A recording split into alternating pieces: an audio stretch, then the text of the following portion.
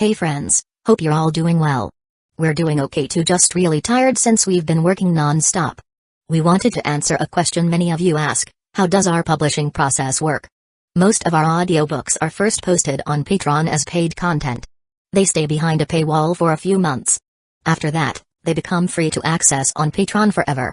Then, a few weeks later, we upload them to other platforms like YouTube, Facebook, and Twitter, X. Lately, our community hasn't been growing much, and we could really use your help. Please share our site in your Facebook groups, Discord servers, Reddit threads, Twitter, X, or with any friends who might be interested. Every little bit helps and we really appreciate it. Thanks a lot for being with us and supporting what we do. Somehow, his life was getting harder, not easier. Minami sighed. Whatever. If he looked at all this as an investment for the future, then it was still somewhat acceptable. Today was June 8th. If he stretched his remaining funds, he could probably survive until mid-month. But before then he needed to figure out a way to make some money. Otherwise, his only option would be to sell his body in Ginza, Shibuya, or Shinjuku. For entertainment jobs, of course. Shaking his head to clear out those ridiculous thoughts, Minami returned home, properly stored his equipment, and focused on studying for the night. Study time. Your academics has slightly improved. Current academics, 8. After finishing his study session, Minami stretched and put down his pen. Now, it was time to plan his next steps. Laundry? Done yesterday. No need for today. Dinner? Already had a filling meal before heading to Starry. Not hungry. Guitar practice? Already did a session with Bocce earlier. So the next thing to do? Guess I'll run a simulation. Pulling up the love simulator, Minami's gaze settled on a specific item. Love of 3 lifetimes, forever unattainable. Ryo Yamada. If route card, the aloof and elegant girl turns to look back. This time, will you stop for her? This was a system reward. It didn't consume any simulation attempts. However, it also meant that he only had one chance to use it. If he activated Ryo Yamada's if route card, the item would disappear forever. One shot, huh? Can I actually get a good ending? Recalling the cool yet graceful face of Ryo in past simulations, Minami hesitated for a moment, then clicked the card. Would you like to use Ryo Yamada if route card? Yes. The moment he confirmed, the text on the screen began to change. Simulation start. In this timeline, you have rewound time by 1 year and, through sheer determination, quickly established a connection with the members of Starry via Hitori Gota, and in doing so, you also met her, the girl with deep blue, chin-length hair, her slender fingers gently pressing against the bass strings. Under the dim stage lights, she already shined brilliantly. Unlike the others, who warmly welcomed you, the bassist seemed entirely absorbed in her own world. Through Nijika's introduction, you learned her name, Ryo Yamada. When she noticed your gaze, she simply set her bass down, gave you a curt nod, and then returned to practicing, completely unbothered by your presence. It was as if you hadn't even registered in her world. Minami blinked. What the hell? In past simulation loops and even in real life, Ryo had never acted this cold toward him. Was she seriously playing the unreachable queen card now, of all times? But just as he was about to be frustrated, the next lines appeared. As planned, you began learning the guitar from Hitori Gota. And in the process, your unnatural rate of improvement did not go unnoticed. You have now caught Ryo Yamada's attention. Chapter 55. Her interest in you deepens. You have piqued Ryo Yamada's curiosity. As someone deeply passionate about music, Ryo has her own unique perspective on the art. However, your absurdly rapid progress challenges her understanding, making it impossible for her to ignore you any longer. So that's how it was. Minami finally understood why Ryo Yamada always ended up paying attention to him in every simulation. For this deep blue-haired girl, the only thing that can truly captivate her is music, just like in the previous simulations. Even in the timelines where he made the wrong choices and Kesoka band disbanded, Ryo Yamada never abandoned her love for music. Even after the band fell apart, she continued playing her bass alone. She never formed another band. Instead, she chose the path of solitude for the rest of her life. So stubborn, yet so heartbreakingly endearing. That was just the kind of person Ryo Yamada was. Minami let out a small sigh and continued reading the simulation's text. You continue to practice guitar. Although you have caught Ryo Yamada's attention, your relationship remains that of casual acquaintances. She acknowledges you, but it ends there, until one day, during one of Eiichi Nijika's endless ramblings, you learn about Ryo Yamada's disastrous mock exam results. Through her, you came to understand that Ryo isn't actually bad at studying, it's just that she struggles to balance academics with her dedication to bass. If she focuses on studying, she forgets how to play. If she practices bass, she forgets everything she learned in school. As you and Nijika chat, Ryo, who had been nearby, suddenly walks over and curiously asks about your grades. You don't say a word. Instead, you simply pull out your phone and show her a picture of the latest academic rankings where you hold the #1 spot. She had already heard rumors about your genius-level intellect, but seeing such undeniable proof firsthand leaves even the normally emotionless Ryo Yamada visibly surprised. She had always dreamed of getting into the University of Tokyo. If music was her lifelong ambition, then getting into Todai was her short-term goal. But given her academic struggles, that dream had always felt out of reach, yet now, standing before her was someone who had already achieved what she could barely even dream of. That day, she made a request. She wanted you to tutor her. She was willing to discuss a fair payment for the lessons. This piqued your interest. Given your financial situation, growing up in the rural countryside of Japan, money was always scarce. Without much hesitation, you agreed to tutor Ryo Yamada, promising to help her balance both bass and academics. Serious student, lazy prodigy. When it came to tutoring, you took your role very seriously. Even though Ryo Yamada had a laid-back and lazy personality, you never let that affect your approach. While she practiced bass, you would sit beside her, quietly reciting classical literature lessons into her ear. The moment she put her bass down, you would immediately hit her with basic math questions. At first, the independent and absent-minded Ryo paid little attention to your efforts. She would often respond half-heartedly or try to deflect with music-related topics. For her, asking you for help was probably nothing more than a passing whim, yet despite her dismissive attitude, you never got angry. Instead, you patiently adjusted your approach, crafting personalized practice sheets, offering words of encouragement whenever she struggled, and never giving up on her. Your constant presence, unwavering patience, and unrelenting dedication slowly began to change something within her. For the first time, she was experiencing what it was like to have someone by her side day after day. On the surface, she still acted indifferent. Whenever you showed concern for her, she would brush it off with a cold expression. But the moment she turned away, a small, almost imperceptible smirk would appear on her lips. She began to realize what she looked forward to every day was no longer just practicing bass at Starry, nor even tutoring sessions themselves, but rather meeting with you. She started stealing glances at you whenever she thought you weren't looking. She even began actively trying to make conversation with you despite her complete lack of social skills. Even though she had always been quiet and preferred solitude, she found herself wanting to bring up new topics just to keep you engaged. Ryo Yamada's affection for you has deepened. 3 months later, after skipping out on paying for tutoring for 3 whole months, Ryo finally paid you back in full, and then, for the next month, she survived on nothing but wild vegetables. In truth, you didn't really care about the money. Ryo had always looked out for you in her own way. She often lent you rare music albums and records, helping you expand your musical knowledge. Tutoring her never felt like a burden, so you never brought up the unpaid lessons. To you, Ryo Yamada was someone truly admirable, a girl who never wavered in her pursuit of music. As the tutoring continued, she slowly began to put more effort into balancing both academics and bass.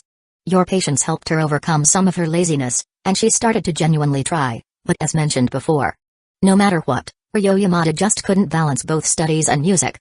Her progress remained painfully slow. Her grades didn't improve. It was as if time itself had frozen between you and her. After every test, she would be met with the same disappointing scores, and every time, you would simply offer her the same gentle, non-judgmental reassurance. The day she disappeared, one day, without warning, Ryo Yamada stopped coming to Starry. Her sudden absence confused Nijika and the others, and even you found yourself caught off guard. At this point, you had a decision to make. 1. Maybe you were pushing her too hard. She might just be feeling overwhelmed. It might be best to give her a couple of days to relax. 2. Now is the time to push forward, not back. Whether she likes it or not, you should go find her immediately. 3. Damn woman. Not only did she waste my tutoring time, but she vanished without a word? By sleeping pills, kidnap her, and correct her with a lesson in another way. 4. Direct simulation. Minami stared at the third option in absolute disbelief. Sleeping pills? What kind of lesson are you even planning to teach her? This wasn't just a bad choice, it was a one-way ticket to jail. And worst of all, this was an if route card. He only had one shot at this. If he messed it up, Ryo Yamada's if route would disappear forever. If he had 2 or 3 retries, then maybe he'd... No, he definitely wouldn't. He was Minami Shaoji, a man destined to be a perfect gentleman. A man who drowns in his desires is the most pathetic kind of man. He repeated this mantra in his head, then immediately discarded the third option. Now, between option 1 and option 2. Give her space? Or confront her? The first option made sense.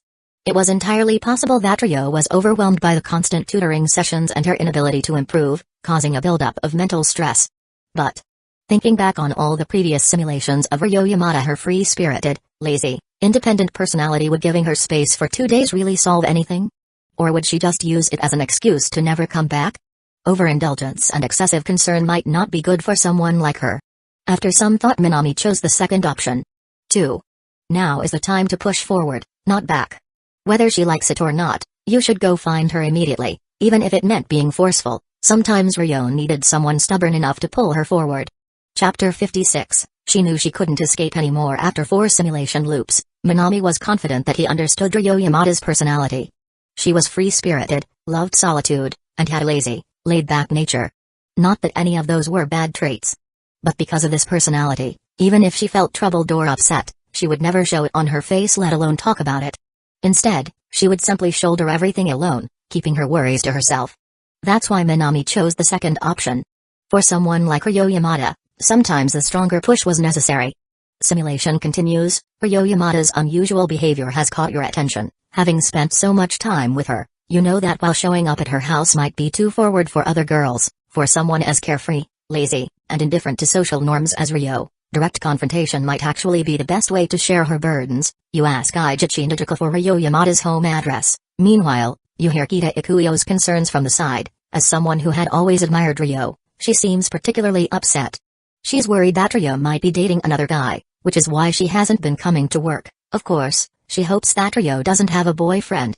But if she does, she wants you to find out who the guy is and report back to her. Although you think it's unlikely that Ryo Yamada would date anyone other than, well, you still nod in agreement, reassuring Kita that if Ryo does have a boyfriend, you'll let her know immediately. With your promise, Kita is able to relax. After temporarily leaving Starry, you quickly track down the location of the Yamada family's home with your inhuman level of efficiency, and then you see it, Ryo Yamada, curled up inside a sleeping bag, camping in the backyard of her own mansion. Rich people are different. Minami had long known that Ryo Yamada was a rich young lady.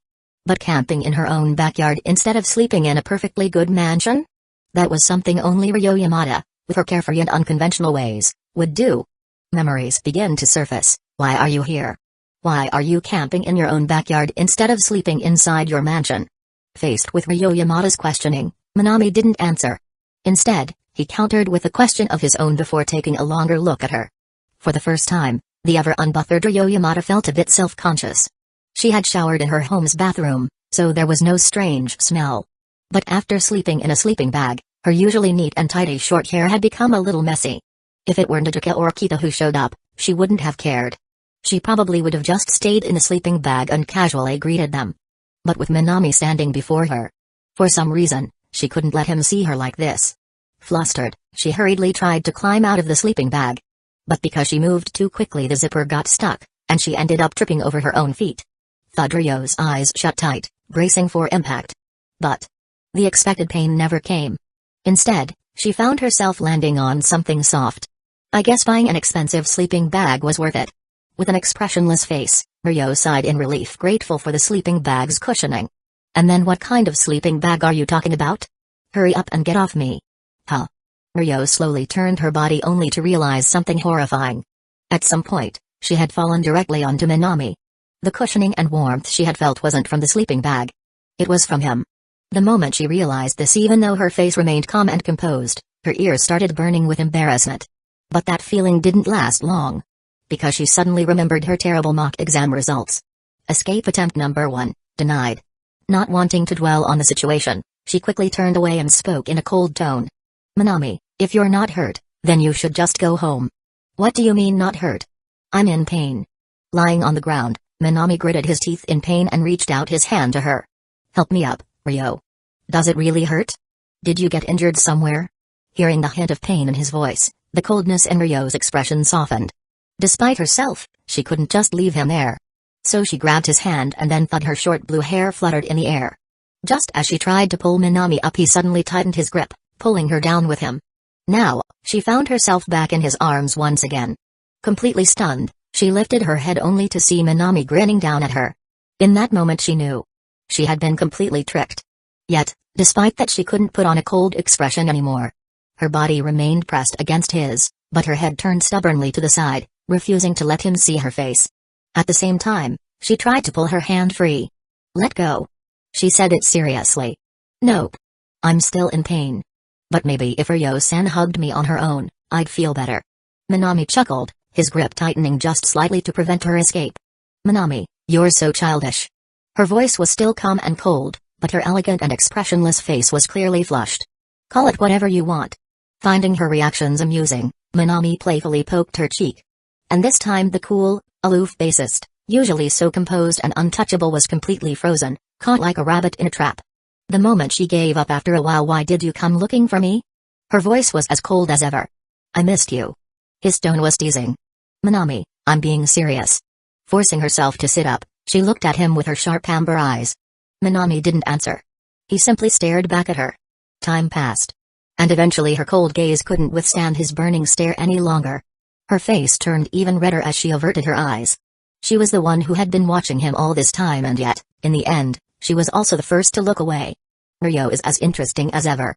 Minami finally burst out laughing. Ryo, realizing there was no escaping him, simply leaned her face against her palm with a sigh. Then, the cold, elegant girl finally gave up. She closed her eyes and let herself rest against Minami's chest once again. She had came to terms with it.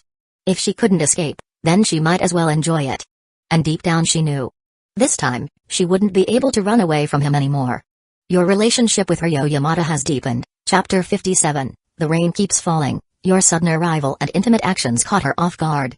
Facing you, she lost her usual elegance and composure, and from her own words, you finally learn the real reason why she stopped coming to Starry. Her stagnant mock exam scores, combined with your unwavering patience and support, had left her feeling anxious. Uncertainty about her future put her in a slump. She didn't want her mood to drag down the band or you, so she chose to avoid Starry altogether. She had always thought these thoughts were impossible to share with anyone. Yet, for some reason, when she was with you, she could speak them freely, without hesitation. The worries she had been bottling up seemed to slowly disappear the moment she saw you, and once they were gone, the usual Ryo Yamada confident, self-absorbed, and slightly arrogant made her return. Minami closed his eyes, letting the images in his mind replay the scene of him sitting in Ryo Yamada's room, talking with her. So, in other words, you like me? Seated on a lounge chair in her room, the blue-haired girl lazily raised a single finger, pointing at her elegant and beautiful face as she analyzed the situation before her. Minami, who had been casually observing the room's layout, instinctively turned his head to glance at Miss Yamada, who was sitting with her arms crossed. He honestly had no idea where her confidence was coming from. The reason is simple. Changing her posture, Ryo propped her chin on her palm, adjusting her position slightly so her white sleeves slipped back, revealing a slender, delicate wrist. Then she straightened her back slightly, puffing out her chest with an air of absolute self-assurance. Because I'm beautiful. My personality is impeccable, adorable, even. My figure? Impressive. So, of course, it's only natural that you'd fall for me. After stating her objective analysis, she gave a small nod of satisfaction. As expected of me. Tilting her delicate face slightly, she cast a languid gaze at Minami. Am I right, Minami? Minami. He opened his mouth, about to speak, but before he could say a word, Ryo raised a hand to stop him. I know. Right now, you're probably about to say please go out with me, Ms. Yamada. Her amber eyes locked onto him, her tone unwavering. A few moments ago, she had been caught off guard by his sudden trick, but that had only happened because she was in a bad mental state. Now, however, she was back to her usual self. And honestly, she was eager to see Minami flustered for once. But the scene she imagined never happened. Instead of turning red-faced and embarrassed, Minami showed zero hesitation. Instead, under her gaze, he fell silent. Time passed. Then how about we give it a try? His voice was calm, steady, and completely serious. For the first time, Ryo Yamada's expression didn't change. Because at that moment she realized something. Minami knew her too well. He knew she'd try to play this game. Since that was the case, then say it now. Lifting a leg wrapped in black stockings, Ryo rested her chin on her palm. Say it seriously, Miss Yamada, please go out with me. If you do, maybe I'll consider it. Please go out with me, Ryo. Before she could even finish speaking, Minami had already said it. His expression was serious. Not a single hint of a joke. For the first time, the confident, ever-composed Ryo Yamada found herself thrown off balance. But on the surface, she kept her face calm and impassive. Even as Minami stared at her without wavering, she pretended to be unmoved. If you say you were joking right now, I'll be mad, Minami. Her tone was flat, emotionless, but there was something else behind it. Minami didn't say anything. He simply looked at her. Under his gaze, The cold and elegant mask she wore finally began to crack. "Then I'll think about it." She pulled her knees up to her chest, wrapping her arms around them as she buried her face. Her voice, no longer cold, came muffled from behind her knees. "I'll think about it." This outcome didn't surprise Minami at all. As for how long that thinking would take, that was anyone's guess. A girl's heart was as unpredictable as a summer sky. One moment clear and bright, the next a storm. The rain begins to fall. Checking the time, Minami figured it was about time to leave. He stood, said his goodbyes, and Ryo, still curled up in thought, didn't move to see him out. The weather had grown colder with the end of autumn. As Minami stepped outside, he exhaled, watching his breath turn to white mist in the air. And then the sky, like a girl's emotions, suddenly shifted. After taking only a few steps, a sudden downpour forced him to seek shelter under a nearby bus stop. The world became blurred by the endless curtain of rain, isolating him from everything. Minami, a voice, drawn out, called his name. Minami turned. And there she was. Ryo Yamada, standing in the rain, out of breath. Her short blue hair clung to her damp cheeks, her elegant face glowing in the rain's reflection. A scene straight from a painting, and she was the living masterpiece. Holding an umbrella in one hand, she carefully stepped over puddles, looking somewhat clumsy. Finally, she leaped into the bus stop shelter like a swallow returning to its nest. "I was going to bring you an umbrella." Exhaling a puff of white breath, she shook the water off her arms, like a lazy cat. As she spoke, her ember eyes turned toward the rain-soaked world outside. Minami understood. In rain this heavy, bringing an umbrella wouldn't have helped much anyway. "It's so cold." She shivered, then without hesitation, she moved closer, sitting beside Minami, holding out her rain-chilled hands. "Yeah. It is." Without a second thought, he took her hands, warming them in his own. For a moment, they simply watched the rain together. "Then I've made my decision. I'll be your girlfriend." "Okay." They held hands, turning their gaze back to the endless downpour. "The rain is really coming down, huh?" Leaning her head slightly against Minami's shoulder, she murmured. "Yeah." For some reason Minami found himself wishing this rain would never stop. Outside the bus stop shelter the rain kept falling. Chapter 58, That night, she came to your room. "Your relationship with Ryo Yamada has grown even closer. You have officially become Ryo Yamada's boyfriend." Minami. He had expected that Ryo would maintain her usual level of composure and consistency. But honestly, he never thought things would progress this smoothly. From meeting Ryo, to tutoring her, to dating her, there had been no obstacles whatsoever. It was too fast. Way too fast. Even for someone who believed in Ryo Yamada's unwavering consistency, Minami was still caught off guard by how effortlessly things had played out. But on the other hand, maybe this outcome makes perfect sense. Thinking it over, he suddenly felt it was only natural. Talented people will always shine, no matter where they go. And someone as talented as me. Of course, I wouldn't have any trouble finding a girlfriend. Indeed, a man must constantly improve himself. If you lack ability and refuse to work on yourself, then even if you were somehow transported into a fictional anime world, you'd be nothing more than a background character for the protagonist. Shaking off unnecessary distractions, Minami cleared his mind and continued watching the simulation unfold. Keeping secrets and hidden affection, to avoid upsetting Kita Ikuyo, you decide not to tell her that you and Ryo Yamada are now dating. During this time, your relationship with Ryo grows stronger. Even at Starry, where she had always been a solitary figure, she begins openly greeting you, and even, after practice, slipping her frozen hands into your pockets without caring about anyone's gaze. But paper cannot cover fire forever. One lie always leads to another. Your increasing closeness with Ryo does not go unnoticed. When Hitori Gota and Nijuka Ijichi learn about your relationship, they are initially shocked, but upon seeing how Ryo, a girl who had always been distant and cold, casually rests her head on your shoulder and falls asleep, they stop questioning it. On the other hand, Kita Ikuyo, who had always admired Ryo, had actually suspected something for a while. However, she had been avoiding the truth, because she trusted you, because you had promised her that you would tell her if Ryo got a boyfriend, but in the end, the one who became Ryo's boyfriend was you. This sudden betrayal made her regret not being more cautious of you from the start, but it was too late now. No matter how unwilling she was, all she could do was force a smile and congratulate you both. "Take care of Ryo for me." That day, Kita approached you and had a long conversation. She asked you to take care of the person she admired most, Ryo Yamada. Without hesitation, you agreed. After that, Kita entered a personal slump. Her once active beauty blog went completely silent for 2 weeks. It wasn't until Ryo, expressionless as ever, sought her out and consoled her that she was able to pick herself back up. Even if her beloved Ryo has a boyfriend, so what? She can still become Ryo's close female friend. Female friend? Seeing these words, Minami instinctively rubbed his temples. For some reason, he couldn't shake the feeling that this female friend had an unhealthy connotation. And it was clear that Kita really liked Ryo. Even after Ryo got a boyfriend, Kita still didn't give up. Perhaps dating you changed her perspective. After another tutoring session, Ryo Yamada's once terrible grades had improved dramatically, and this time, she didn't forget how to play bass. For the first time, she was able to balance both academics and music. Even someone as composed as Ryo couldn't suppress her emotions. She immediately called you to share the news. You spoke on the phone for 2 hours. Her voice remained calm, but her tone carried undeniable gratitude and warmth. That night, while walking home, she suddenly grabbed your hand and kissed you. Your first kiss was far from perfect. Because of her sudden move, your teeth bumped together, causing both of you to bleed. Complete failure. The next day, when she arrived at Starry, her lips now slightly swollen were covered with ointment. Expressionless as always, she was visibly frustrated by yesterday's failed attempt.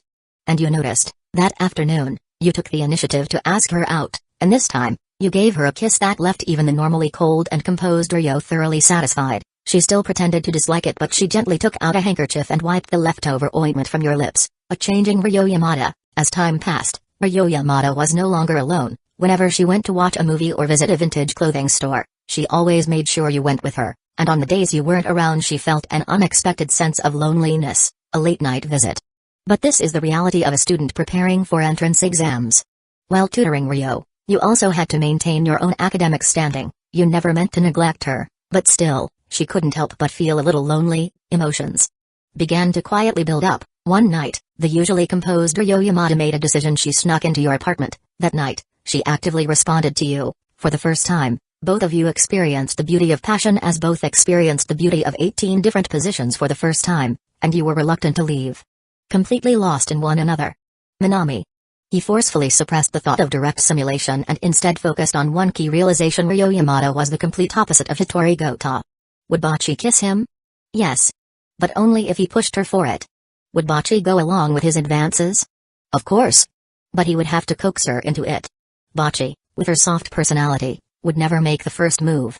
But Ryo Yamada? She didn't just respond, she initiated. She was bold, fearless, and daring enough to sneak into her boyfriend's apartment in the middle of the night. The morning after, when the morning light broke through, you brushed your hand against her smooth back, watching as her blue hair fell over her shoulders. At that moment, your resolve to protect her grew even stronger. Sensing your movement, she turned toward you, her amber eyes watching you for a long time before letting out a small yawn. Then, with zero hesitation, she buried herself back into your arms. That morning, the two of you stayed in bed far longer than usual. Your relationship with Ryo Yamada deepened. Chapter 59, Minami, how could you be so depraved? After that night, Ryo Yamada began visiting your apartment more often. Day 1, she came over to study. She spent the night. Day 2, she came over to study. She spent the night. Day 3, you started to feel that something was off, so you told her that this wasn't a good idea. That night, she still stayed over. Day 4, you swore you wouldn't let this continue. Day 5, Ryo Yamada was full of tricks and she still stayed over. Day 6, stayed over again. Ryo Yamada's happiness increased. Her energy rose, your happiness increased. Your energy decreased, your academic performance slightly declined, but you still remained ranked number 1 in the school, huh? Minami, in reality, was devastated. Minami. How could you let yourself fall so easily? A man who drowns in desire is the most pathetic kind of man. He felt betrayed by himself. But after a long sigh he accepted it. This simulated version of me just isn't as strong-willed as the real me. Never mind. After all, it's just myself in the simulation, not even 1/10 as good as my real self, so it's natural that I can't resist the temptation. This went on for a week, and you knew you couldn't go on like this, so you made 3 rules with her. Regarding your 3 rules, Yamada Ryo seems to have realized that this is not a good way to go on, and she agreed reluctantly, but at the same time, she also hopes that you can take time to accompany her. This request is not difficult to do. You nodded in agreement. The days of shopping with Yamada Ryo were actually quite pleasant. On her days off, she would always watch movies at home or go out to look for some second-hand clothing stores or old-fashioned record stores. Because she's rich, she's generous. With her family's considerable wealth, Ryo Yamada is extremely generous when it comes to spending. She buys expensive clothing and records without a second thought, never hesitating to spend on quality. Eating out is also common for her, either by ordering takeout or seeking out new restaurants to try, and when it comes to you, she never holds back financially. Every time she asks you out, she buys you at least 1 or 2 sets of expensive outfits. Your wardrobe, which once consisted solely of school uniforms, is slowly filling up. Ryo has an excellent eye for fashion. Paired with your naturally handsome features, her carefully selected outfits make her very satisfied. However, this also gives rise to a new problem. Wearing the clothes she picked out, you attract a great deal of attention from women just by walking down the street. In fact, in front of Ryo, several girls ignored her completely and approached you to ask for your contact information. Her jealousy, hidden in the form of bass practice, even though you firmly turned them down, they refused to back off. That night, expressionless and seemingly venting her frustrations, Ryo spent hours discussing bass playing techniques with you until deep into the night. Her intensity was overwhelming. After that night, Ryo never gave you any more fancy outfits. Instead, she carefully picked out the most bizarre and unsightly clothing combinations, forcing you to wear them. Even in the worst outfits, he still looks good. But even then, you continued to attract attention from women. Clothes with terrible fashion sense couldn't change the fact that you were naturally well-proportioned and looked good in anything. Eventually, realizing her efforts were meaningless, she tugged on your face with a serious expression and suggested that you get plastic surgery at the hospital her family owned. In response, you simply kissed her on the cheek, expressing your feelings clearly. Watching her cold expression shift from stunned to flushed, you couldn't help but laugh. Realizing you were teasing her, she grumbled, propping her chin on her hand and turning away, but never brought up the idea of plastic surgery again. Time moves forward. Your relationship with Ryo Yamada never cooled down. With your tutoring, her already intelligent mind made rapid academic progress, while also retaining her bass-playing skills. Now, she could perfectly balance both studies and music. Meanwhile, after adjusting to Ryo's pace, your previous dip in academic performance rebounded and even exceeded your previous level. Everything seemed to be going well. Perfect? As expected of me. Minami was thoroughly satisfied. Even while indulging in desire and romance, he remained as outstanding as ever. To think that he could adjust so well and match Ryo's rhythm, it was simply flawless. It seems that the simulated version of me isn't entirely useless after all. Minami nodded in approval, before his eyes settled on a particular phrase. Everything seemed to be going well. Minami had gotten used to this. Because every single time this phrase appeared, something bad was about to happen. But honestly, he couldn't imagine what could go wrong this time. Ryo deeply trusted him and would never abandon him. Unlike Hitori Gota, she possessed level 3 self-confidence and would never waver. So, what happens next? Minami thought to himself as he immersed his consciousness into the simulation once more. Everything seemed to be going well, but Ryo Yamada's frequent outings finally drew the attention of her parents. Parental investigation, tracing things back, it wasn't hard for them to discover your relationship. Ryo's parents have always been exceptionally doting toward their only daughter. In fact, when her mock exam scores were terrible, and she refused to attend school or work at Starry, they even temporarily closed their family's hospital to stay home and care for her. In their hearts, Ryo Yamada was their absolute priority. A serious conversation. So naturally, upon discovering that their daughter had suddenly acquired a boyfriend, her parents became very concerned. On a day with clear blue skies, they sought you out while Ryo was away. Being kind and understanding people, they did not make things difficult for you. Instead, they simply expressed a desire to have a serious conversation. Minami closed his eyes. Memories from the simulation swirled in his mind. Acknowledgements. I typed a lot. Then deleted everything. Because, really, aside from expressing my gratitude, there's nothing else to say. Chapter 60. She suspects you're cheating. Meeting the parents. Ryo Yamada's parents sought out Minami Shaoji. The meeting went surprisingly well. At the dinner table, Minami, who was already skilled in social situations, showed no signs of nervousness. With just a few casual remarks, he lightened the atmosphere, making what could have been a tense encounter feel comfortable. And through this conversation he finally understood what Ryo's parents wanted. So, uncle, auntie, you're saying that you want me to get into the University of Tokyo before I seriously consider a future with Ryo? Taking a sip of water to clear his throat, Minami asked this question calmly and seriously. That's about right. Ryo's father nodded. Out of respect, he hadn't conducted an in-depth investigation into Minami's background. But just by following basic clues, seeing the tiny apartment he lived in, it was easy to guess that Minami's family wasn't wealthy. Looking at Minami, he continued, Minami-kun, I'm sure you're aware of our family's financial situation. We run a private hospital, and we're quite well off. His voice was composed, educated, and refined, not aggressive in any way. And, I'm sure you also know just how extravagant Ryo's spending habits can be. Ryo's lavish spending. Minami understood this very well. Ryo spent money freely. She casually bought 400,000 yen guitars and basses as if they were nothing. Even in Tokyo, where the cost of living was high, this level of spending was outrageous. For comparison, the average monthly salary of an office worker in Tokyo was only around 300,000 yen. And yet, that was just part of Ryo's allowance. Through this, Minami fully grasped just how deeply loved and spoiled Ryo was by her parents. She had grown up completely free-spirited, likely because of this unconditional love. As her parents, we only want our daughter to continue living happily, even after marriage. Taking a sip of tea, Ryo's father locked eyes with Minami. And in that, financial stability plays a major role. Wealth and happiness, it was true. For most marriages, happiness relied heavily on financial stability. Without financial security, how could one even begin to discuss a fulfilling life? Letting Ryo suffer hardships after marriage, that was something her parents absolutely could not accept. Assessing Minami's future by this point, Minami fully understood the implied message behind their words. Though they hadn't directly stated it, their concern was clear. Could Minami provide Ryo with a comfortable life?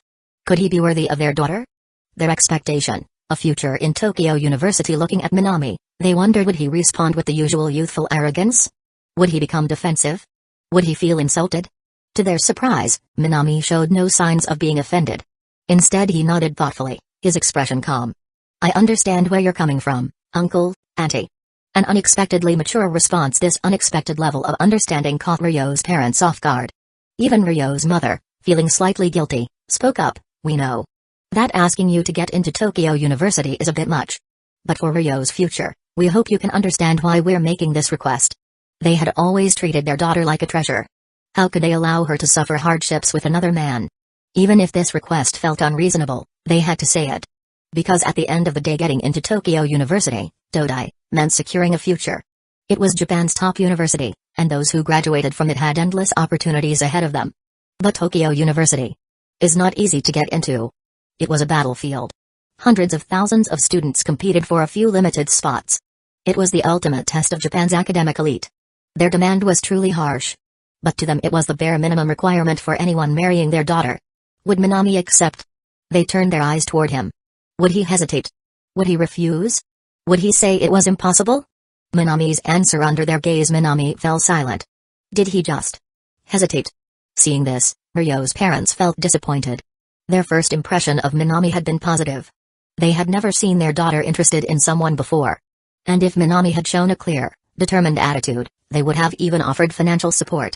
They were about to speak again when suddenly, uncle, auntie, I believe that simply getting into Tokyo University is not enough to guarantee Ryo's future. His calm, serious voice cut through the air. When I graduate next year, I will enter the Faculty of Medicine at Tokyo University. In a small, quiet restaurant. Minami's unwavering statement. Ryo's parents, completely stunned. He raised the difficulty level himself? They hadn't expected this. Not only had Minami not backed down, he had raised the bar even higher. If Tokyo University was already a battlefield, then entering Todai's Faculty of Medicine was like stepping onto another planet. It was one of the hardest academic programs in the country. There's a saying in Japan, half the nation's geniuses gather in Tokyo, and half of those are in medicine. This alone proves the difficulty of getting into Todai's Faculty of Medicine. Hearing Minami's bold declaration, Ryo's father was silent for a moment. Then, impressed by his confidence, he finally spoke. If that's your decision, then I'll support you financially. A pivotal choice at this moment, the simulation presented a crucial choice. Faced with Ryo's father's offer of financial support, you decide, 1. Politely decline to show independence. This may increase their favorability toward you. 2. Accept their help. Even though you are confident in your abilities, financial support will make things easier. 3. Great. I was just wondering how to renovate our future love nest. Accept everything. 4. Direct simulation. Minami stares at option 3 in disbelief. Excuse me? Am I really just planning to fully settle into Ryo's lap of luxury? Even thinking about renovating a love nest at this stage? The simulated version of himself was weak. Utterly weak. Minami scoffed at his own simulated self, then turned to option 1 and option 2. Choosing wisely, option 1 would allow him to prove his independence and earn more trust.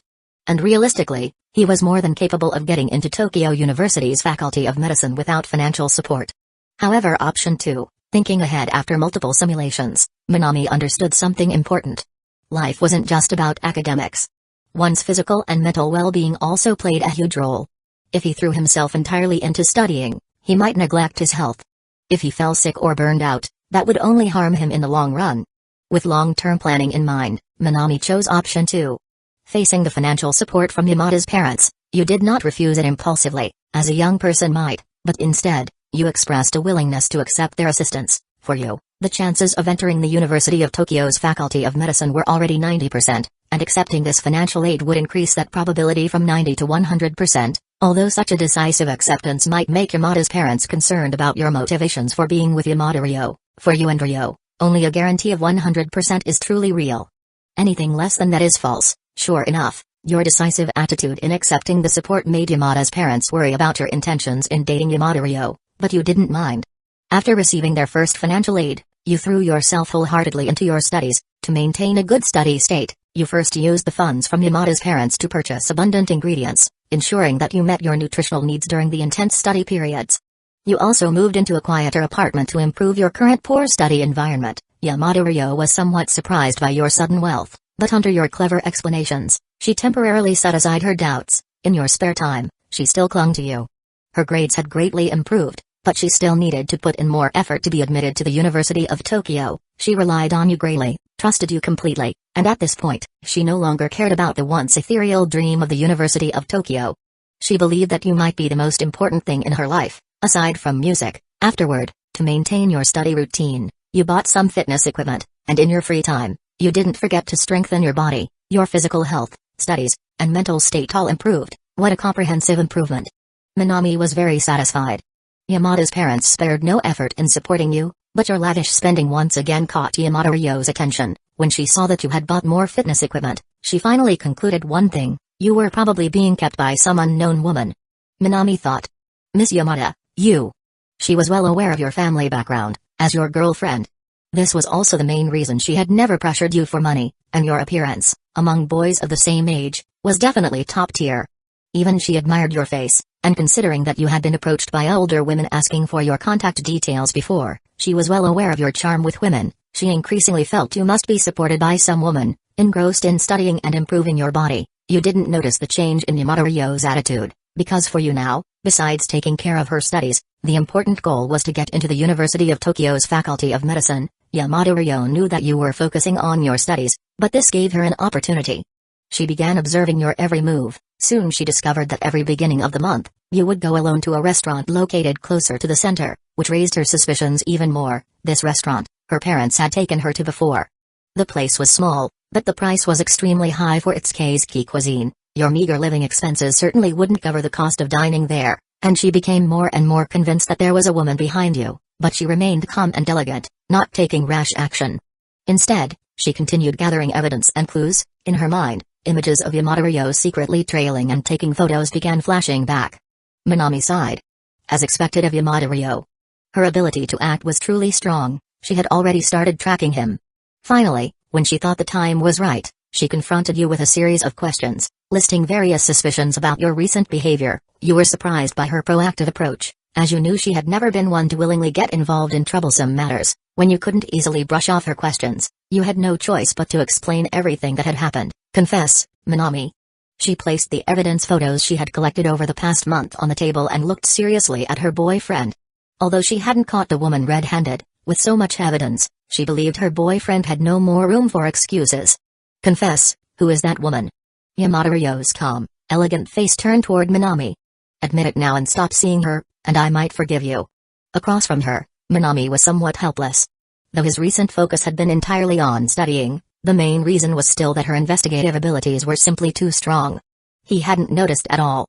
He shook his head. At this point, there was no point in lying anymore. He confessed everything to Yamada Ryo. My parents. She was taken aback as she held her face in her hands, under Minami's gaze.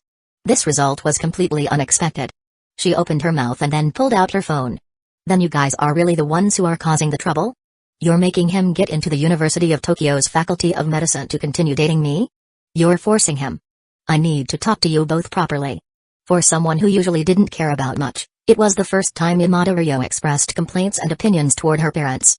But after her conversation with them, she turned back to face Minami, her amber eyes looking at him. Minami. She spoke. Are you really sure about this? Her voice, asking the question. Yes. Minami nodded in response. They stared at each other. After a moment of silence. I believe in you. She said. Okay. Minami nodded back, then smiled, although, Even if something unexpected happens and I don't get in, I won't break up with Ryo. Even if I change my mind, I wouldn't want to. Yamada. Ryo tilted her head. Out of his view, her cold expression turned slightly red. Then cunning. She stretched out her hand and tapped Minami's chest. Minami squinted his eyes. It didn't hurt. It was a little itchy.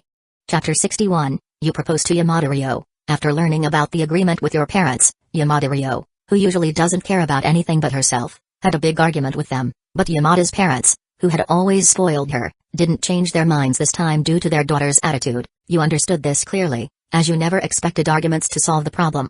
If you wanted to gain their approval, you had to improve yourself first. Moreover, you agreed with Yamada's parents' concerns.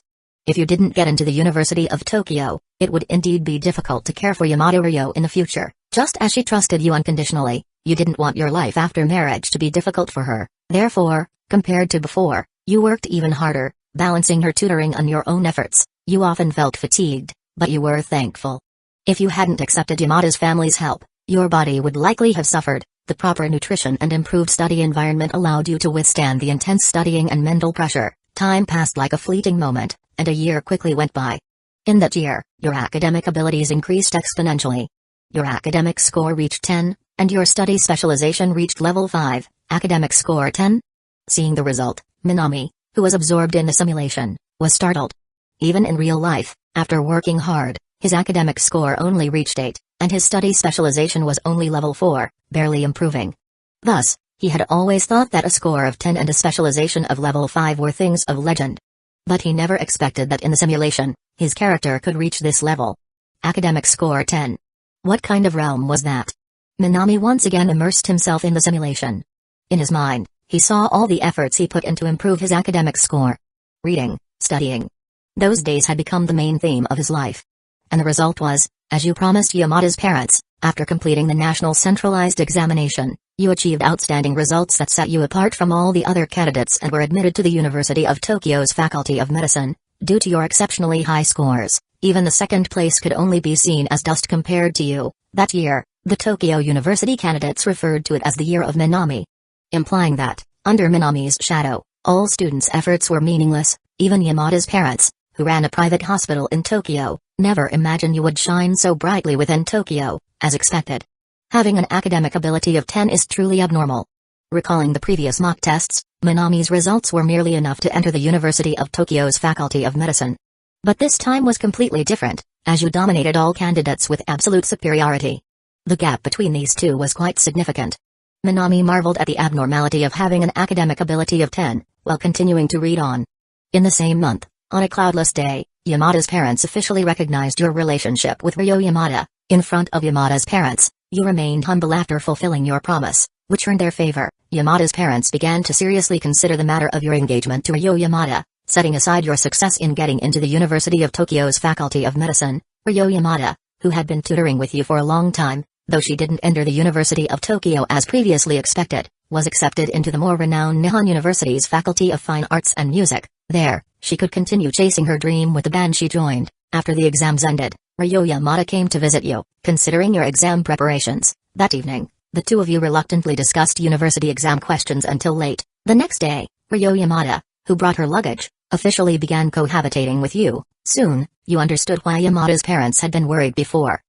In daily life, she was very reliant on you, somewhat clumsy, and couldn't cook. Whenever she was apart from you, she would start to go hungry, resorting to eating at restaurants or ordering takeout. She also often had various whimsical ideas. For example, she would be practicing bass with the band in the morning and would then ask you to take her on long trips in the afternoon, but by the evening, she would find the preparations for the trip too troublesome and instead choose a nearby expensive hot spring inn to stay. Her enthusiastic approach made the nights your most comfortable time of the day. At the same time, you finally understood what Yamada's parents meant. Without a certain economic foundation, it was indeed difficult to support this indifferent, lazy woman with blue short hair and a teardrop mole. The following month, Yamada's parents took the initiative to visit you, and you decided on the engagement day to formally visit your family. As time progressed, the engagement day quickly arrived. For the first time, she, who was usually fearless and indifferent to others' gazes, showed signs of nervousness in front of you. Facing your fiancé's anxiety, you leaned close to her ear and gently comforted her,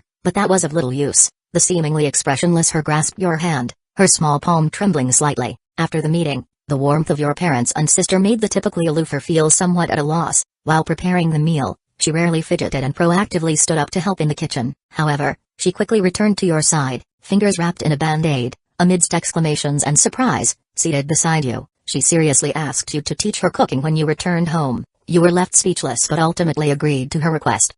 This meal was enjoyable for both of you. Whether it was you or Ryo Yamada's father, both were quite adept at reading the room. Under your humorous and engaging interactions, laughter soon filled the dining table. Although Ryo Yamada was still somewhat unaccustomed to your parents' and two sisters' enthusiasm, she was still making an effort to respond. That night, originally intending to sleep in separate rooms, she hugged a pillow and came to find you, leaning against her embrace, with little concern for the outside world, and always carrying an air of narcissism. She revealed her worries for the first time, expressing her concern about not being able to be a good wife for you. The night was deep. In stark contrast to the noisy Tokyo, Akita Prefecture was very quiet at night. Here, one could hear the distant sound of cars.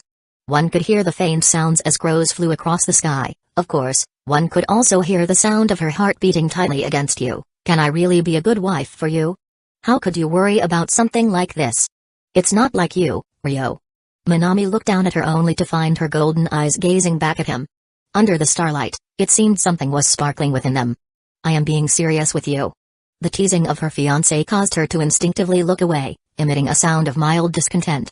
I am also serious. Minami did not remain silent for long. In the darkness, his straightforward and unambiguous voice soon echoed. Even if I can't fulfill the responsibilities of a good wife, I think it's fine.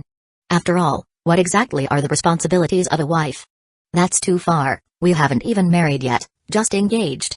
Besides, what I like is that carefree, unfettered, unrestrained you. That's right. Minami had never thought about using marriage to stifle her invaluable personality. Silence. After a long pause. Then her voice rang out in the room. I can't even cook.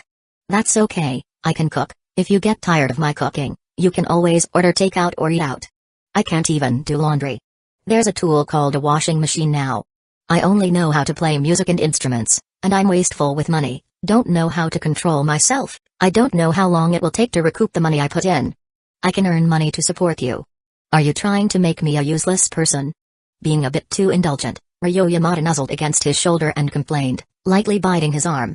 This time, the pressure was extremely soft, like a tiny kitten nibbling on his fingers. Turning Ryo into a useless person also sounds pretty good.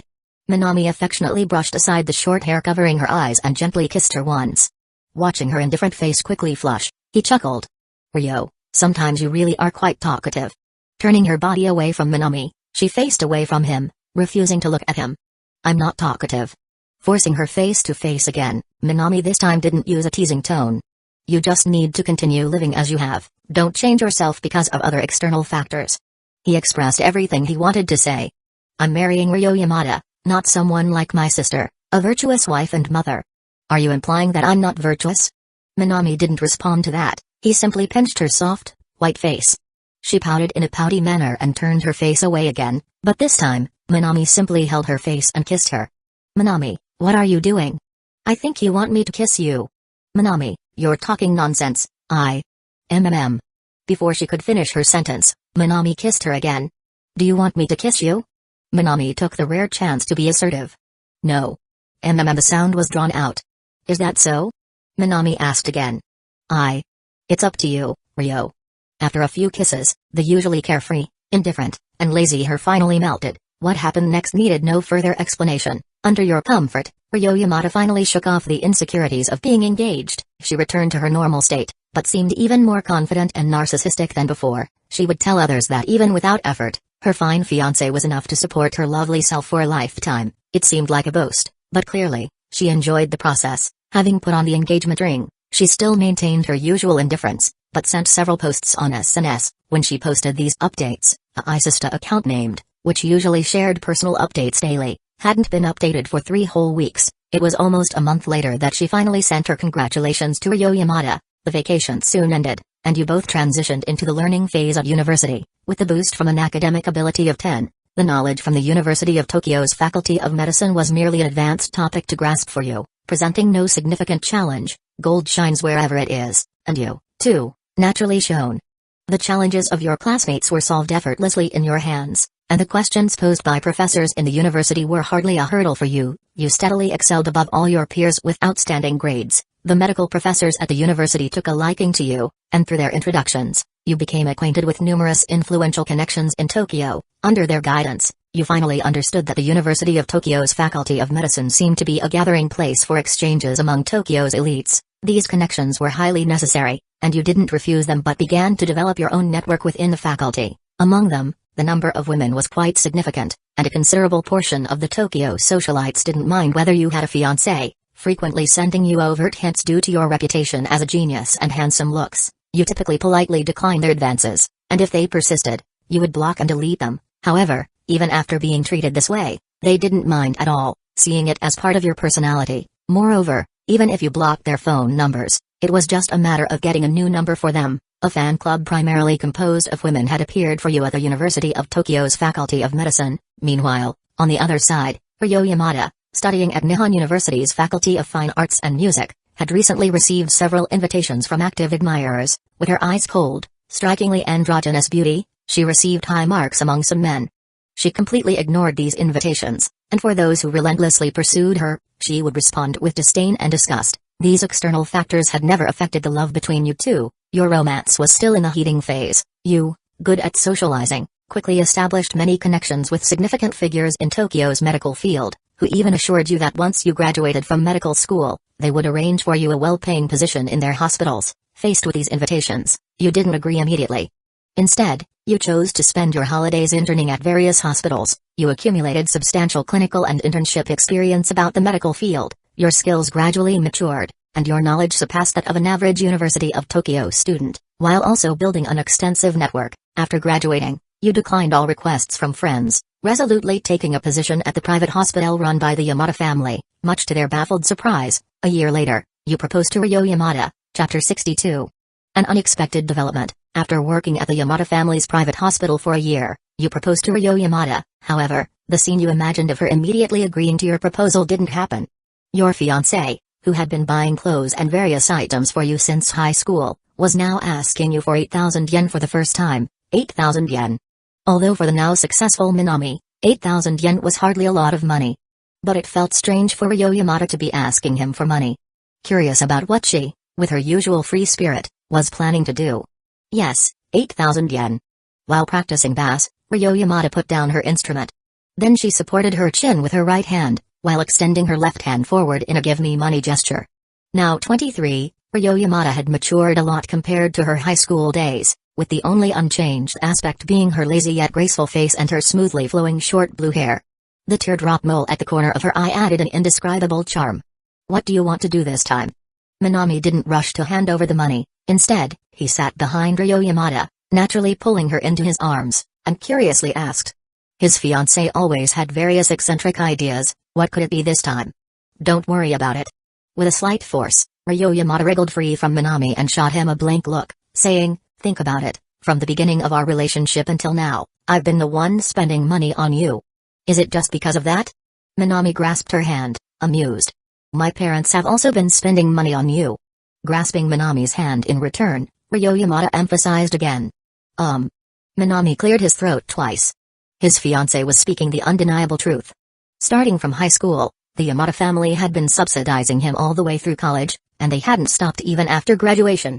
Most of the clothes he wore were bought lavishly by Ryo Yamada. Thinking about it, it was evident that both Ryo and her parents had been spending money on him. Just as Minami was about to say something more, Ryo Yamada extended her hand once again. 8,000 yen. Her voice emphasized the request. Alright, fine.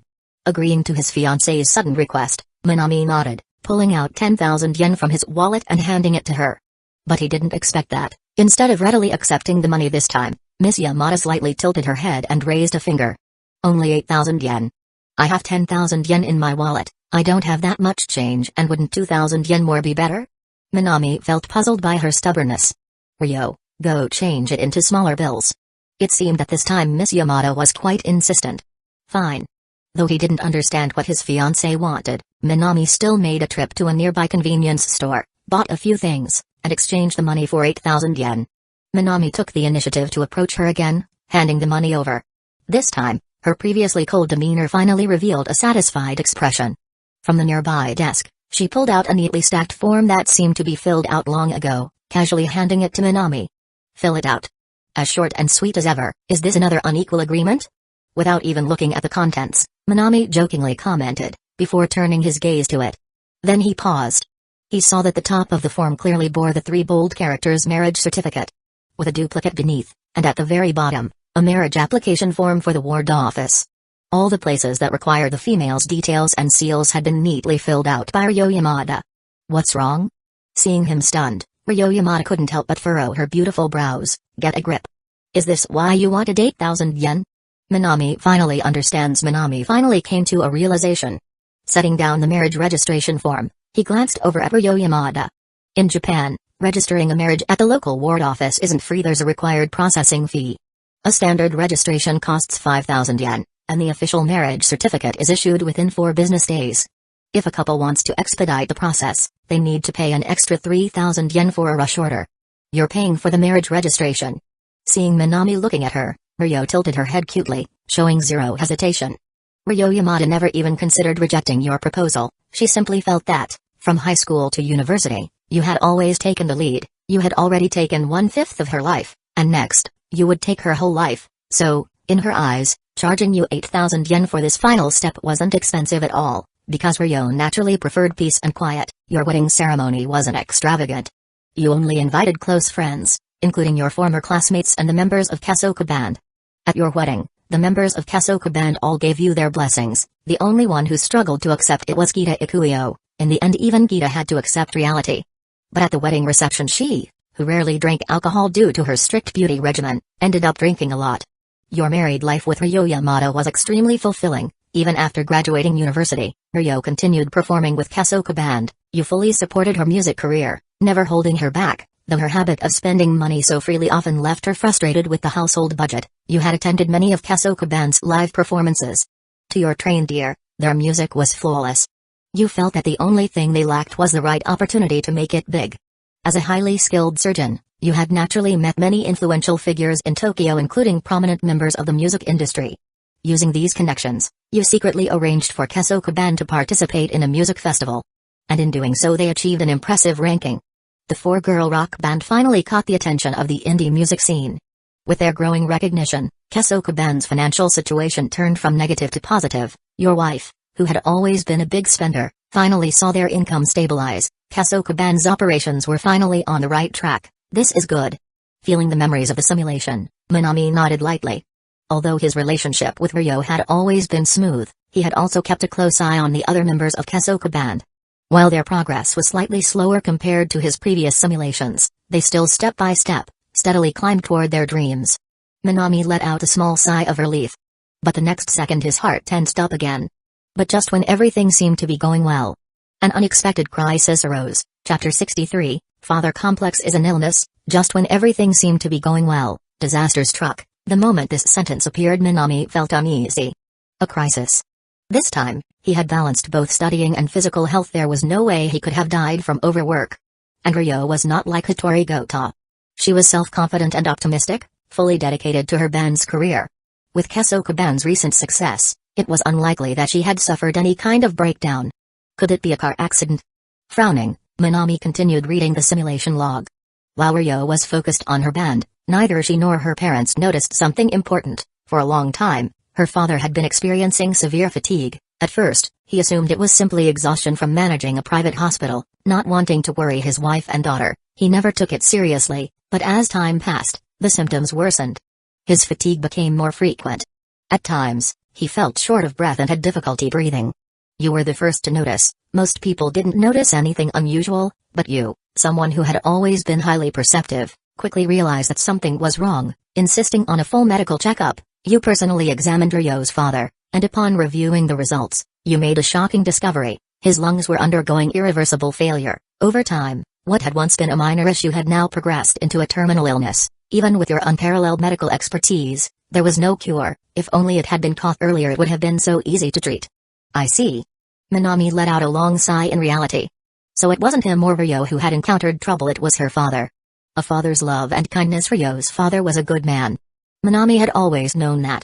Despite coming from a wealthy family, he never looked down on Minami, who was just a high school student at the time.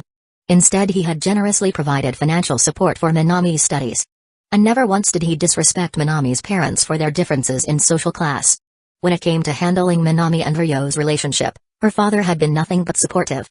Minami had no resentment, only gratitude. This man, who had done everything perfectly as a father-in-law, did not deserve this fate. Minami clenched his fists. In the previous simulation, he had been too focused on Kesoku Band and completely missed the warning signs. But now would there still be time to do something about it? The simulation continued. You feel a heavy weight on your heart, lying in the hospital bed. Ryo Yamada's father kept trying to comfort you, telling you not to worry. At the same time, he pleaded with you not to tell Ryo's mother or Ryo herself about his condition. But this time, unlike before, when you respected his wishes, you refused.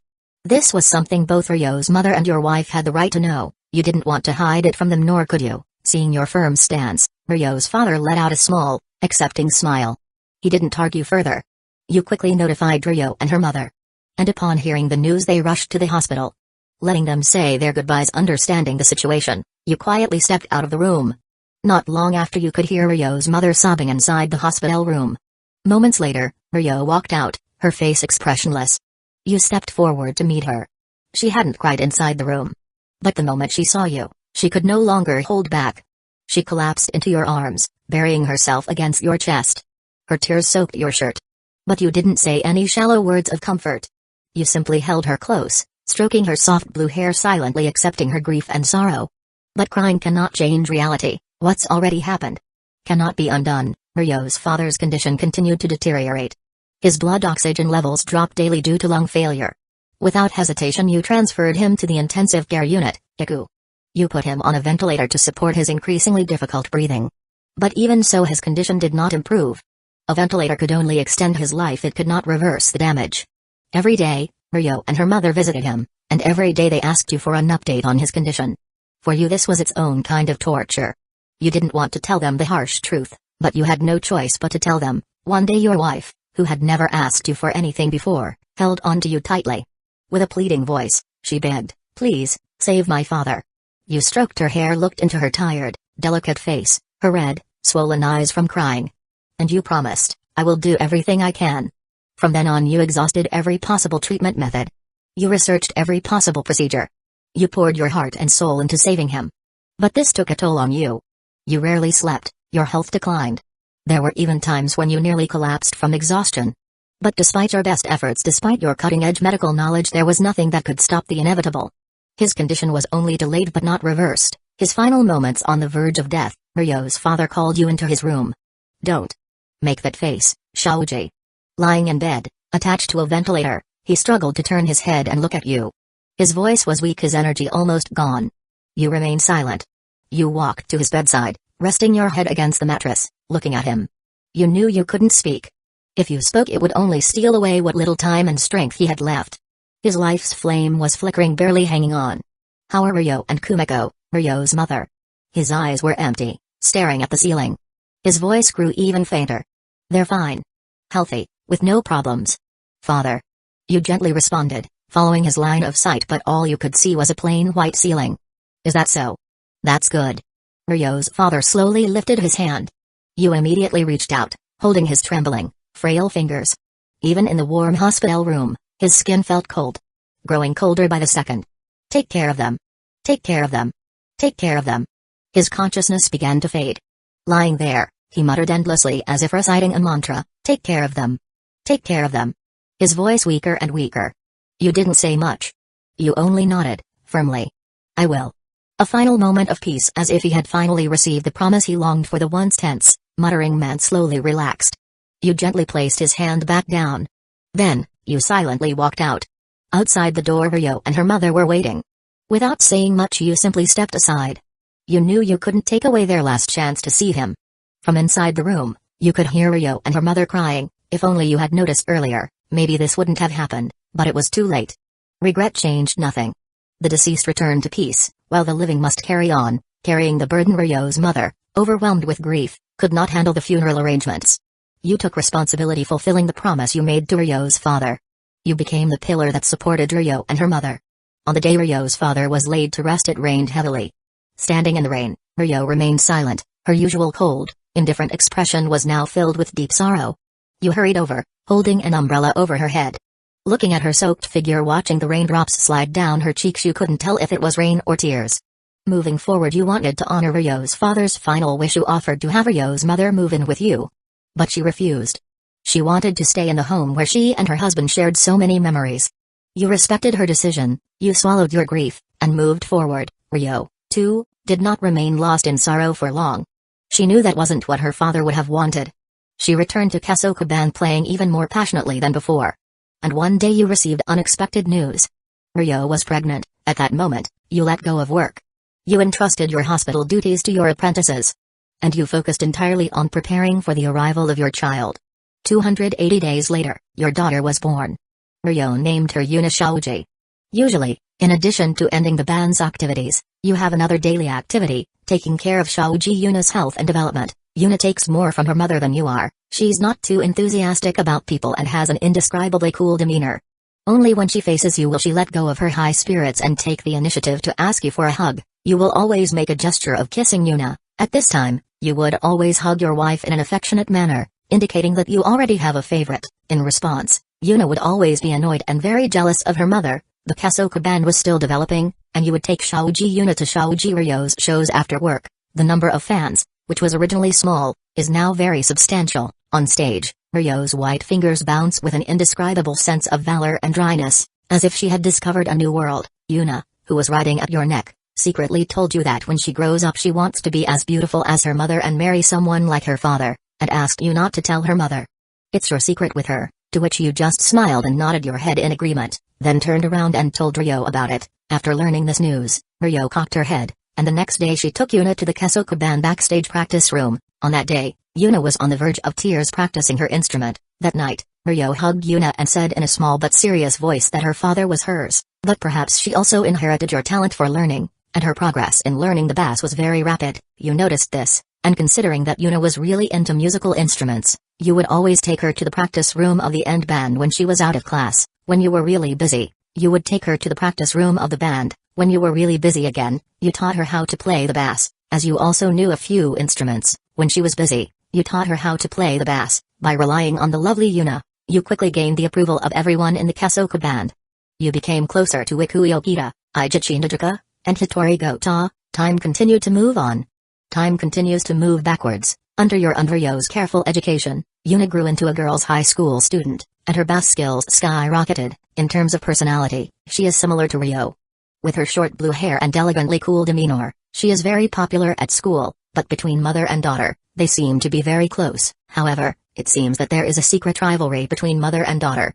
Ryo would often ask Yuna what kind of boys she liked, and that it was time for her to fall in love since she was already in high school. At this time, Yuna would always point to you, who was already middle-aged but still had an elegant and easygoing demeanor, and say that she liked men like Dad. Ryo usually pulls you over at this time with her daughter's face full of black lines and gives you a deep kiss in front of each other, proclaiming that this is her sovereign property.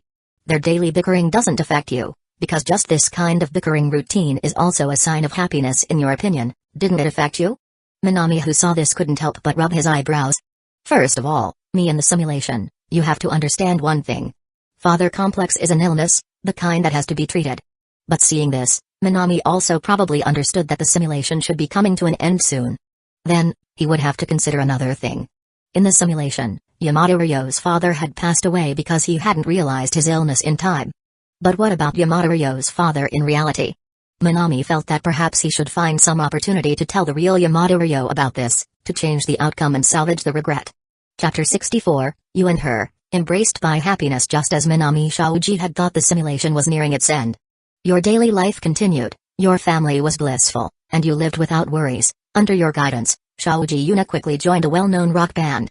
With her exceptional bass skills, she gained a massive fan base in no time. Her androgynous, refined face instantly captivated both male and female fans alike. Unlike her mother, Yuna was born into an environment of privilege. She also inherited your academic talents. Even though she wasn't particularly studious, she still ranked among the top in her grade. That same year, Shaoji Yuna easily passed the entrance exam for Nihon University's art department.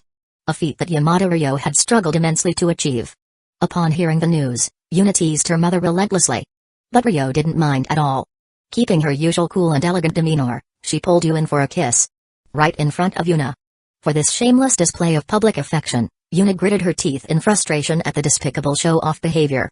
But she was powerless to do anything about it. A life of happiness and peace, time passed. Unlike Yuna, who continued to move forward, you and Ryo had entered a different stage of life. As you both grew older, your health remained stable.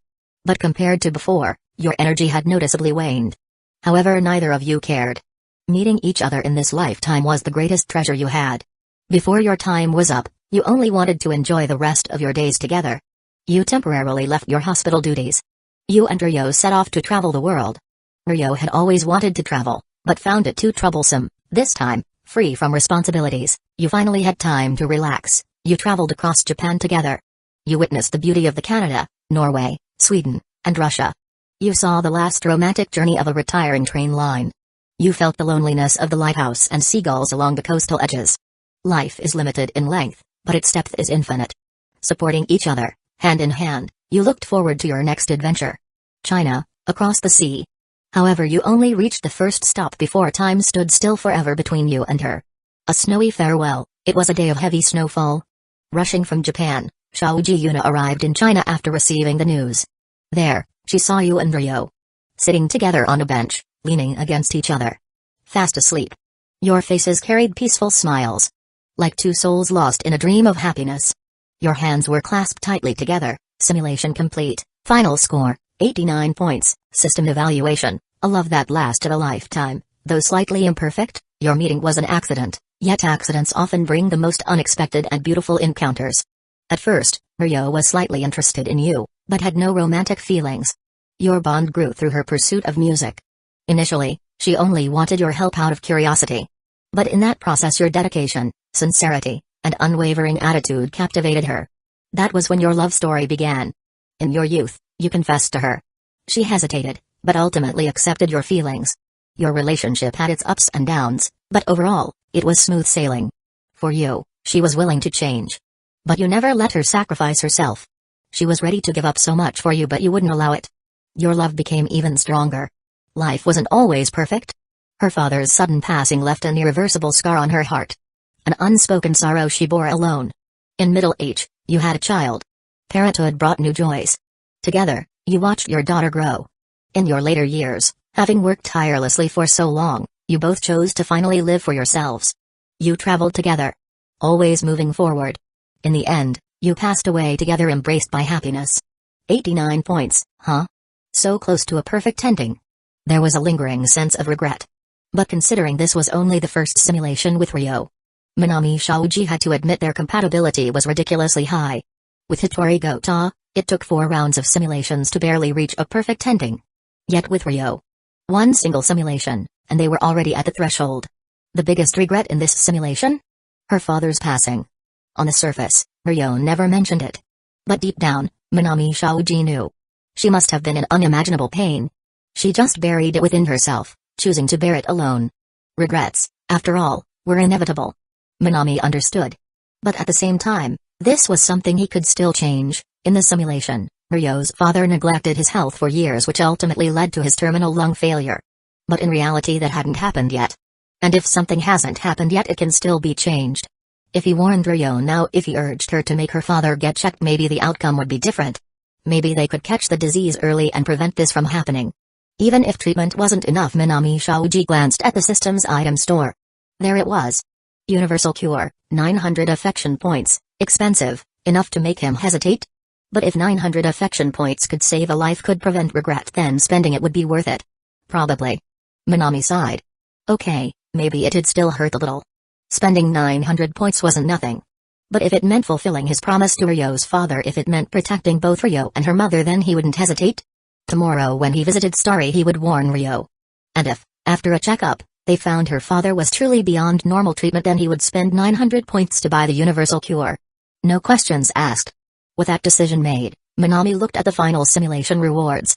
Simulation rewards, unlocked, limit of learning, Minami Shaoji character card. Unlocked, medical expertise, level 2. My own character card? This was the first time he had seen this. He read the description, limit of learning, Minami Shaoji character card, learning is the ladder of human progress. As a natural-born genius, with enough effort, you can easily reach the peak of human capability. Effect: using this card, you can instantly gain level 2 proficiency in any skill you desire. Minami Shaoji was stunned. This was ridiculously powerful. If one were to follow the explanation given by the system, as long as he used this character card, he would be able to immediately obtain any level 2 ranked specialty he wanted. Let's say he wanted a baseball specialty, as long as he used this character card, he would be able to immediately reach the level of level 2 amateur top baseball player. Minami was surprised for a while, but soon became somewhat relieved. In the simulation of himself, the academic strength value of 10, level 5 learning specialty, this can already be regarded as the limit of human beings. Regardless of whether it was clinical medicine or theory, his simulation self had already learned it with a single glance, and was truly a genius of learning. The name limit of learning was well deserved, and it was only natural that he could have such a strong effect. It was just that he didn't have any specialties that he particularly needed for the time being. Minami decided to use it later depending on the situation and put it back into the props bar. Then there was another gain. Medical specialty level 2. In the simulation, he had level 4 professional top-level medical skills, but in reality, he was in level 2 amateur.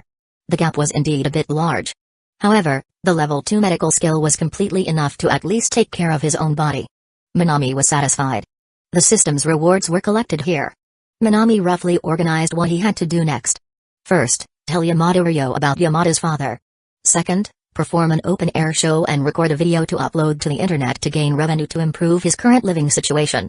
At the same time, use the Rock Queen Gota Hitori character card to improve his guitar skills. That's probably it. Having roughly sorted out his thoughts on what he was going to do next, Minami retreated into the comforter with satisfaction. Today was enough effort. Let's continue working hard again tomorrow. The next day, under the alarm ringing of the cell phone. Without the slightest hint of being enamored with the futon, Minami didn't hesitate to go out and get up for a run. Your physique has improved slightly. Current exercise value 6. Minami casually clicked on his data and took a look. Love Simulator bound user, Minami appearance, 9, athletic, 6, academic, 8, specialties, cooking, happiness, level 4, learning level 4, music level 2, medicine level 2, self-discipline level 1, lies level 1. Simulator evaluation, a handsome young man with a promising future, a rare and sought-after commodity among women of all ages, which also includes certain males with unconventional sexual interests. That's good, I can feel it, I'm getting closer to the perfect youth. Looking at himself in the mirror, Minami exhaled comfortably and sighed. You have gained specialty narcissism level 1, as usual. Ignoring the system prompt, Minami took out the prepared breakfast ingredients. Yesterday, he had already observed the prosperous star crowd and realized that they just simply felt happy when they ate their own stuff, and had no other negative effects. Since that was the case, there was nothing to be afraid of. Minami began to carry out the preparation of breakfast. With the blessing of his culinary arts level 4, there wasn't much difficulty in making breakfast. About 20 minutes later, you have obtained a 4.4 rated 1 sauce 3 dishes. The so-called 1 sauce 3 dishes was also a combination of miso soup with 3 dishes, 1 main dish and 2 side dishes. TL note, also known as 1 soup 3 dishes. Ecchi sansai is a traditional Japanese meal that consists of a bowl of steamed white rice, soup, and 3 side dishes. This simple yet elaborate meal is rooted in the Muromachi period, 1336 to 1573. This is also the favorite bearing of most Japanese people. But to be honest, as a member of the vast number of transmigrators, Minami didn't have much interest in the so-called Japanese cuisine. It was simply easier for him to prepare it this way. He brought the rice into his mouth. And then the beautiful flavors twined around his tongue, pulling out all sorts of beautiful memories. A kind of heartfelt happiness floated up from his chest, pulling out tears of emotion. He thought of the stray dog that his aunt's friend's second uncle had adopted that had died this winter. It died this winter though. But it should be happy to have its master watching over it before it dies, hey? Hold up, wait a minute. Breaking free from the whirlpool of happiness, Minami couldn't help but open his mouth. Wicked. The last time he used the Regret of Life guitar, he thought of the stray dog adopted by his aunt's friend's second uncle. How come he still thought of it this time? How evil. When Minami snapped out of it, he thought that he should offer a bone to the dog as a memorial. Otherwise, why would the other party keep pestering me? Finishing the dishes on the table. It was only then that Minami realized that the happiness effect of this cuisine was probably only once for each person. By the time the effect ended, the cuisine at hand wasn't as evil anymore. But what replaced it was the long-lasting deliciousness. Just like the system's note on Shaoji Hitori's happy cooking skill. It was the purest of delicacies and heartwarming flavors. There was a saying. The smell of fireworks in the world is the most soothing to the hearts of ordinary people. Delicious things could always make people subconsciously forget all their troubles. Finishing the meal, Minami carried his guitar on his back, dragging the speakers and effects equipment he brought from the studio, and walked in the direction of Starry. Today was a double holiday, and Minami didn't have to go to Shuka High School, so he simply headed to Starry. And incidentally asked Sika about some things he should pay attention to regarding open-air performances. But just halfway there, Minami met someone he didn't expect. Ooh. Good morning. The other party took the initiative to greet Minami. Her expression was bitingly cold, with a tear mole in the corner of her eye, and her short blue hair scattered to cover her eyes, giving her an indescribable sense of languid elegance. It was none other than Yamada Ryo, who was still conducting the simulation last night when Minami was there. This is an unexpected chance encounter. Minami didn't expect that the leisure-like Yamada Ryo would actually take the initiative to come to Starry early in the morning on a day off. It was hard to believe that the young girl in front of him was a hard worker unlike the one in the simulator. Minami was quite surprised. And then, what are you waiting for? Yamada Ryo, who took the initiative to walk in front, stopped and flexed that cold and refined face at Minami. Aren't you going to make hamburger meat? Buy me some. Minami. Okay. I take it back. It doesn't matter if it's Ryo Yamada in the simulation or in reality. Neither has changed half as much. Chapter 65, Actually, I'm a psychic. The hamburg steak that Ijichi Siyako wanted wasn't difficult to make at all. After all, hamburg steak was just a hamburger patty served without the bun. It was literally taking the meat from a burger, plating it separately, and calling it a new dish. Minami Shaoji couldn't help but admire Japan's unique creativity when it came to food culture. Pulling a pack of fresh beef from the plastic bag he had brought, Minami glanced around the second floor of Starry. Just like he had seen in his simulation's brand new cooking equipment. Pristine kitchen knives. A shining stove. Since Starry needed a business license, it had registered as a restaurant to the authorities. So of course it had to include a fully equipped kitchen. However, Ijichi Siyako was completely incapable of cooking. She relied entirely on Ijichi Nijika to take care of her daily needs. But since Nijika had school, the kitchen was practically abandoned. This well-equipped kitchen had been left untouched. Until now. What are you doing? Yamada Ryo tilted her head, watching as Minami rinsed the beef underwater. Why aren't you just buying pre-ground beef? Indeed, wouldn't pre-ground beef be much easier? Just shape it into a patty, and you're done. Why bother with a whole cut of beef? Pre-ground beef is convenient, sure. Minami replied while carefully handling the meat. But the texture is completely off. Machine-ground beef becomes too fine, losing that satisfying meaty bite. Hand-chopped beef keeps the coarse texture, making it way more flavorful. Suit yourself. Ryo yawned, leaning lazily against the counter. But just so you know, I'm really picky about food. Minami Shaoji didn't even bother responding. After all, after this many simulations, he already knew what kind of woman Yamada Ryo was. If she could lay down, she'd never sit. If she could sit and get paid, she'd never stand. If she could freeload, she absolutely would. This cool, elegant bassist was actually just a lazy opportunist. 150 grams of beef should be enough for your portion, right? Minami glanced at Ryo, confirming the amount before cutting. Use the whole piece. Without hesitation, Ryo's golden amber eyes didn't even blink as she demanded the entire slab of meat. Shouldn't we leave some for the others? Minami reminded her. Huh? Ryo looked at him in genuine confusion. Her amber-colored eyes filled with a silent "What are you even saying?" Never mind. Minami raised his hands in defeat. It seemed like sharing wasn't even a concept in Yamada Ryo's mind. Just 150 grams. Ignoring her complaints, Minami swiftly sliced a portion with precise knife work. His movements were clean and decisive. But Ryo, on the other hand, was silently staring at him, confused. What? Minami noticed her gaze and asked. You're not weighing it? Her voice remained calm and nonchalant, but the underlying suspicion was obvious. Minami smirked. 150 grams is just right. I don't need to weigh it. I don't make mistakes. His overwhelming confidence left Ryo momentarily speechless. Curious, she grabbed the beef, placed it onto a digital scale and stared at the result. 150 g, not a gram more. Not a gram less. Ryo's expression remained neutral but internally. She was genuinely shocked. Chefs are insane. Yeah. Minami chuckled, as if reading her mind. Cooking is full of crazy things.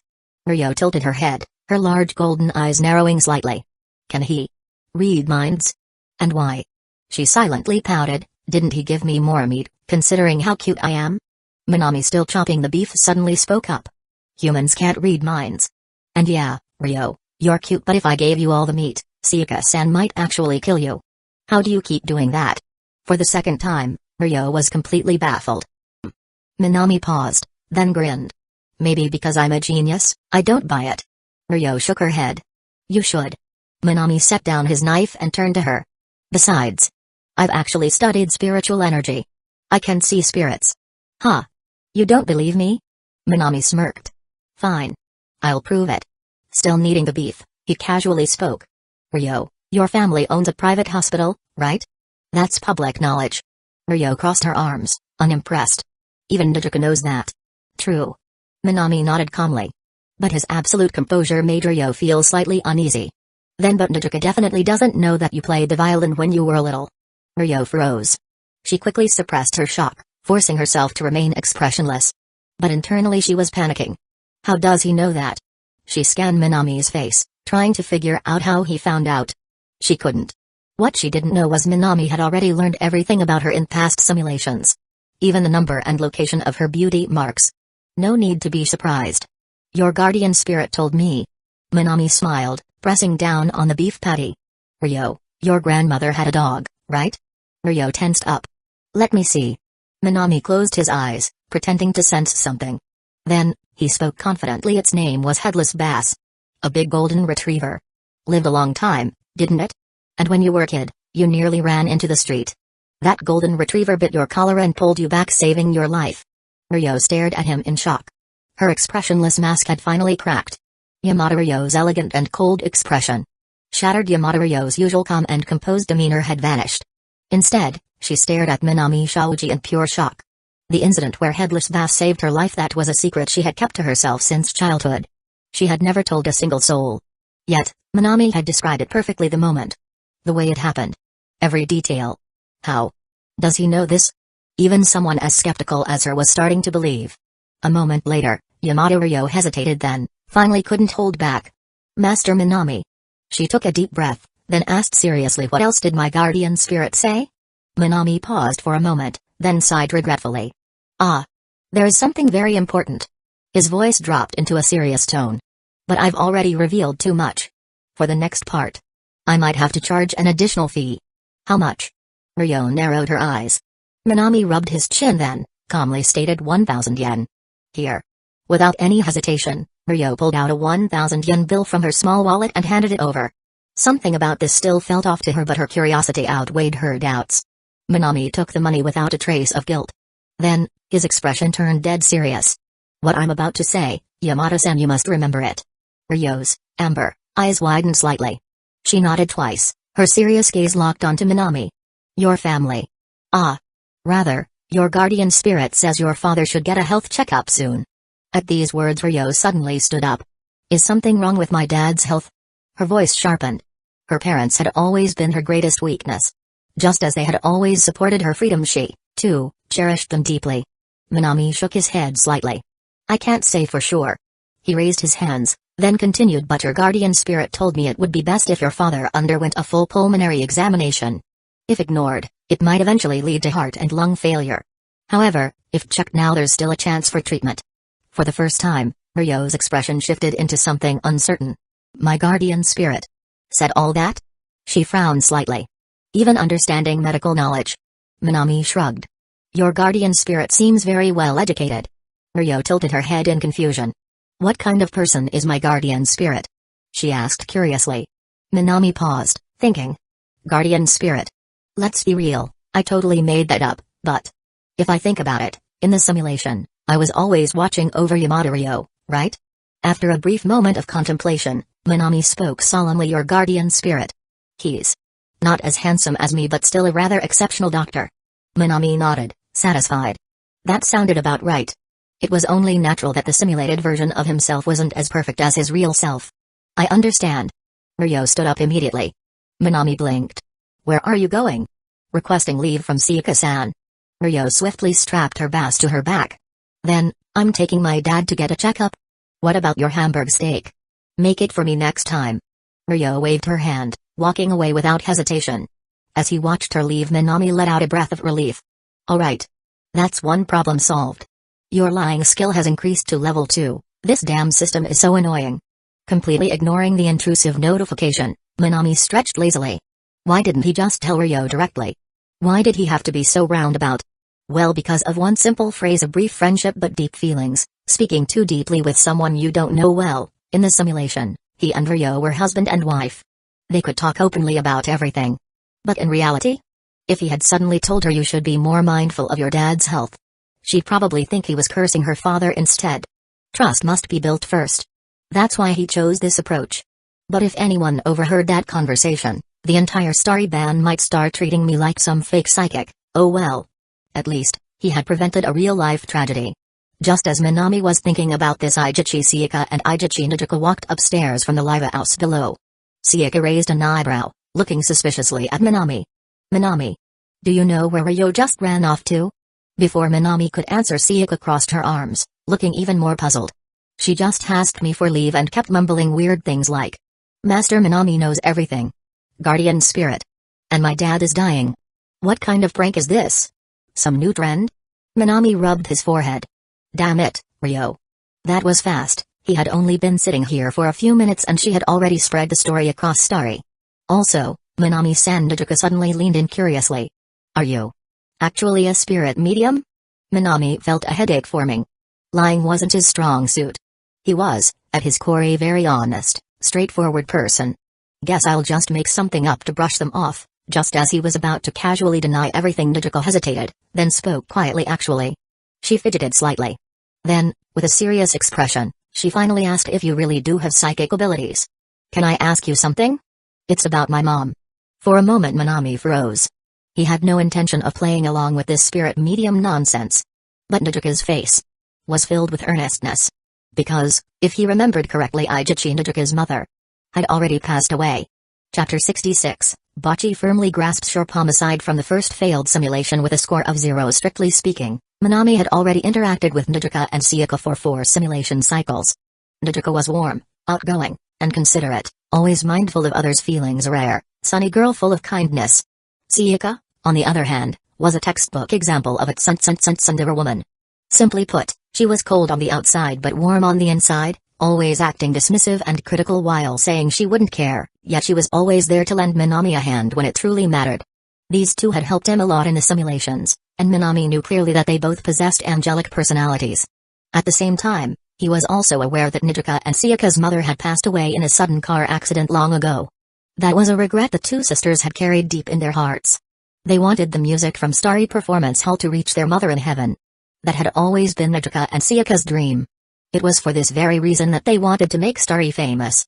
Now that they wished to inquire about their late mother, there must still be lingering sorrow in their hearts.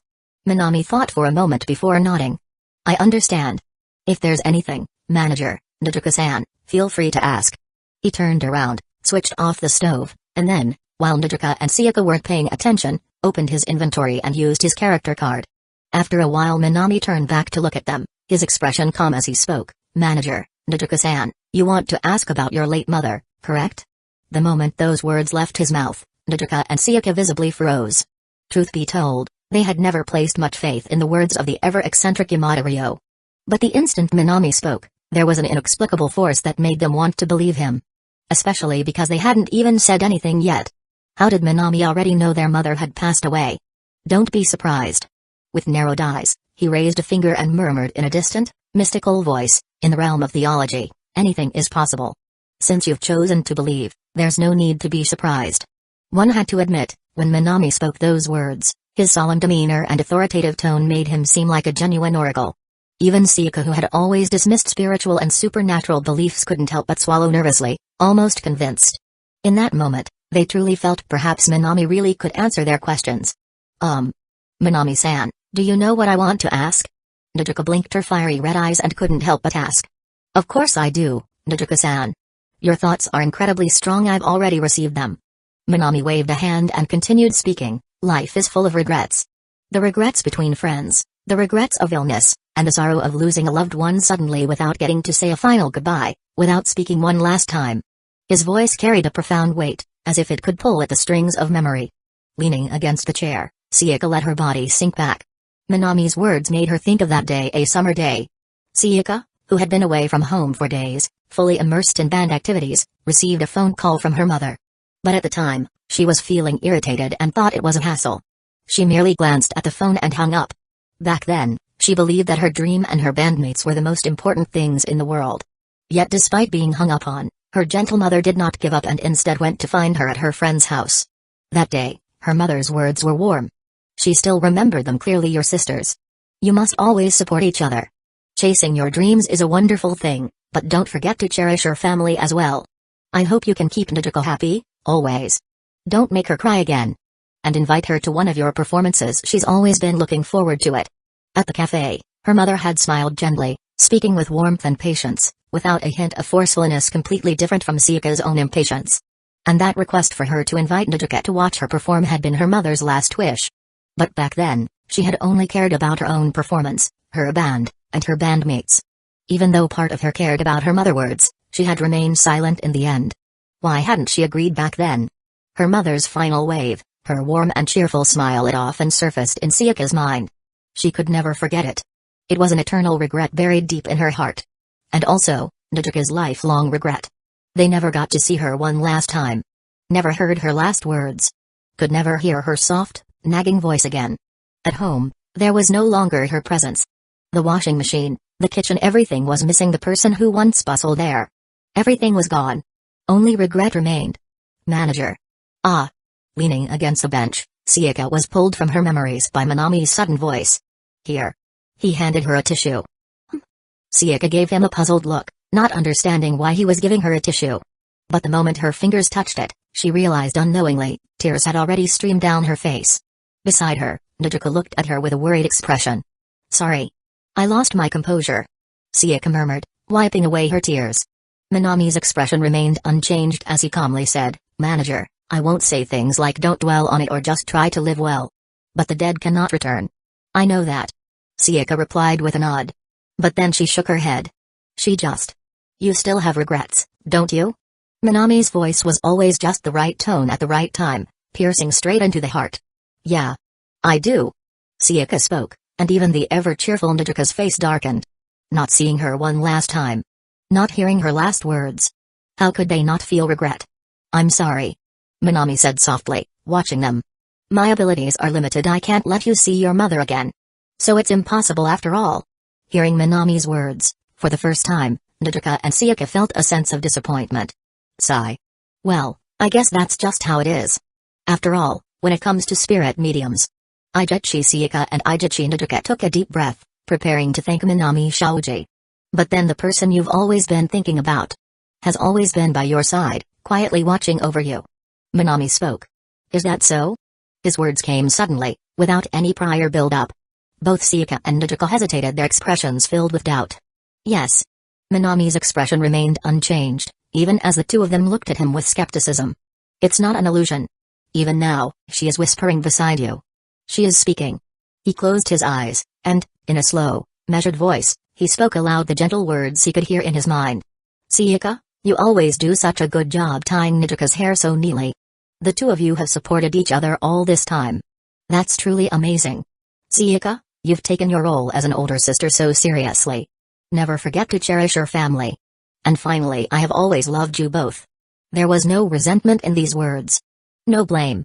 Only the unwavering love of a mother. For a long moment, neither Sayaka nor Nadeko said anything. Then they silently embraced each other. And soft sobs escaped from their throats.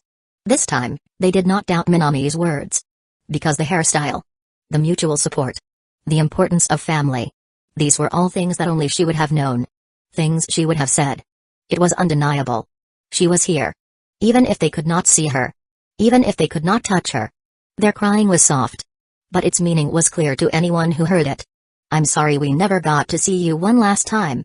I'm sorry we were so selfish back then. I'm sorry. We love you too. We miss you. We wish we could see you again. But none of that was possible anymore.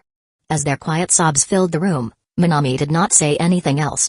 Speaking now would only disturb them. So he stood up, and silently left the room, leaning against the wall outside. He could still hear their crying from the kitchen. He tilted his head up, staring at the white fluorescent light above. And let out a deep breath. But then why? Why did Minami-san have to lie? A timid, hesitant voice whispered beside him. Minami turned, surprised, and saw a pink-haired girl standing in the shadows behind the door. Dressed in a pink tracksuit, hiding in the dark corner of the room, with a nervous, uneasy look in her eyes. Hitori Gota, Bachi. Her presence had been so unnoticeable that Minami hadn't even realized she was there. But now Minami narrowed his eyes slightly. "Why do you say I was lying?" he asked, his tone calm and steady. Hitori's eyes darted around nervously, unable to meet his gaze. She took a deep breath, then let it out slowly. And, in a tiny voice, she finally answered just. "A feeling." Minami raised an eyebrow. "A feeling?" It was unexpected. His words, his tone, his expressions, everything had been perfectly convincing. There should have been no way for her to notice anything strange. Was my feeling wrong? Hitori's voice was soft, trembling slightly. She fidgeted nervously, her fingers twisting together. Minami fell silent. Then he let out another deep breath. Minami exhaled slowly. Then, he shook his head and smiled, answering, "No, your feeling was absolutely right." After saying this, he turned his head slightly, glancing at the system screen beside him. Hitori Gota was right. Everything he had just said was nothing more than a lie. The conversation he had with the Ecchi sisters was built entirely upon his knowledge from the simulation. He had simply used clever words and careful phrasing to craft a fabricated story based on Nijika's regrets and Siaka's emotions. Perhaps because the spirit medium level 2 skill was too supernatural, the system hadn't actually granted him that ability. But why did Minami-san lie? Hitori's small voice broke the silence. Even if you just told the truth to the manager and Nijika, they wouldn't have forced you to do something impossible. That was true. Siaka and Nijika were both kind and understanding people. They wouldn't have blamed him over something so unrealistic. So then, why did he lie? Because sometimes, even a well-intended lie is enough to bring warmth to someone's heart. Under Hitori's quiet gaze, Minami, always so calm and gentle, smiled slightly. "I don't have any real spirit medium abilities. That's all there is to it." "But..." Hitori hesitated, her face still hidden beneath her bangs. Then, before Minami could react, she took a step forward. And in his surprised gaze, she reached out and grasped his hand. Her grip trembled slightly, but she did not let go. Kind lies can warm others' hearts, but what about the person telling the lie? Her voice was quiet, but her words were heavy. She lowered her head, her nervous grip tightening, her words slipping out with difficulty. "Minami-san. Doesn't it hurt? Knowing that every word you say is a lie. And yet still forcing yourself to go against your real feelings?" She could sense it. Even though Minami didn't show it, even though he didn't say it aloud, she knew. He genuinely cared about the Ecchi sisters. He wanted to tell them the truth. But that truth was too cruel. Giving them hope, only to tear it away again, wouldn't that be even more painful? So instead, Minami chose to bear that pain alone. He gave the Ecchi sisters comfort, but at the same time, he silently swallowed the cruel reality. It wasn't just Siaka and Nijika who were hurting. Minami must have felt it too. For a long time, Minami did not answer. Instead, he slowly lifted his gaze, staring up at the fluorescent light above. After a while, he let out a deep sigh, then gently reached out and patted Hitori's head. "Thank you, Gota-san." Even though her social anxiety made her tremble, even though she struggled to speak, even though she was timid and unsure, she still tightly held his hand, trying her best to reach out to him. A girl who feared others, yet still worried about them. A girl who was trying to change, even if it was slow, even if it was difficult. She was trying. At this moment, Minami finally understood why the love simulation system had chosen Hitori Gota as his first simulation partner. She was fragile, yet she had a heart so incredibly kind. She was afraid, yet she was always watching out for others. She was timid, yet she still stepped forward for someone else's sake. And that was something truly precious. Chapter 67, I Don't Want to Die in Loneliness. Hitori Gota kept her head lowered. There were still so many things she wanted to say. One was to comfort Minami, and the other was about what he had told Siaka Ecchi and Nijika Ecchi. Minami had only met the Ecchi sisters a couple of days ago. And yet how did he know so much about their mother? It was as if Minami had known them for years. That was the only way he could have made those accurate deductions. This caught Hitori's attention. She suddenly had a bold thought. Could it be? Could Minami-senpai be like her? Could he also have memories that shouldn't exist? If that were true, then in her own strange memories, where she was married to Minami-senpai. No. That's impossible. There's no way something so good could actually happen in real life. Still, as she swept the floor, her thoughts were all over the place. Her eyes kept stealing glances at Minami, who had just come down from the kitchen on the second floor. She was clumsy and awkward, and couldn't tell if Minami's expression or tone had changed at all. Meanwhile, Minami had already finished cooking and was now reading at the bar counter. With one hand supporting his face, and the other flipping through a paperback, he let out a lazy yawn. Under the warm glow of the lights, his handsome features looked even more striking. Like a wandering nobleman, gracing the mortal world with his presence. Hitori absent-mindedly scratched her head. She didn't know why, but there was this strange itch in her heart. "What are you doing, Bocchi?" Sayaka had already recovered from earlier and was curiously staring at her. "Minami made you a plate too. Come eat before practice starts." "Ah. Oh, okay. Coming." Hearing Sayaka's voice, Hitori hurriedly finished sweeping, then shuffled over to the table. At the center of the table, there was a neatly arranged meal, looking just like something from a high-end restaurant. A thick, juicy hamburger steak, drizzled in black pepper sauce, seared to perfection on both sides, giving it a rich, golden brown crust. Served with steamed rice, and a fresh vegetable salad to cut the grease. But unlike everyone else's plate, Hitori Goto's tray had one extra dish. A beautifully rolled tamagoyaki, still warm, sprinkled with bits of nori, perfectly golden and fluffy. Hitori gulped. Even though she had already eaten, she couldn't resist. She picked up a piece, and took a bite. She didn't say a word, but the way her eyes widened behind her pink bangs, and the soft, drawn-out that escaped her lips, said everything. "It's as delicious as always," Sayaka murmured, then suddenly turned to Minami with a pout. "But Minami-kun, why does only Bocchi get tamagoyaki?" Sayaka Ijichi, usually so mature and elegant, had completely abandoned her cool composure. She pointed at Hitori's plate with a sulky expression. "I just felt like making it." "That's your reason?" Pa-san cupped her face, pouting cutely. "You're obviously playing favorites." "Ah. Yeah. Pa-san, you're absolutely right." Minami flipped through his book, completely unfazed by her teasing. Then, as if it were the most natural thing in the world, he put his book down, turned to Hitori, and smiled. "I like you, Goto-san." "Eh? Do you like me too? Would you go out with me?" I. "When should we register our marriage?" "Ah. Okay." One question hadn't even processed, before another one landed, and before Hitori could fully comprehend, she had already nodded and agreed. "Minami, you bastard. You really can be cruel sometimes." Seeing the timid and flustered Hitori being toyed with, Sayaka sighed, pressing her fingers to her temple. "Manager." Tucking his paperback under his arm, Minami, with his calm and refined demeanor, had the air of a scholarly gentleman. He leaned in slightly, turning his handsome profile towards Sayaka. "I like you. Please go out with me?" "Huh?" The sudden attack caught the 29-year-old, still single woman completely off guard. Her cheeks immediately flushed, her beautiful face filled with disbelief as she stared at the black-haired young man before her. And only when she noticed the faint amusement in his smile, did the pure-hearted, nearly 30-year-old realize she had just been played by a high school boy.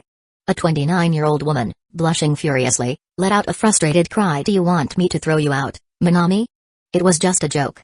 Minami waved her off, casually reopening his paperback. "This guy." Sayaka, face still flushed, didn't know if she was embarrassed or just furious. She huffed, crossing her arms. "You're going to grow up to be a terrible man, tricking innocent girls with a straight face." Meanwhile, Najika, happily biting into her beef patty, her eyes curved into a smile, murmured in bliss, "This is so good." The black pepper sauce, the coarsely chopped beef, every bite burst with flavor. Even though the ingredients were so ordinary, somehow, when Minami cooked them, the dish became something extraordinary. "Minami-san, what are you reading?" She finally looked up, watching him flip pages effortlessly. "Mitsuda Shinzo's Attack of the Headless Horror." "Is it good?" "Just okay." "I see." Najika's curiosity grew as she noticed Minami's fingers never stopped moving, flipping through pages at an almost unnatural speed. "You're flipping through it so fast. Have you already finished reading it?" It's probably just a talent. I read fast, and I can remember everything." The moment those words left his lips, Sayaka burst out laughing. "Ha. Yeah, right. Reading that fast and remembering everything? That was complete nonsense." Minami was flipping pages faster than she could even skim. That was obviously impossible. "You don't believe me?" Minami didn't argue. Instead, he handed the book to Najika, gesturing for her to test him. Chapter 1, The Scene on the 13th Night, When the Mother Speaks. What was the second thing she said? Najika thought carefully, choosing a passage that was relatively simple. Without even pausing, Minami recited it word for word. "You mean the part where the apparition first appears?" "I think it was. Can't you see? Look, your father is right there. Your father, without a head." From Najika's point of view, Minami hadn't even needed to think, he just answered instantly. Yeah. That's correct. Najuka, Sika, and even Gota all fell silent. Was he for real? Najuka Ijichi's eyes widened in shock. Minami had recited the exact passage from the novel, word for word. To test him further, she picked out several more passages from different chapters. But Minami answered effortlessly, without a single pause or hesitation. What kind of monster is this? Sika Ijichi, who had mocked him earlier, was now staring blankly at the paperback in her hands, doubting everything she knew about life. She had tested him over 10 times, yet Minami had repeated every passage perfectly. Minami-san, you're amazing. Beside her, Najuko handed the book back to Minami, her clear, cheerful voice filled with astonishment. So this is the power of Japan's #1 ranked student? It's nothing special. Minami replied casually, as if it were the most normal thing in the world. No, this is absolutely amazing. Sika's mouth twitched in disbelief. Your memory is at straight-up monster level. Seriously? He just flipped through the book once and memorized the entire thing? This was beyond ridiculous. She turned to Bocchi, who had been silent the entire time. Right, Bocchi? Ah. Caught off guard, Bocchi panicked before mumbling, I guess. It's okay. The room fell silent. Sika blinked. Just okay? Minami's memory was downright insane, but Bocchi's reaction was so casual, like it wasn't that surprising at all. What was that supposed to mean? But Minami didn't seem to care. He set the book aside, looked up, and spoke. Actually, compared to this kind of trivial skill, there's something else I wanted to discuss with the manager. Trivial. Sika clutched her forehead, completely exhausted. You do realize with just this memory skill alone, you could go on TV and make a living, right? So this was the world of geniuses. She was too dumb to understand. Still, if Minami had something more important to talk about. She let out a deep sigh and leaned back in her chair. Alright, what is it? I have an outdoor performance soon. Is there anything I should be careful about? Minami asked. Sika tapped her smooth chin, thinking for a moment before shaking her head. Not really. Shimokitazawa's shopping district was a pedestrian zone. As long as you set up your amp and effects properly, the police wouldn't interfere. If I had to say something. She crossed her arms, her tone turning serious.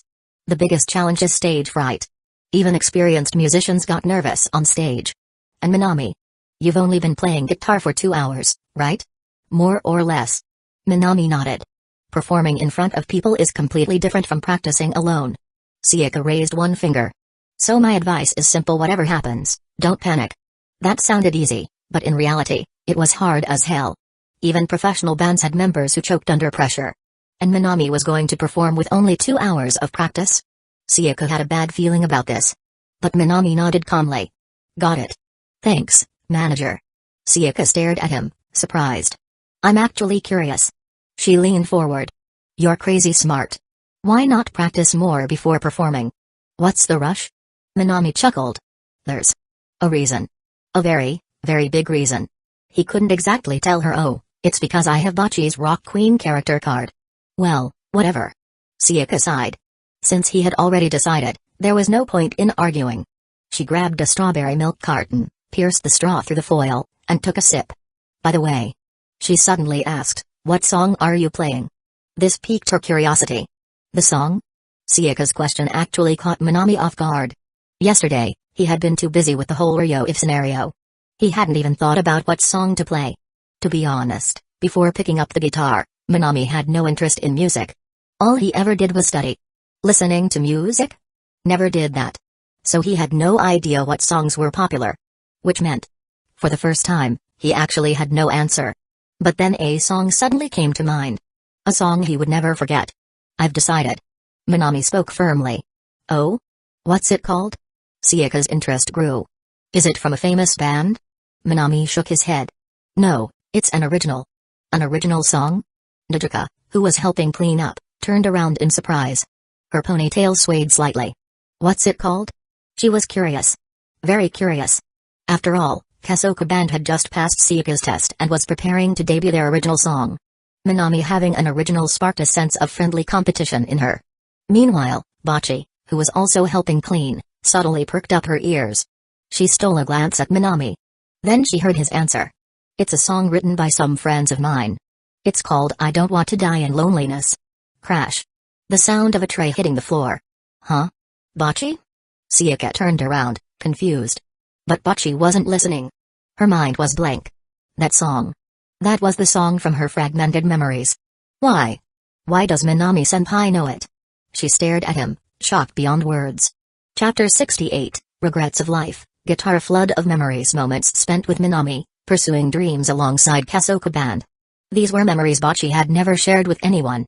A secret just for her. Because, honestly, the content of these memories was way too embarrassing. Sure, Bocce always had wild fantasies. Imagining herself as a legendary rock star, performing at the Budokan, bathing in the cheers of millions. But living with someone? Falling in love? Getting married? Having children? That was a whole different level. Just thinking about it made her want to crawl into a hole. Under normal circumstances she would have kept her head down, and buried this secret deep inside her heart. But then, what did Minami just say? I don't want to die in loneliness. Wait. That's the song from my memories. Bocce shut her eyes. She could see it clearly, that song, her final song at the Budokan. The song she sang for Minami. A crazy thought crept back into her mind. A thought she had tried to ignore. Could it be? Could Minami-senpai also have these memories? Her heartbeat pounded. She wanted to know. She needed to pull Minami aside. She needed to ask him about the memories. Bocce's delicate, timid face slowly shifted from hesitation to determination. Hitori, you can do this. She told herself that, lifting her head with newfound courage. But then what's wrong, Bocce? And nothing. Ecchi curious expression suddenly filled her vision. And just like that, her bold determination vanished into thin air. Bocce shrank back, hiding her eyes behind her bangs, muttering softly, head lowered. And never mind. She rubbed her head, trying to shake off the thought. Shared memories? That's just impossible, right? It's gotta be a coincidence. There must be a completely different song with the same name. The world is full of similar sounding titles. Yeah, definitely. Just a random coincidence. Besides, if she got her hopes up about this, and it turned out to be nothing, she'd be the only one disappointed. She'd been let down too many times before. Yes. That's right. She repeated the thought, over and over, trying to convince herself. Just as she was regaining composure, hey, Bocce, wanna go watch Minami's performance?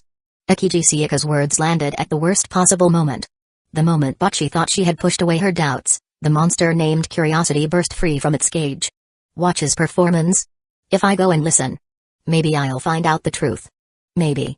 Just listening once, that's all it would take. If I just listen, yes. If I just listen. Bocce wanted to say yes. She wanted to. But instead, I'll pass. I have work to do in the shop. Of course. The same old me. The words she spoke always contradicted what she really wanted. Bocce gripped the plate in her hands, her fingers tightening around the edges. I really haven't changed at all, have I? An indescribable bitterness rose up from deep in her chest. No progress. No change. Still a coward. Still afraid. Afraid of failing. Afraid of getting hurt. Afraid that the answer she would find wasn't the one she wanted. Right now, she was a nobody. And maybe she always would be. I really am pathetic, huh? Bocce's eyes, hidden behind her bangs, were filled with self-disappointment. Not in anyone else but in herself. Disappointed in this weak, cowardly self who never had the courage to change. She silently gathered the plates, her movements slow and hesitant, then turned to walk upstairs. But then Patak. Someone grabbed her hand. Bocce's eyes widened in shock, blinking up in surprise. Hitori, I'd really like it if you came to listen. The person holding her hand had a gentle smile, his face calm and confident. It was Minami. The same Minami who had gone upstairs a moment ago but had come back. Bocce opened her mouth, but her voice caught in her throat. You really don't want to come? Minami tilted his head slightly, his dark eyes warm and steady under the soft glow of the lights. Even if it's just for today, you're still my teacher. I want you to hear how much I've improved. Damn handsome guys. Bocce's thoughts scattered into nothing. And before she could even process it, she heard herself say, oh okay. I'll go. Wait. Did I just agree?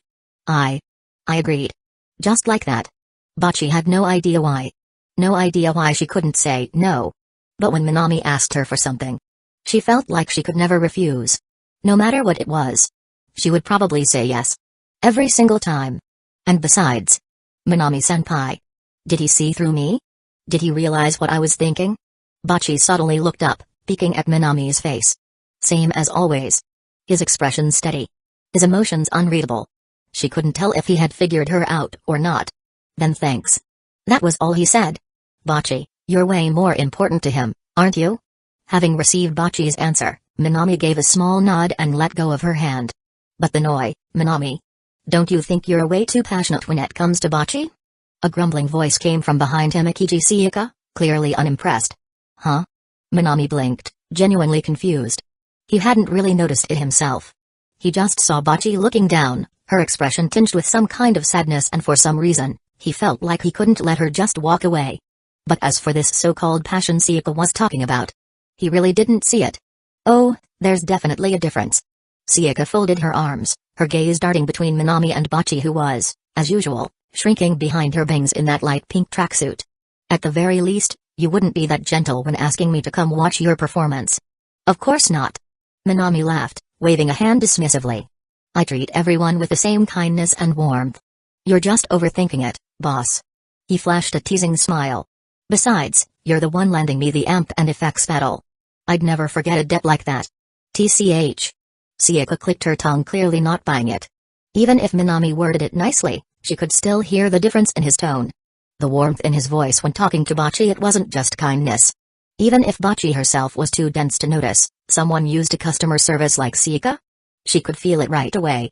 It was like comparing a matchstick to a bonfire. That's how big the difference was. Which made her wonder, did Minami set his sights on Bocce from the very beginning? Was that why he came to Starry? Of course, after spending 2 days observing him, Ecchi could tell Minami wasn't a bad guy.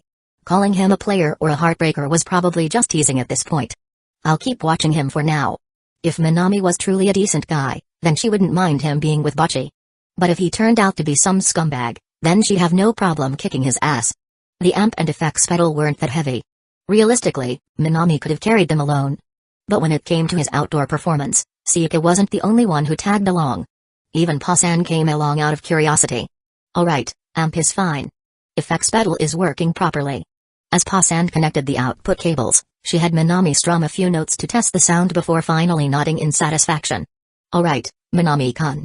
You better keep making me food from now on, got it? She smirked at him, flashing an OK sign with her fingers. Of course. Minami chuckled, offering a polite nod of gratitude. Then, he looked down at the guitar in his hands. The Regret of Life guitar. To be honest, he'd never actually played it live before. Thinking about its cursed effects, a part of him felt uneasy. But that hesitation lasted only a second. Because at the end of the day he was broke. If there was one thing that could truly defeat him, it was the poverty devil.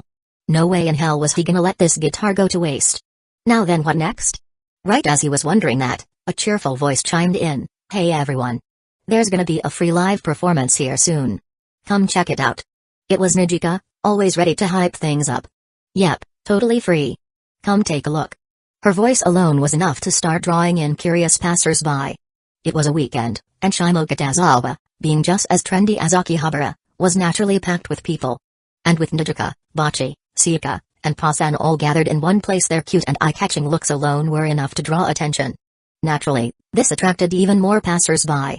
Seeing the crowd growing, Minami parted his lips slightly, then instinctively glanced at Nijika. He owed her big time.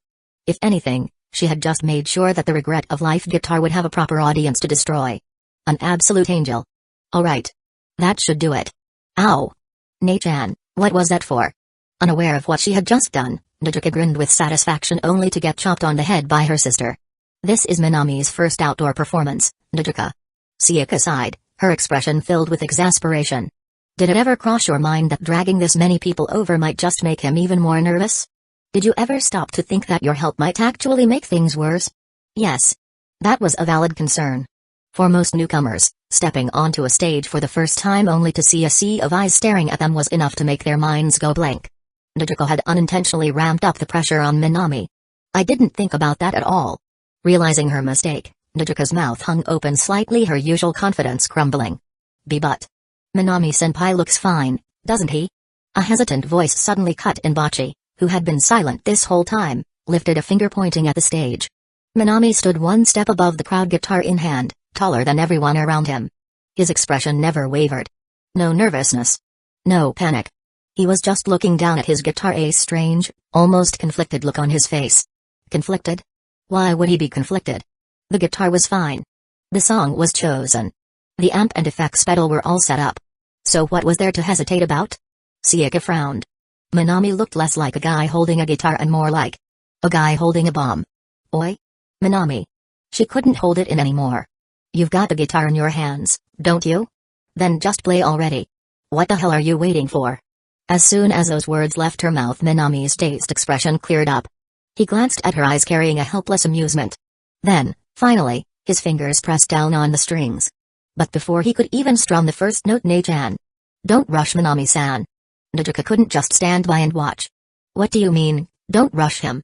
Ecchi folded her arms, staring at her sister like she was crazy. Did you not see the look on his face just now? Anyone else would have thought he was holding a damn time bomb. Right? Playing guitar should just be playing guitar. So why the hell did he look like he was about to blow up a building? Did this guitar have some kind of death curse or something? Ecchi was seriously considering that possibility. And just as she was about to say something else, the sharp, piercing wail of a guitar riff split through the air. Amplified. Distorted. Deafening. See? What did I tell you? He's playing just fine. Ecchi closed her eyes, nodding in satisfaction. Until she wasn't. Her breath hitched. Her words cut clean in half. It wasn't just her ears that were ringing. The sound had stabbed straight through her chest. What the hell? Her eyes shot open. She turned to look around her. Nothing changed. She was still standing in a crowd. But somehow a deep, aching loneliness had washed over her like a wave. As if she had suddenly become a single, drifting island floating in the middle of an endless, empty ocean. Minami. Stop for a second. A shaken, breathless voice tumbled out of her mouth. A single thought flashed in her mind: this is seriously cursed. But before she could even say another word, she was drowning in that ocean. And on the other side, Bocce's entire body tensed up. Her eyes widened, her breathing hitched, her heart thumped painfully against her ribs. She knew this song. It was the same. The same song from her memories. Exactly the same. Note for note. Her mind froze. How did Minami-senpai know this song? How did he know her song? Chapter 69, Nishiki Chizato. The guitar roared, pulling the last notes into the void. It was a bustling weekend at the Shimokitazawa Pedestrian Plaza, a place that should have been filled with noise. But the moment that fierce guitar sound erupted, the once lively atmosphere fell silent in an instant. Without thinking, everyone turned their gaze to him, to the young man standing a step above them all. Minami. The outdoor performance stage was nothing more than a set of stairs. A setup so simple and shabby that it was barely worth calling a stage at all. Yet, for some reason, why does it feel like he's at the center of everything? Nodoka muttered, staring up at him. It didn't make sense. Minami was just a beginner. He had barely touched a guitar before this. And yet how could he stand so confidently? How could he capture the audience's attention so effortlessly? This kind of commanding stage presence was something that only came from countless performances, years of training. Something impossible for someone like him. And yet he had it. More than that, Nodoka could feel it. He was still improving. Right here. Right now. With every single chord he strummed. His guitar roared, shredding through the air. A blazing solo, raw and unfiltered. And yet why? Nodoka's heart tightened at the sound, her voice barely above a whisper. Why does something so intense sound so empty? The main guitar was heavy, its presence undeniable. Long solos. Violent chord sweeps. Tearing harmonics that should have set her soul on fire. It should have been passionate. Explosive. A voice screaming to the world, but it wasn't. Instead it sounded lonely. Thin. Like something was missing. Why? Why did something so deafening feel so hollow? Nodoka didn't understand. Just like she had never understood the girl who had once written this song. But not understanding didn't mean she couldn't feel it. A loneliness, vast and endless like a black sea, slowly pulling her under. In that moment she saw a vision. A girl. Walking alone. Sitting by herself in class. A scene blurred and distant, yet unbearably real. In this world, she had never played the drums. She had never met Bocce, Ryo, Hita. Had never formed Kesoku band. Her sister was always too busy, buried in band activities. There was no one to talk to. No one to share her interests with. She brought her favorite things to school hoping someone might notice. But no one did. Her desk. Her chair. They were always the same, cold, lifeless, unmoving. She watched her classmates talk. Laugh. She wanted to join them. But in the end she just sat there. Alone. Telling herself that the liveliness belonged to them. That she wasn't a part of it. That she had nothing. In this world, she had never started a band. She had graduated high school. Followed her parents' expectations. Gotten a job. And one step at a time she was slowly broken down by the weight of the world. The daily grind. The routine misery. The lifeless repetition of it all. She bought convenience store meals after work. Because it was easier than cooking for one. The future? That was just some abstract word. Something out of reach. She ate. Swallowed. Didn't taste anything. And then she came home. To an empty house. To cold silence. To no one waiting for her. She took off her coat. Set down her bag. Then, just out of habit, she spoke to the empty room. I'm home. She had always thought she could endure these lightless days. But then she reached out. Turned on the light. And there, beneath the glow of the dim bulb, she saw them. Two lonely shadows on the floor. One was her own. The other was herself. That was the moment it became unbearable. She pulled her knees to her chest. And cried. Her sobs echoed through the empty room, met with nothing but silence. No response. No warmth. Only the endless void of the night. Only the hollow loneliness of an empty room. It's so cold here. So lonely. Can someone see me? The vision faded. Leaving behind only one thing. Nadjika's voice, screaming within her own heart, a silent plea that went unanswered. Only the endless darkness remained. Only the aching loneliness that churned in her chest. And then a sudden explosion of sound. A guitar, ringing out, sharp and fierce. It didn't just play. It tore through the silence. The shroud of loneliness shattered. The sky that had been so dark flooded with color. The song, once slow and suffocating, shifted completely. It wasn't quiet despair anymore. It was a scream. A roar of defiance. I'm right here. Can someone see me? The chords burst forth, Minami's hands strumming with relentless force. The sound grew stronger. Higher. Louder. Like a dead heart suddenly pounding again. All the bottled-up emotions, everything that had been suppressed, exploded all at once. The roaring guitar was impossible to ignore. The rising tones made the once suffocating emotions burn into something new. The ocean of loneliness boiled away. And in that moment everyone lifted their heads. Because they could feel it. Every note, every cry hidden within the music. Don't ignore me. I won't let my fear hold me back anymore. I don't want to die in loneliness. A final whine of feedback rang out, drawn out, long and raw. The song ended. And then silence. For a long time, no one moved. No one spoke. Until finally one person clapped. Then another. Then another. And then thunderous applause. Even Sayaka, who had spent years listening to some of the best rock bands in Japan, found herself clapping before she even realized it. Because this performance wasn't about skill. It wasn't about technical mastery. It wasn't about chord progressions or music theory. It was something purer. Something beyond words. It was simply beautiful. If the first half of the song was a deep, unbearable loneliness, a void that swallowed everything, then the second half was a fire igniting within it. A desperate, furious struggle. A refusal to be forgotten. This is insane. Sayaka muttered under her breath, clapping as she watched Minami step down from the steps.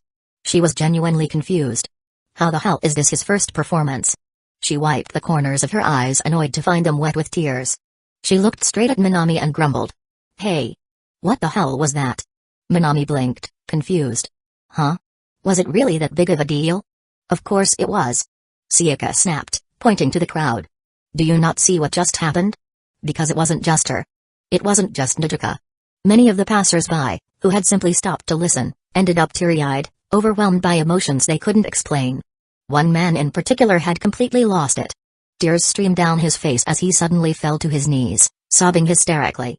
Between choked cries, he wailed to the sky, Keiko. I'm so sorry.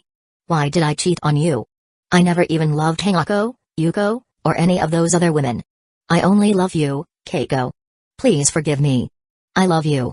And with that, he ran off, still shouting as he disappeared into the streets. Nobody knew where he was going. This performance really hit people in a way that was almost unnatural. Minami could only let out a helpless chuckle at Sayaka's words. He knew exactly what she meant by stage presence. Because it wasn't his own. He glanced toward his system inventory. Love ends here, Hitori Gota, Rock Queen, Learning Card. When used, this card grants you temporary access to the musical understanding and stage experience of Hitori Gota. Once hailed as the Rock Queen, Minami couldn't help but sigh. So this is the power of Rock Queen Bocce. Just by activating her learning card, he had felt himself become her. For a brief moment, He wasn't Minami anymore. He was standing in the shoes of the very woman who once ruled Japan's rock scene. A legendary guitarist whose skills were unmatched in her era. An artist who had poured her soul into her craft, refining it to an unattainable level. And the moment the card activated, Minami had immediately understood the stage. He could read the atmosphere. He could control the crowd. He could feel the unspoken emotions of the audience and manipulate them. This was stage presence. It was why, even though his music skills were only level 2, he had commanded the entire street. And now, his mind was flooded with a new understanding of music more than he had ever had before. Even as he played, he had heard the notifications ringing in his head. Your music skill has slightly improved. Current level, level 2. Your music skill has slightly improved. Current level, level 2. It hadn't leveled up yet. But the learning card still had time left before it expired. If he kept going at this rate, his guitar skill would soon reach level 3 professional level. If he got to that point, he wouldn't need Bocce's card anymore. He'd be able to develop his own stage presence. Ugh. It's not just that. Pa-sensei sniffled, wiping away a stray tear as she commented, Minami-kun, what kind of person is your friend? That song just now was something else. Yeah. She had never heard anything like it before. It was as if the creator of that song had lived through an unimaginable journey of loneliness and self-doubt. A life filled with quiet suffering until they finally gathered the courage to scream back at the world. Minami let out a nervous laugh. He wasn't sure how to answer that. Because I Don't Want to Die in Loneliness wasn't just any song. It was a piece born from the second timeline. A song that had been composed by Bocce and her bandmates in that reality. A song that had become a national hit in Japan. And with the cursed regret of live guitar amplifying its emotions, it was no surprise it had such a devastating impact. If you don't want to answer, that's fine. Sayaka said, saving him from having to make up an excuse. But you should go handle the crowd. Some of them clearly have questions for you. Minami glanced over. Sure enough, a group of audience members hadn't left yet. They were all watching him, curious and eager to ask questions. Thanks. He said, flashing Sayaka a quick smile before heading over. As expected, their questions weren't too difficult to answer.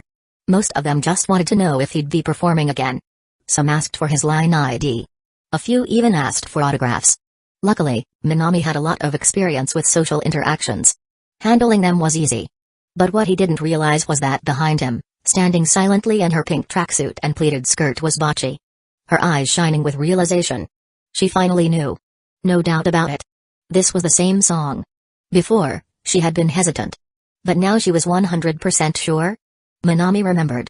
Just like she did. In fact, he probably remembered more than she did. A wave of disbelief washed over her. Was this even possible? Was there really someone else in this world who shared her memories? Bocce clutched her hands together, nervously fidgeting. Her fingers trembled slightly. Her heart raced in her chest. Minami-senpai. If he had the same memories as her, then that meant the things she had seen in those fragmented visions. The memories of them living together. The memories of them dating. The memories of them getting married. The memories of her having his child. Then. That meant all of that was real. Bocce's face turned bright red. Her breath hitched in her throat. Her legs nearly gave out beneath her. Then. That means. Did that mean she was already his wife in another world? Her mind went blank. Her vision spun. And just before she could faint on the spot, she let out a tiny, high-pitched squeak. Ee. Her heart raced with excitement. A surge of indescribable courage welled up in her chest. She needed to ask him. How have you been lately? Do you remember everything clearly? Why do you have these memories but refuse to acknowledge me? Minami-senpai. Do you still love me the way you did in those memories? She clenched her fists. I have to ask. I have to know. Taking a deep breath to fuel her determination, Bocce stepped forward. Nothing would stop her this time. No one could stand in her way. Minami-senpai. She finally reached him. She opened her mouth to speak and then bang. A sudden shove from behind the crowd split apart, and before Bocce could even react, a girl in a red and gray uniform suddenly burst onto the scene and pushed her way through. Right in front of her, Minami-senpai. Oi, oi, oi. An energetic, lively voice rang out. That was awesome. What's the name of that song? Can I get an autograph? The golden-haired girl swayed as she moved, her silky white blonde hair bouncing with every step. Her bright red eyes sparkled playfully as she grinned, and right in front of Bocce's eyes she casually threw an arm around Minami's shoulder. Ignoring Bocce completely. With an effortless, natural charm, the girl looked up at Minami and grinned.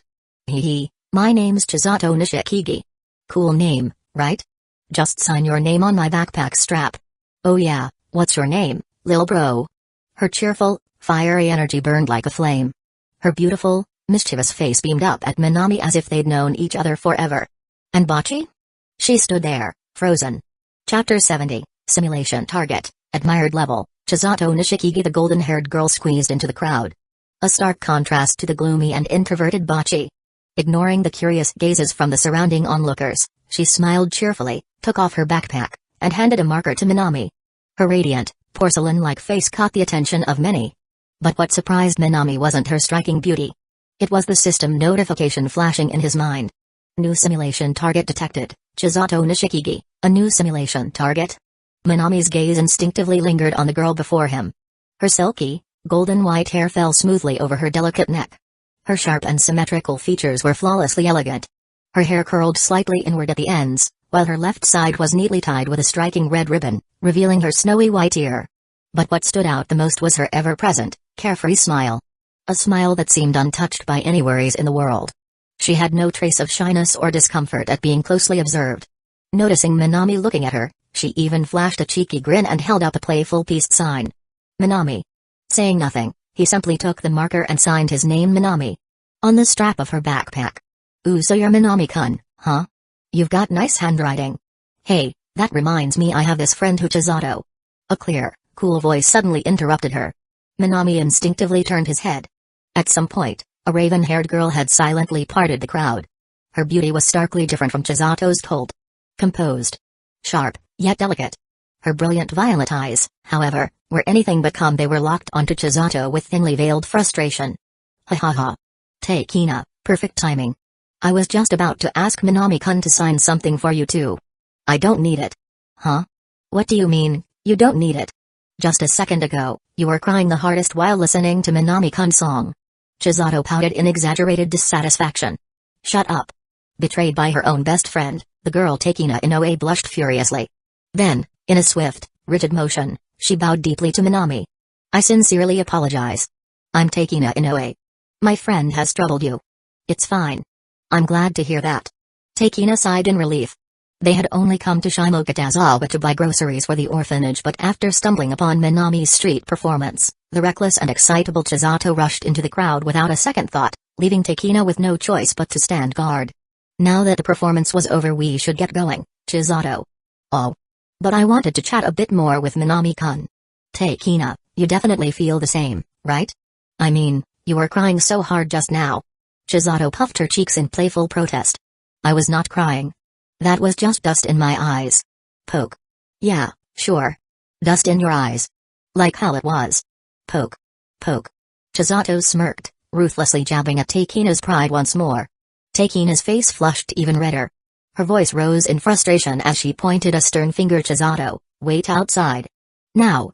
TCH. Boring. With an exaggerated pout, Chisato finally turned away and skipped off. Once she was gone, Takina exhaled in relief. She turned back to Minami and bowed again. I apologize again. Your street performance was wonderful. I regret that Chisato caused a scene. It's nothing. Honestly, I thought Chisato-san was very lively and adorable. Thank you. Hearing Minami's unexpected kindness, Takina visibly relaxed. Her violet eyes subtly darted around, scanning left and right. Once she confirmed that Chisato was out of sight, she hesitated for a moment and then, timidly held out her backpack. Minami-san. Would you also sign something for me? Of course. Where would you like it? Here. On the back. She pointed to the exact spot. Got it. Minami took the marker and signed again. And in that exact moment a familiar, mischievous chuckle rang out. I knew it. Takina, you wanted an autograph too. You're so not honest. It's almost cute almost. Takina's entire face turned red. But since she was already caught, she simply glared daggers at Chisato, then quietly asked Minami a question. Minami-san, will you be performing here again? I should be around this area for a while. Probably around 5 or 6 p.m. Understood. Thank you. She nodded in satisfaction. Then with zero hesitation she grabbed Chisato by the ear. Oh. That hurts, Takina. Chisato flapped her arms helplessly. You never learn. Wait. Takina, I still have things to say. Love you, Minami-kun. I'll be back to watch again next time. Let me do a heart pose first. Ah. It hurts. Her lively voice rang out, even as she was dragged away. The crowd slowly dispersed. Takina and Chisato disappeared into the distance. Finally out of sight, Takina sighed heavily. She glanced at Chisato, a deep frown forming on her delicate features. Chisato. You know what the doctor said. You're not supposed to exert yourself. You shouldn't be squeezing into crowded places, either. It's fine, it's fine. Chisato brushed it off with a laugh. The doctor also said something, remember? If there's anything you want to do it now so you won't have any regrets. Takina fell silent. Her expression darkened. Chisato. Come on, Takina. Before she could say anything else, Chisato wrapped her arms around her waist and twirled her in a spin. Thinking about sad stuff too much will scare away happiness. Their black and gold-white hair intertwined in the wind. Chisato spun with laughter, like a playful fairy. But no buts. Chisato set her down, then placed a finger over Takina's lips, silencing her completely. Takina. Seeing Chisato's rare serious expression, Takina sighed softly. She simply nodded and sat beside her, watching the world pass by. After a long pause, Takina finally spoke. Chisato, is there anything else you want to do? Chisato tilted her head, deep in thought. Honestly. I really want to fall in love. Maybe watch all the movies I never got around to watching. And just have Takina by my side forever. Then, suddenly she waved her hands frantically. Chisato Nishikigi hurriedly waved her hands, as if trying to deny her own words. But I was just joking. Haha. Who'd wanna date a short-lived girl like me? Dating, huh? Takina watched the crowd in silence. Her violet eyes filled with thought. Takina Inoue fell into thought as she watched people come and go. That sounds difficult to accomplish. Sitting beside her, Chisato propped her cheek against her palm. Even without thinking too hard, it was obvious. Liking someone was already hard enough. Making someone else fall for you was even harder. And she didn't want to drag someone into a relationship that would only end in heartbreak. There's not much time left, huh? Maybe she was still feeling the effects of Minami's guitar performance, because in her bright red eyes, a flicker of regret surfaced as she murmured to herself. Meanwhile, Chisato Nishikigi. Takina Inoue. Minami muttered those names to himself as he rubbed his temples. As one of many transmigrators, he recognized them immediately. Chisato Nishikigi. One of the main protagonists of the anime Lycoris Recoil. Takina Inoue. The other main protagonist of Lycoris Recoil. But unlike most anime, Lycoris Recoil didn't have a male lead, it was a Yuri anime. The story followed a group of young male and female agents, known as Lycoris, who fought crime in Japan. And at the heart of the story was the growing bond between Chisato and Takina. Their daily interactions, their deepening trust, and their mutual admiration for each other. In short, it was an anime about cute girls, being cute together, and proving that girls really are the best. If that was all the anime was about, Minami would have been fine with it. But as he remembered, Lycoris Recoil wasn't just about cute interactions. It had actual, brutal crime fighting. Terrorist attacks. Weapons trafficking. Full-on gunfights with criminals. Even Tokyo Tower was blown up. And no, not Tokyo Skytree. Literally Tokyo Tower. This did not fit the world Minami was currently in. He glanced toward the direction Chisato and Takina had left. If this world was truly like the anime, there should already be a Lycoris organization in the shadows. But here, Tokyo Tower was still standing. And if Lycoris agents really existed, Takina would have never let him touch her backpack. In the anime, Lycoris backpacks were equipped with hidden gun compartments and bulletproof plating. But when he felt the bags earlier, there were no hidden weapons. No bulletproof layers. Just regular, cute-looking backpacks. That meant in this world, Chisato Nishikigi and Takina Inoue were just normal girls. With that confirmed, Minami checked his simulation targets. As expected. In addition to his two sisters and Bachi, a new name had been added, simulation target, Chisato Nishikigi, status, admiration. Admiration? Minami blinked in surprise. Even Bachi, at the start of her simulation, was only labeled slight admiration. But Chisato started at full admiration right from the beginning. Minami pondered for a moment. It was clear Chisato had truly loved his performance. Admiration in the system's terms meant she was already a fan of his. A fan? That meant, if he simulated her scenario, he'd basically be starting with an easy mode romance route. An idol falling in love with their fan, how hard could that be? There was no way something would go wrong this time, right? Thinking that, Minami closed the simulation interface and turned his gaze towards someone else, someone he was far more concerned about. Bachi had fallen completely silent. She didn't understand. She couldn't understand. Why was it? That every single time she tried to talk to Minami something always interrupted her? The first time, she gathered her courage only for the store manager to appear and completely derail her thoughts. The second time, she built up her resolve, but before she could even open her mouth, a golden-haired beauty suddenly barged in, blocking her chance completely. She felt like she was a character in a novel. As if there was some cruel, unseen author, writing fate against her. Mocking her. Toying with her. Bocce felt numb. The saying goes, once the spirit is roused, it must strike at once.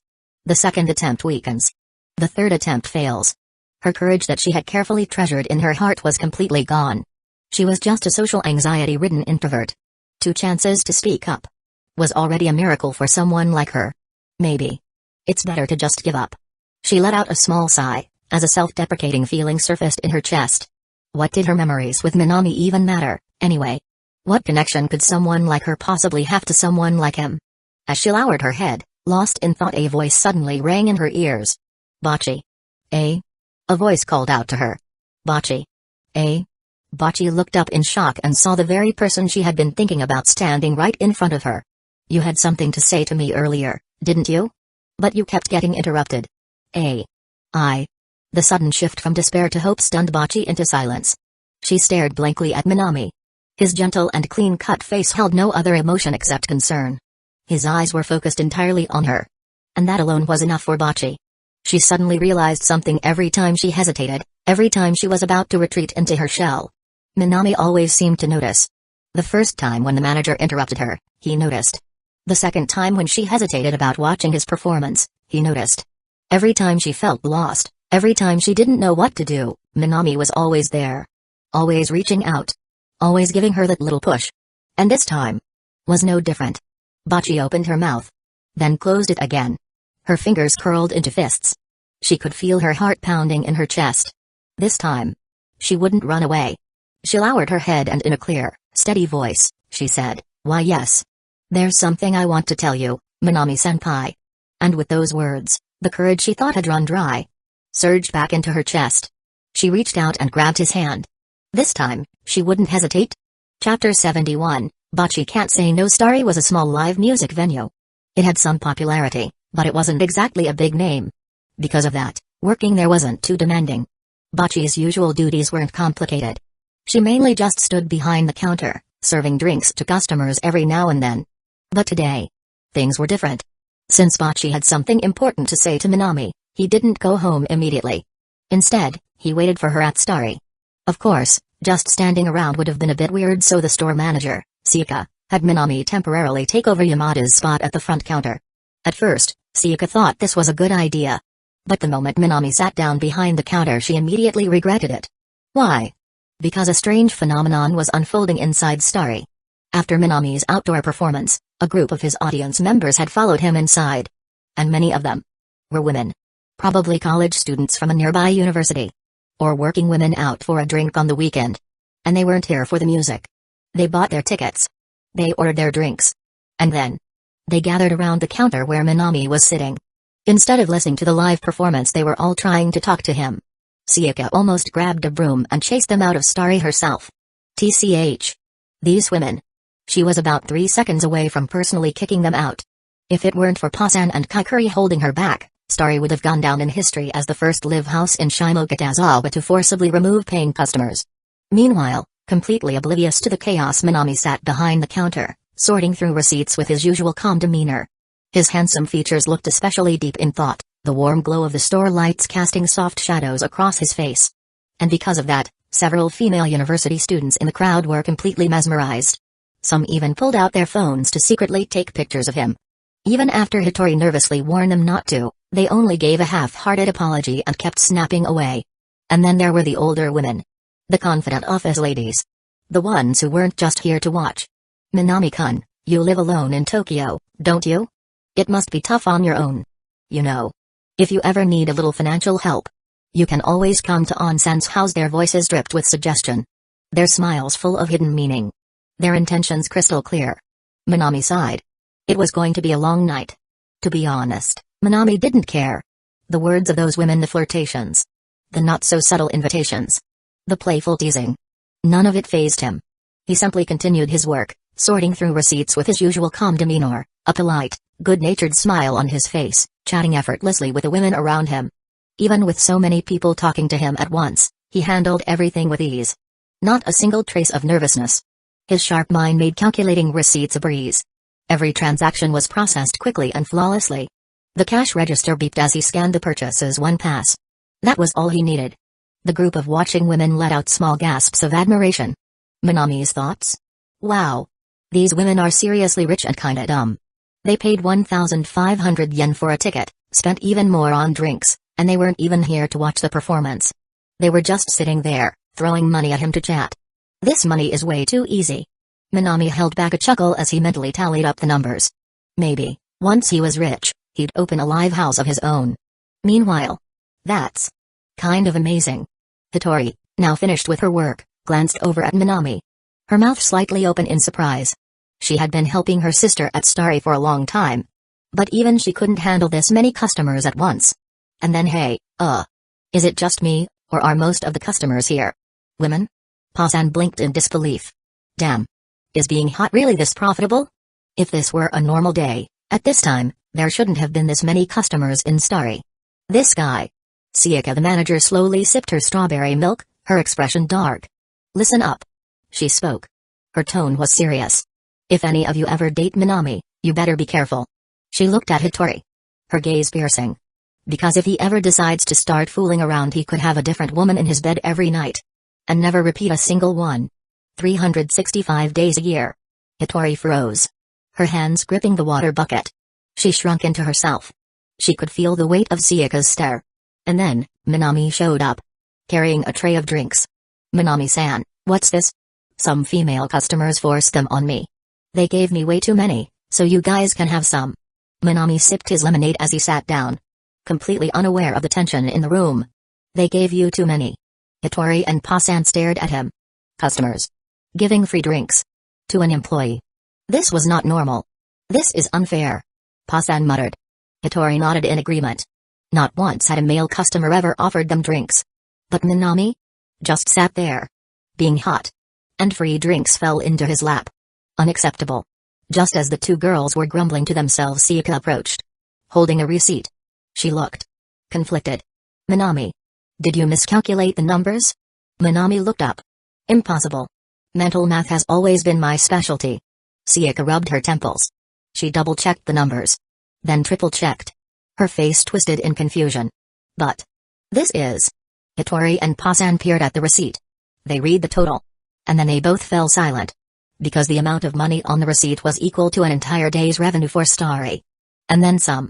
Did I make a mistake? Pa-san whispered. Her voice faint. Nope. Minami put down his phone. His expression confident. I never mess up mental math. Not with numbers under 6 figures. The girls stared at him. Dumbfounded. And then Minami smiled. Damn. You guys make this much money from a single night? Silence. Everyone.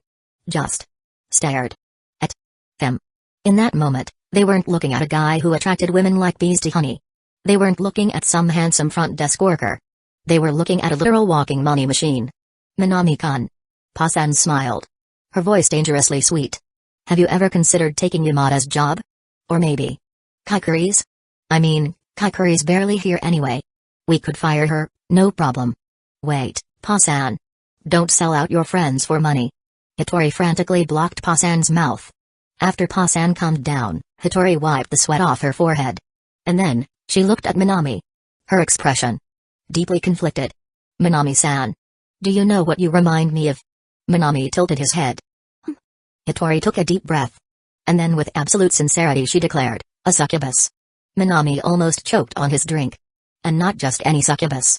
Hitori's expression was dead serious. The kind that preys on innocent, pure-hearted girls. Minami sighed. This was not how he expected his night to go. He'd read so many internet posts about this anime before he was reincarnated. All those BBS threads. TL notes, China's internet forums, also known as PBS, bulletin board systems, are online platforms where users can engage in discussions, share information, and exchange opinions on various topics. All those memes. All those comments about Hitori Mama and Pa ex Kaikuri. But never once did he think he'd actually live to hear this. Whatever. At least I made some money.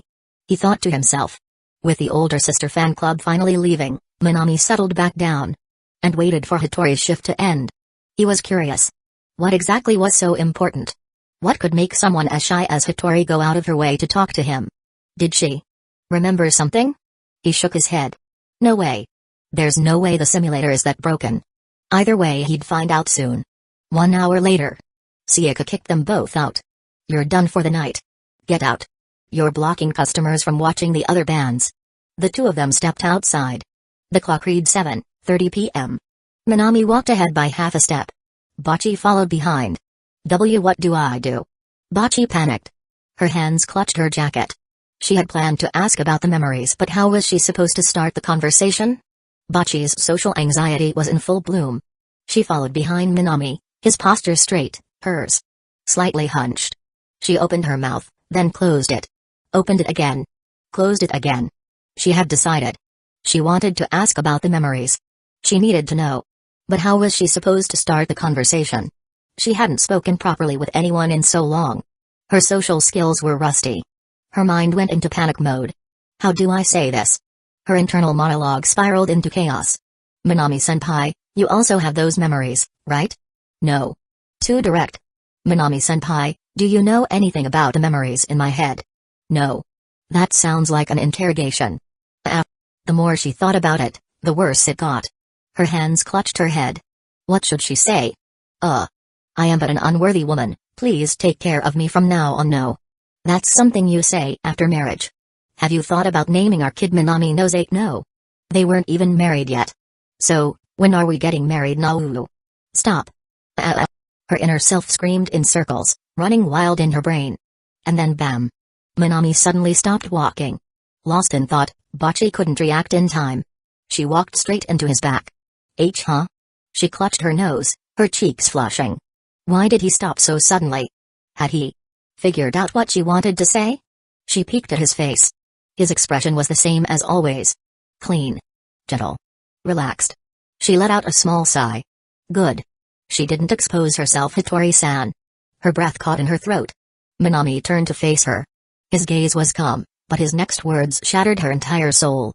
You wanted to talk about the memories that suddenly appeared in your head, didn't you? Bocce felt like a duck being strangled. Her face turned bright red.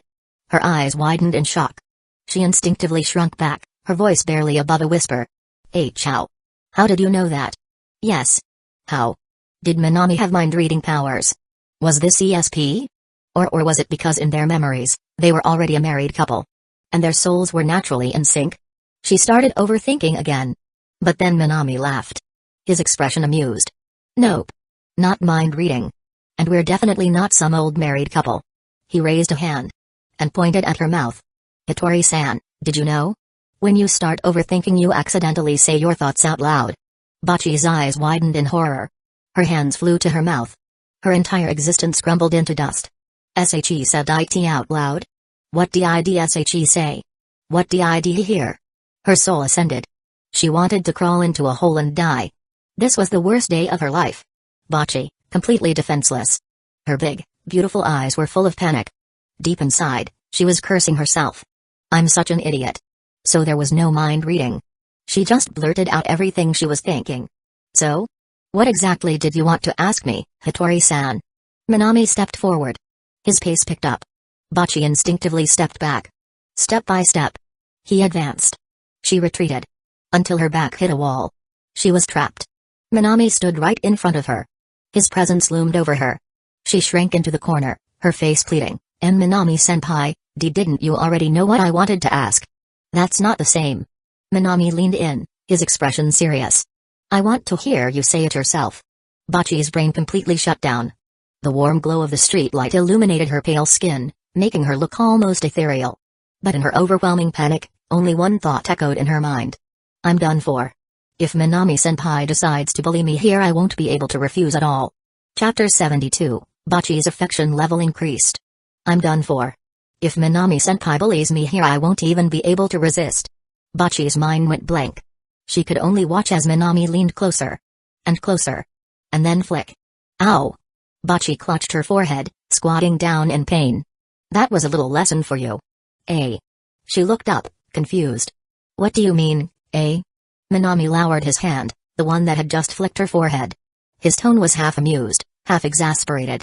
If you don't want something, say it loud and clear. Got it? He paused, then added, you're lucky I'm a perfect gentleman. But what if, in the future, you meet some scumbag who enjoys messing with girls? What will you do then? Bocce stayed silent. She wanted to argue back, but she couldn't. Her head lowered, her voice small. Hitori-san, did you even listen to me? Why are you just saying I'm not stupid. Bocce puffed up her cheeks. She muttered, frustrated. That trick won't work on me a second time. Yes. She wasn't dumb. She learned from her mistakes. Minami's previous trick only worked once.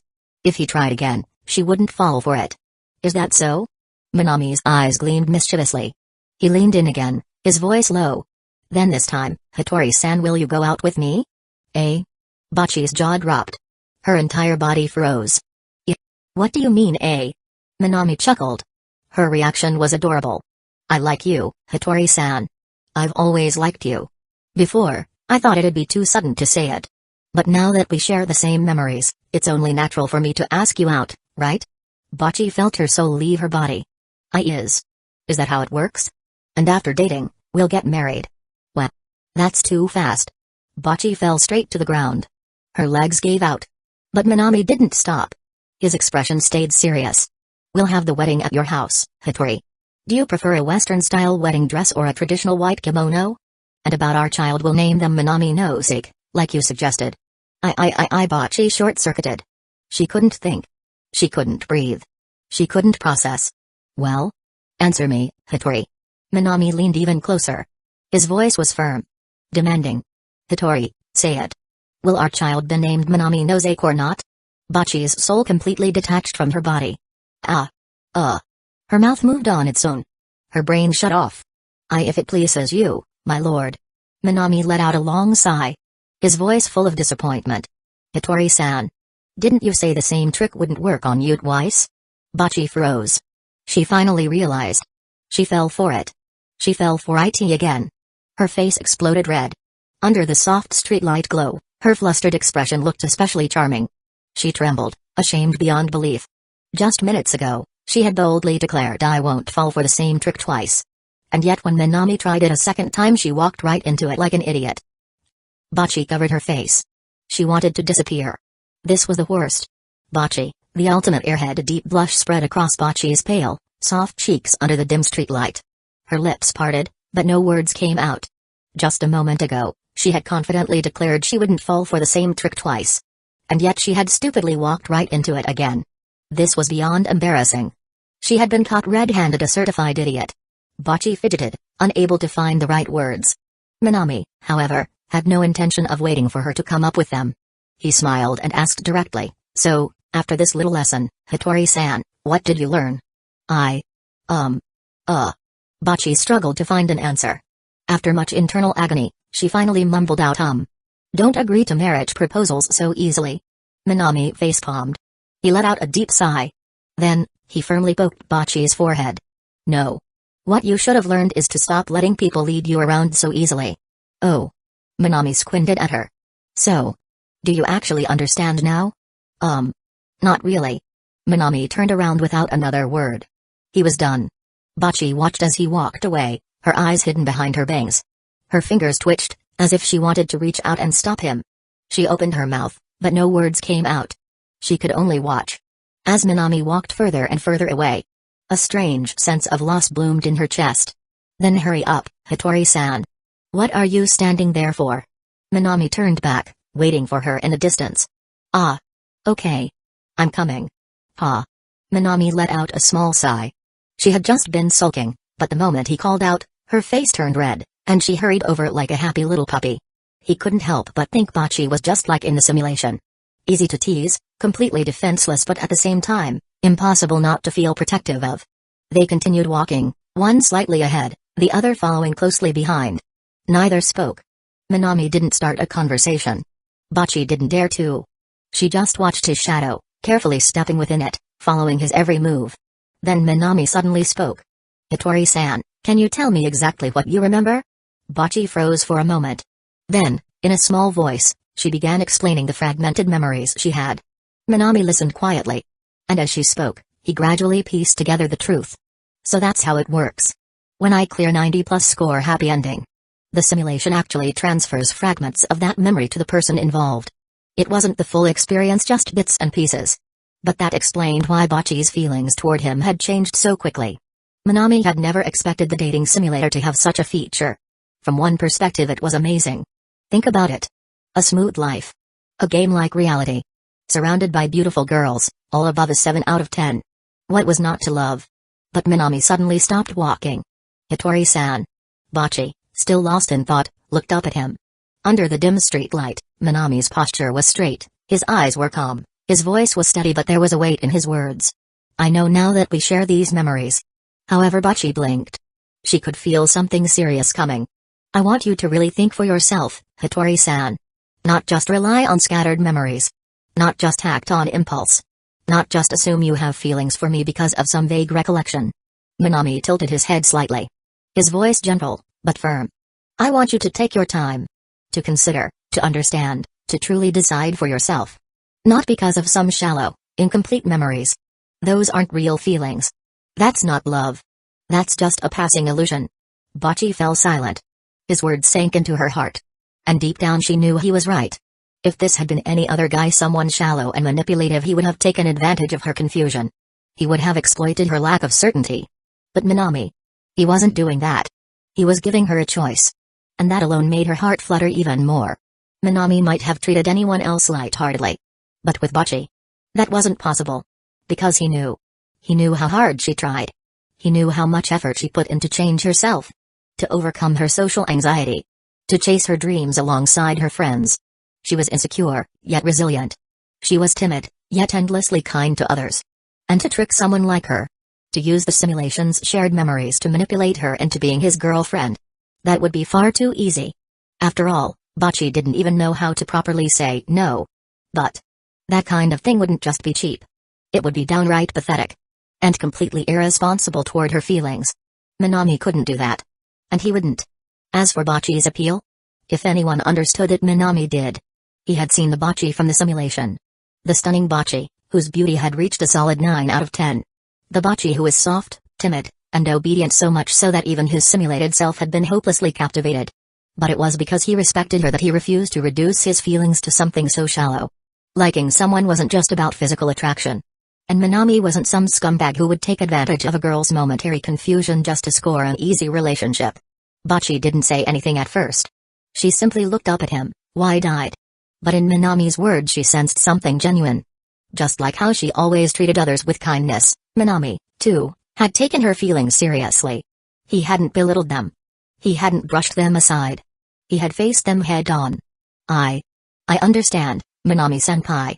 All the uncertainty in her heart faded away. Bocce bowed deeply to him. Good. Come on, I'll walk you to the station. Minami smiled, sensing her mindset shift. There was no need to say more.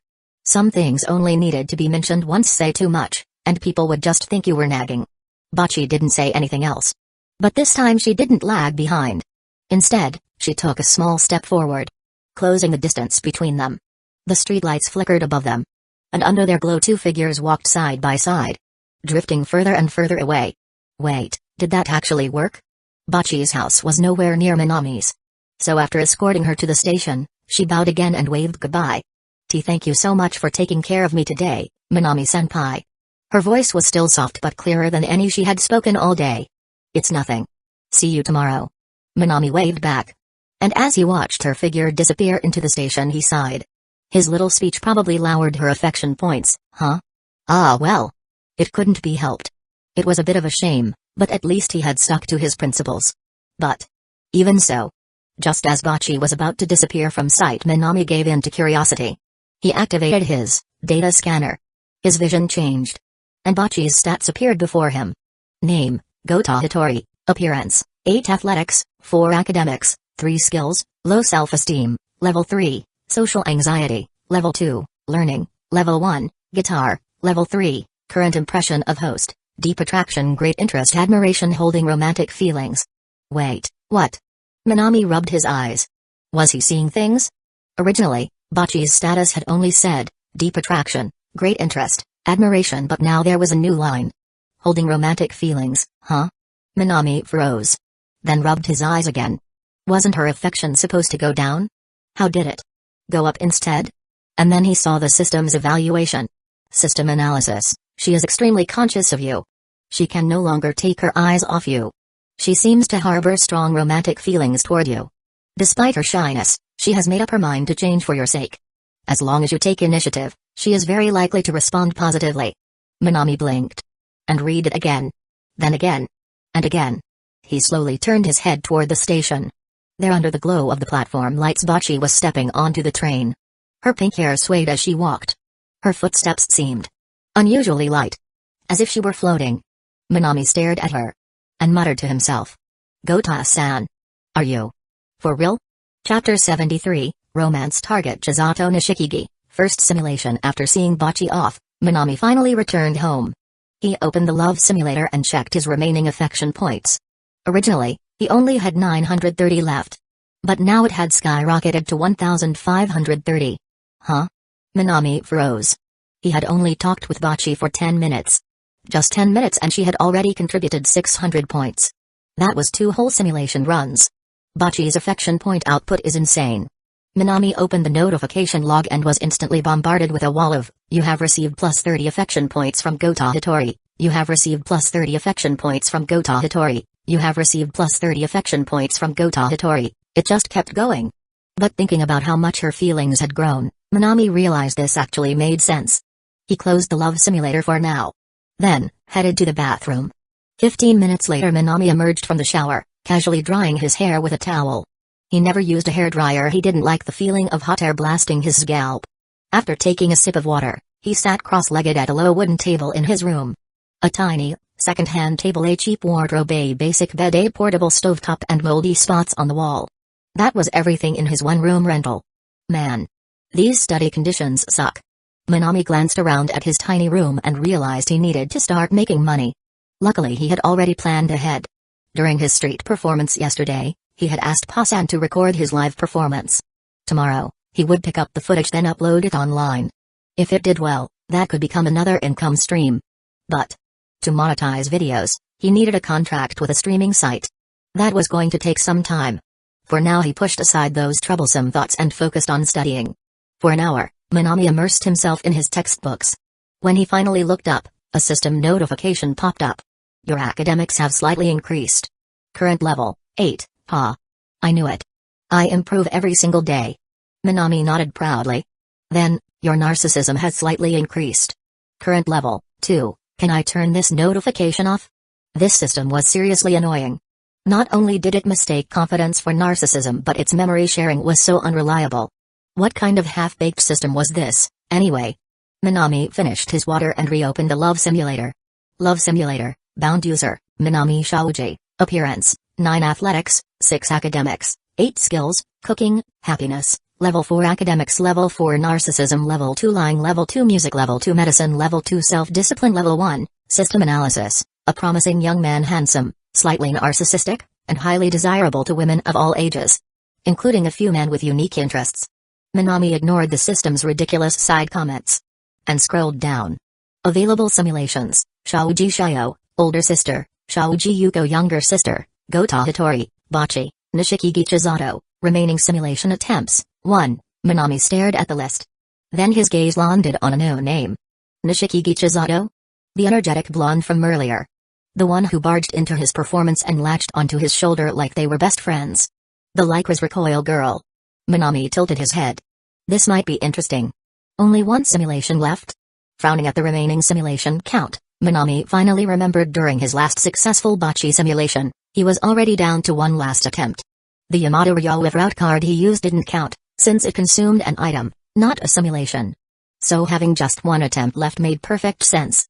But could he achieve a perfect happy ending in just one try? Wouldn't that be too difficult? Minami rubbed his chin, then shook his head. No. It won't be hard. He had already mastered this simulation system. He achieved Bocce's 92-point happy ending.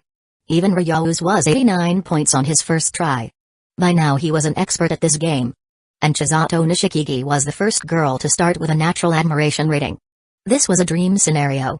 A maxed out starting advantage. One try? No problem. Minami felt confident. Without hesitation, he opened the simulation menu. Start simulation?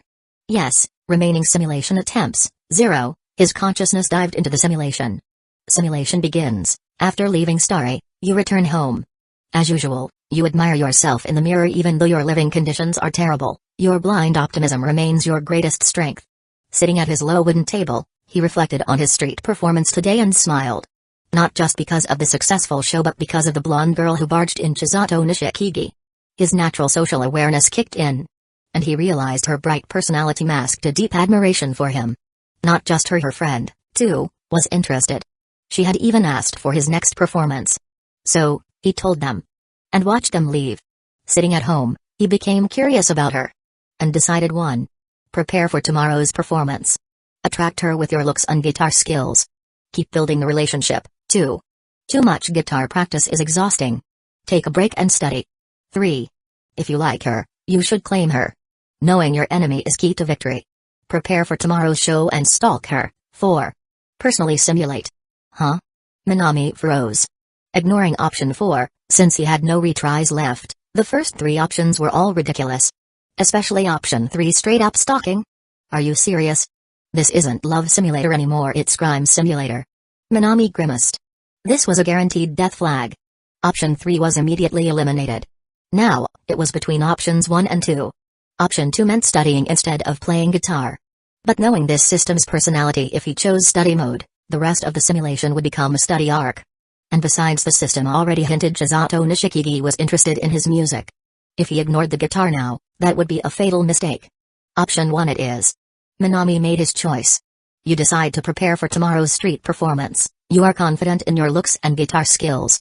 Attracting her will be easy, your understanding of music has deepened. The next day, you perform at the Shimogatazawa Plaza. Thanks to your preparation, the show is another great success, and just as expected Chisato Nishikigi appears again. Your carefully planned performance impresses her, her admiration for you increases. This time Minami doesn't waste time with other audience members. He focuses on her. You and Chisato sit on a park bench, your conversation is lively and engaging. She loves music. But she also loves movies. Using your knowledge from your past life, you effortlessly guide the conversation. Chisato is like a sunbeam, bright, carefree, always smiling. She makes the world feel warm and full of joy. As the sunset glows on her face, she looks like a radiant goddess. You talk for over an hour.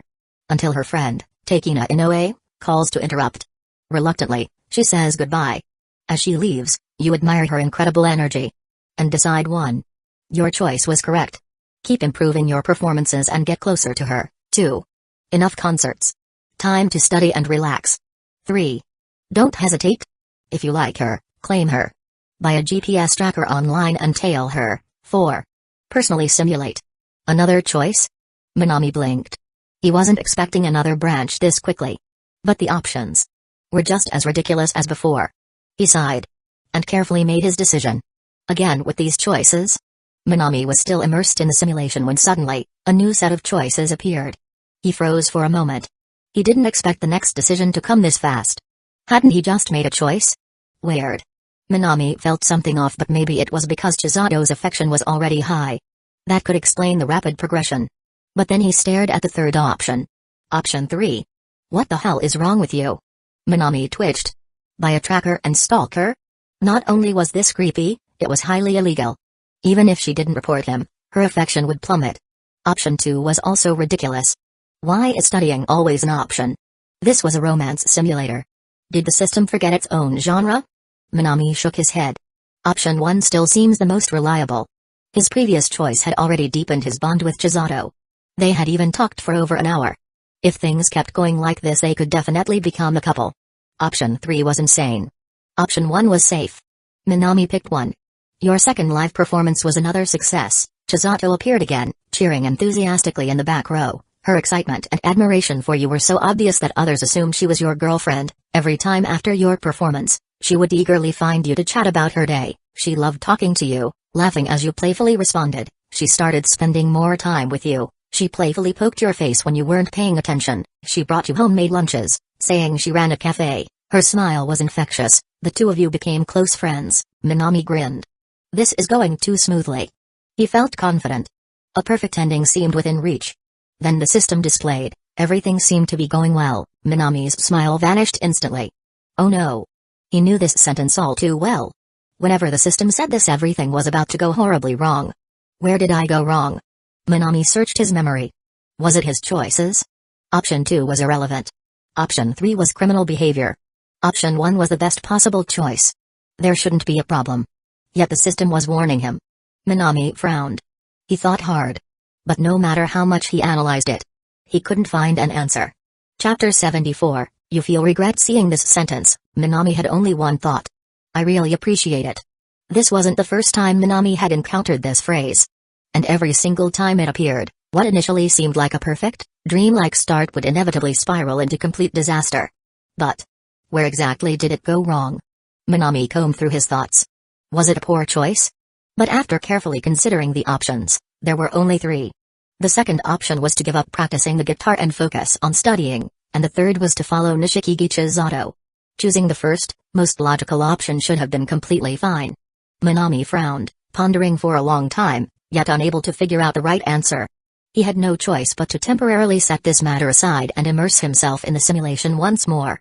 Everything seemed to be progressing smoothly. However, as time continued to pass, after spending so much time with Chisato, you keenly noticed something. Beneath the girl's cheerful, carefree face, there seemed to be something else, something hidden, something unknown. You could feel this emotion, but you couldn't quite guess what it was. Only occasionally, after a performance, when talking with Chisato about the future or her dreams, the always mischievous, lively, and sprightly girl would reveal a fleeting expression, one of relief, or perhaps detachment. You sensed that she might be hiding something from you, but as just a friend, you felt it wasn't your place to press for answers. Gradually, for some reason, she started coming to your outdoor performances less and less. A vague unease began to creep into your heart, but every time you saw her, she was as cheerful as ever, showing no signs of worry. When talking to you, she was always animated, and whenever she laughed, she would still, as usual, cover her stomach with one hand while playfully patting your back with the other, laughing until tears formed in her eyes. You felt that something was off, but whenever you tried to bring it up, the words never came out. After another performance, as usual, you went to meet her. But this time, you broke away from your usual hesitation and finally voiced what was on your mind. In the simulation, the river of memories flowed gently. Yo. Minami. That was an amazing performance today. How do you do it? Every single time, you managed to put on such an incredible show. Sitting on the bench, she cheerfully waved at Minami, who had just finished his performance, calling out, "Hurry, hurry. Over here." She sat on the bench without a care in the world, swinging her pale, soft legs back and forth as if she were on a swing, looking completely carefree and happy. Minami placed his guitar between them and fell silent. What's wrong? Hearing the unusual silence, her swinging legs came to a stop. A long silence. Nothing. After the silence, he finally spoke, his eyes fixed on the fountain in Shimokitazawa Square ahead. The setting sun bathed the square inch's golden light, the fountain gushing water. Droplets reflected the light, painting the entire square with an indescribable melancholy beauty. Really? The ever-cheerful girl seemed to pick up on something and fell silent as well. The silence stretched between them. After a while, Chisato. His voice suddenly broke the quiet. She had been idly counting cracks on the ground tiles and instinctively looked up. You have something on your mind, don't you? If you don't mind, you can talk to me about it. He said. His sudden words made Chisato open her mouth slightly in surprise.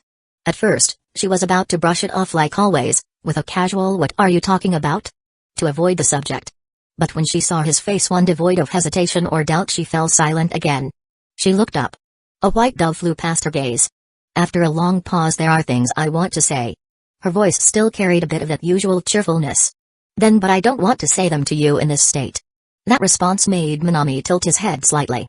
In the golden glow of the setting sun, the girl sitting on the bench hugged her knees, resting her pale chin atop them, tilting her head as she gazed at him. When he turned to look at her, Chisato let out a playful chuckle. Then, suddenly, she stood up and pointed at his face. "Because you have such a handsome face, yet you dare to show such a boring expression in front of me. I, Chisato-sama, am very displeased." She puffed her cheeks in mock anger, cutely placing her hands on her hips before grabbing something and tossing it toward him. Minami instinctively caught it, feeling a slight chill against his palm. Looking down, he saw a bottle of orange soda. "Drink it up, and no more sulking." Chisato crossed her arms over her rather generous chest and huffed proudly. "In front of Chisato-sama, all you need to do is stay happy. Minami couldn't help but glance at her, then took a big gulp of the soda, immediately grimacing. It's so sweet. And kind of bitter? Hee hee hee. Chisato giggled mischievously, setting the guitar aside. This is my favorite drink. Is that so? Of course. I could swear on it. She raised a hand, dramatically pretending to take an oath. You don't have to go that far. Thanks to her, the mood gradually brightened. Just like always, she started chatting and joking with Minami again. And then I am completely satisfied. She stretched her arms out wide and let out a comfortable sigh. And then, let's talk about my thing tomorrow. Gazing at the beautiful sight of the fountain in Shimokitazawa Square bathed in the glow of the sunset, she murmured softly. Why? Sitting beside her, he asked. The reason. How should I put it? Oh. Right. Hee hee. As if something had suddenly come to mind, she turned her head and flashed him the cutest, most energetic smile in the world. Because Chisato-sama doesn't want to ruin such a beautiful view just yet. Is that so?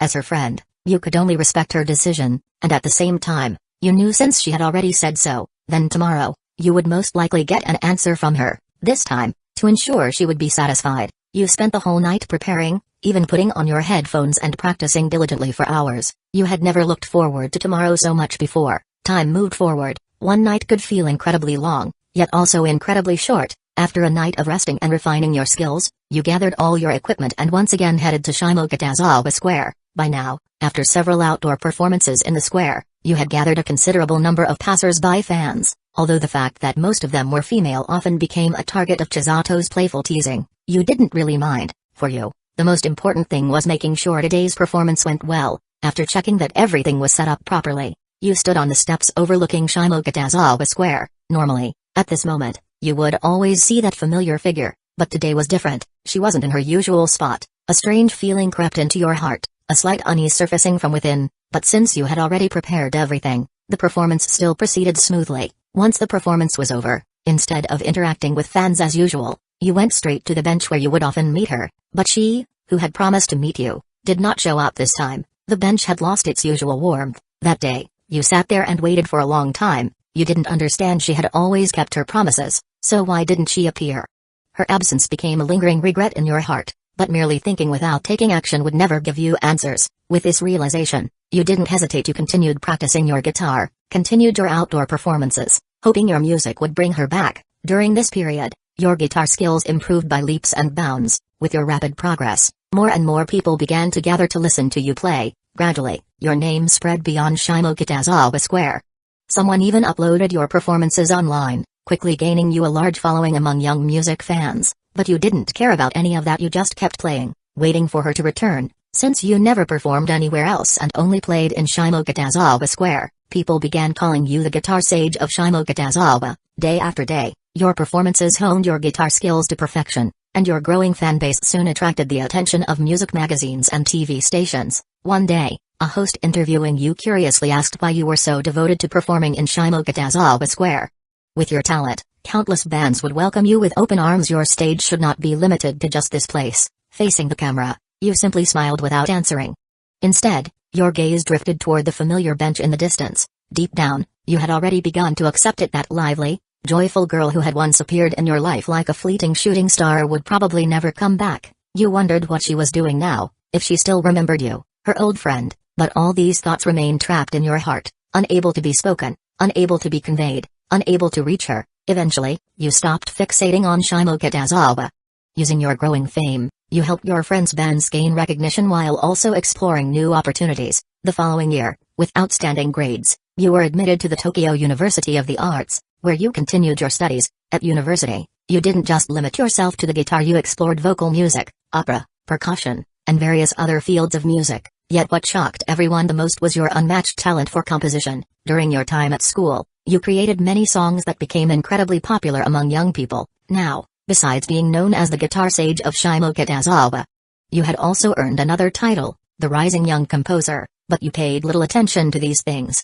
Immersed in your own world of music, you continued to refine your craft, creating more songs that resonated with people. In the second year after graduation, you became the youngest professor at Tokyo University of the Arts. By this time, the world had already acknowledged you as a master composer of the younger generation. With your help, the progress of the band Kesoka Band went smoothly. Everything was moving toward the best possible future. During gatherings with your bandmates, amidst their laughter and chatter, they would occasionally mention the lively girl they often saw in Shimogatagawa Square, one who seemed as carefree and full of life as a fairy. Her silent disappearance left them feeling somewhat dissatisfied, but at the same time, they sincerely wished her a better life. Whenever you heard them say this, even after achieving so much, you would always show a nostalgic expression. Though you and she had always been good friends, you had never truly stepped into her heart. Her sudden disappearance was a regret from your youth, one that, even now, refused to fade. Perhaps influenced by these thoughts, that night, inspiration struck you, and you composed a piece titled Chizato's Spindle Tree.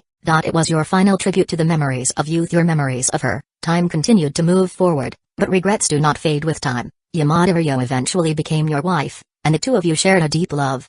Yet as time passed, you grew older. On your deathbed, you gently caressed your wife's face, reflecting on the journey of your life.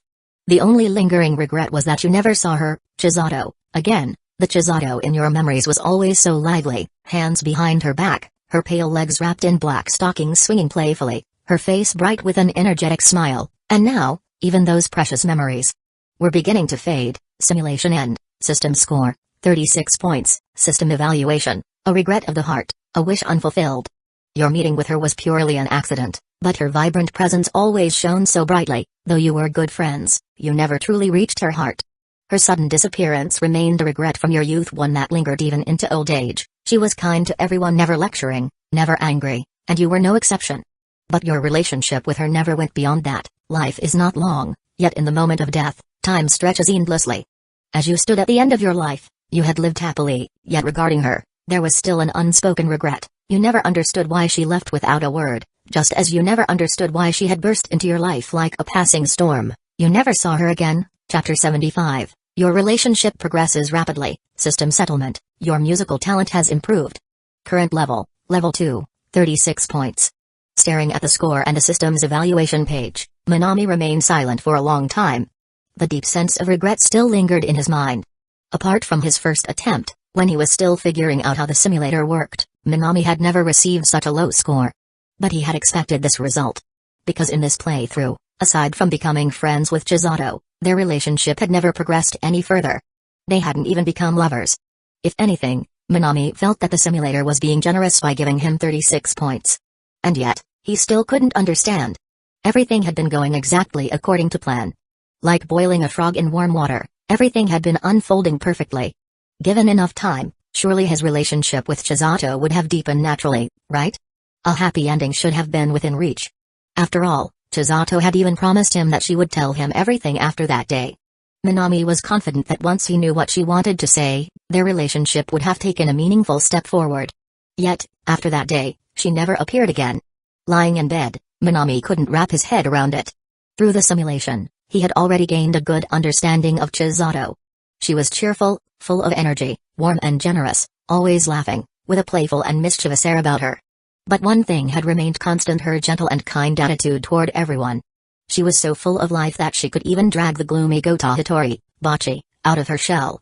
It was this rare, infectious energy that made everyone in the simulation become her friend without exception.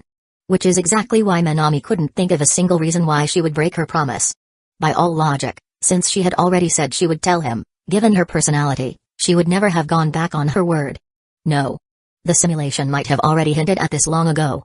Minami furrowed his brows. One particular sentence from the simulation stood out in his memory. Only occasionally, after a performance, when talking with Chisato about the future or her dreams, the always mischievous, lively, and sprightly girl would reveal a fleeting expression, one of relief, or perhaps detachment. That must be where the problem lies.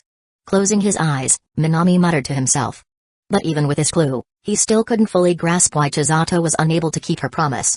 He could only make a vague guess. Perhaps Chisato didn't want to break her promise. Perhaps she couldn't keep it. With this new perspective, Minami reopened the simulation and examined the choices from the beginning once more. 1. Prepare actively for tomorrow's performance, hoping to attract her once again. With your looks and guitar skills, deepening your relationship with her should be no problem. 2. Practicing guitar all the time is exhausting. Maybe it's time to relax and take a break. 3. If you like her, you should pursue her. Know your enemy, know yourself while preparing for the performance. Also prepare to follow the blonde girl. 4. Personally simulate. The fourth option, manual simulation, required 4 simulation attempts to activate. standing high and mighty as always, seemingly untouchable. Minami skipped over the fourth option and focused on the first three. The first option was confirmed as 100% wrong by the version of myself from the first week. Minami's eyes landed on it. So, was the answer in the second option? Maybe it's time to relax and take a break. This option, without a doubt, would lead to the path of becoming a study monster. The version of me in the simulation would probably end up drowning in the sea of study, ultimately missing the chance to interact with Kinmaku Chitsuka. So, there's only the third option left, the one Minami considered the most absurd. 3. If you like her, you must have her. Know yourself and your enemy, and you will win every battle. While preparing for tomorrow's performance, also prepare for the task of stalking the blonde girl. Could it really be you? Minami stared at the line of text, somewhat speechless. This option, whether in terms of description or subsequent actions, was absolutely ridiculous, so ridiculous it was beyond belief. Stalking? Isn't that something only a crazy person would do? But Minami couldn't help but think that this option might actually be the best one. After all, there's a quote in Sherlock Holmes that says, "Once you eliminate the impossible, whatever remains, no matter how improbable, must be the truth." Applying that here doesn't seem out of place. Even if this third option is ridiculous, exaggerated, and hard to comprehend, it's most likely the right one. At this thought, Minami couldn't help but shake his head. The regretful outcome of 36 points. He would never see Chizato's sadness again. Two emotions mixed inside him. He had started out with such a great opening. The admiration level, he had originally thought that a happy ending would come easily. But what he didn't expect was for things to turn out like this. Then, let's try again. Minami briefly looked at his affection points. Thanks to Bocce, he still had 1,530 affection points left. With the regretful outcome from last time as a base, Minami didn't believe this time he couldn't reach a happy ending with Chisato. Without hesitation, Minami spent 300 affection points to redeem another simulation opportunity. Current affection points remaining, 1,230, current simulation attempts remaining, 1. After the simple system prompt, the system notification appeared again in front of Minami. Do you wish to start the simulation? Yes, without hesitation, he selected yes. Waking up from your blanket, with an irreplaceable feeling of regret in your mind, you wiped the sweat from your forehead, looked at the not-too-distant time, and recalled the golden-haired girl from your dream, the one you still felt regret about. This time, you are determined to create a better ending with her. To do so, you decide to 1. Prepare for tomorrow's performance as in the dream, believing this time will be different from last time. 2. Dreams are just illusions, practicing guitar all the time is too exhausting. How about messaging Yamada Ryo and teasing her a bit? That could be more fun, right? Who knows? You might get lucky. 3. If you like her, you must get her. Know yourself and your enemy, and you will win every battle. Don't hesitate. While preparing for tomorrow's performance, also begin preparing to follow the blonde girl. 4. Simulate yourself. 3 options, basically the same as before. But Minami couldn't help but complain Yamada. You. Looking at Yamada Ryo's name appearing in the second option, Minami was at a loss for words for a while. How many times has this been with Yamada? Does she really treat love simulations like a gacha pool? Is Yamada a permanent character in this pool? Minami shook his head in disbelief. Although still a bit hesitant, this time, he chose the third option. Loving a woman undeniably means you have to win her over, but for someone who suddenly stormed into your life like a downpour, you still know nothing about her. You are well aware that beneath this woman's cheerful and enthusiastic exterior, there are other secrets that remain hidden from the world. You decide that while preparing for the performance, you must also make plans to investigate her.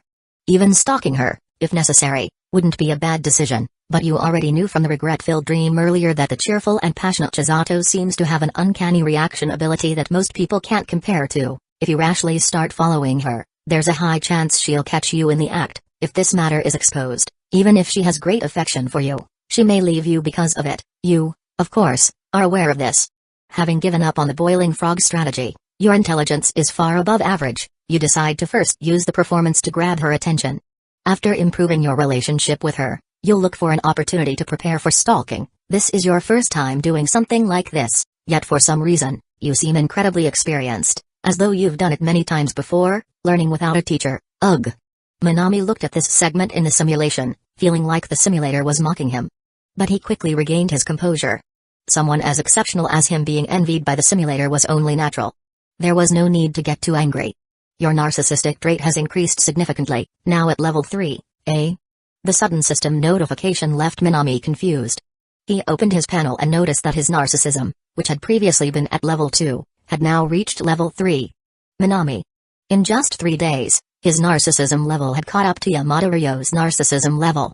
Honestly, Minami couldn't accept it. He felt more that the simulator must have confused narcissism with confidence. How could he have any issues? Forget it. There was no point in dwelling on these things. He shook his head, pushing all these random thoughts out of his mind. Minami refocused on the simulation. You finalize your plan, confirm the details, and begin preparing for the outdoor performance. This outdoor performance is your way of attracting her attention, so you can't afford to take it lightly. You secretly resolve that this time, you will avoid previous regrets and aim for a perfect ending. The next day, you once again perform at the outdoor venue in Shimokitazawa. Just like the regretful memory, she stops by again to listen to your music. The outdoor performance you carefully prepared leaves her very satisfied, increasing her admiration for you. After the performance ends, you, now familiar with the process, leave your audience behind and approach her to start a conversation. Your initiative surprises her. She's genuinely happy that you still remember her name. In yesterday's dream, you had already learned about her interests, so you deliberately chose to talk about movies. With your subtle guidance, she didn't realize she had revealed more information to you than she intended. This included her favorite foods, her recent troubles, and her physical measurements. If language had levels, you could be called the devil of conversation, but you're not really interested in these things.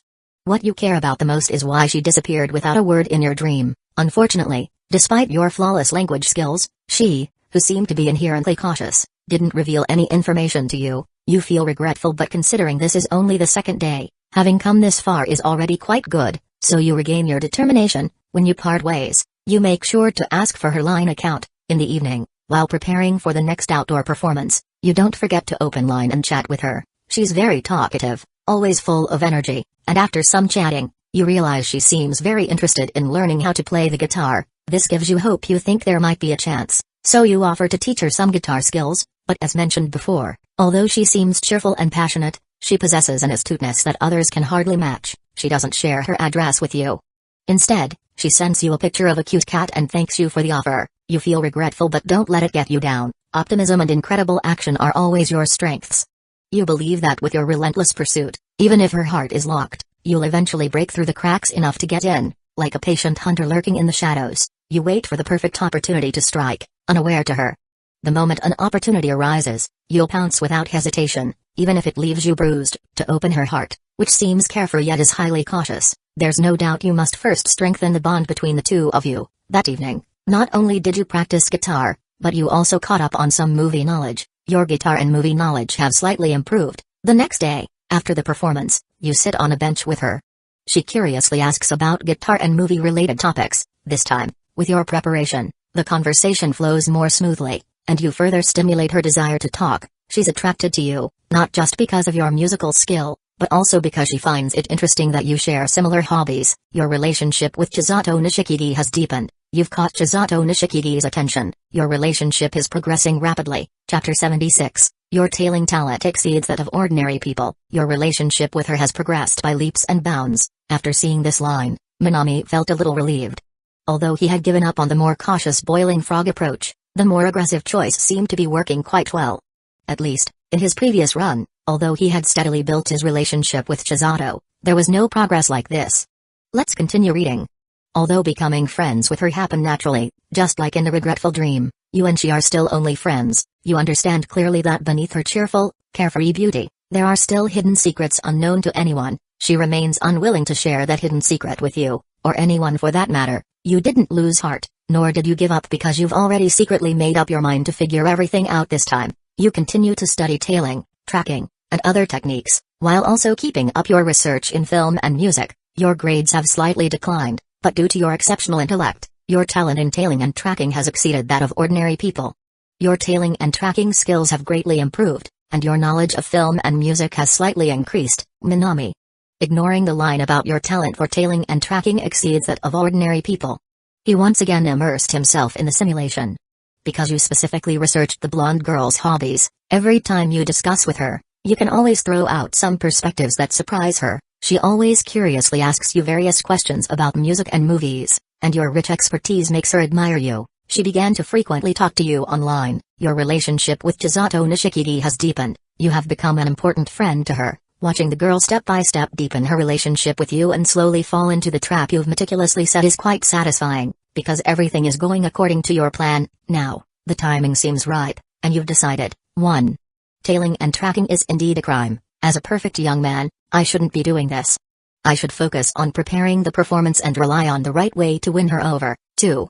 The woman, Yamada Ryo, actually secretly took me out for a meal while I was researching music and film. I guess I should tie her up and correct her properly? Brutal segs. 3.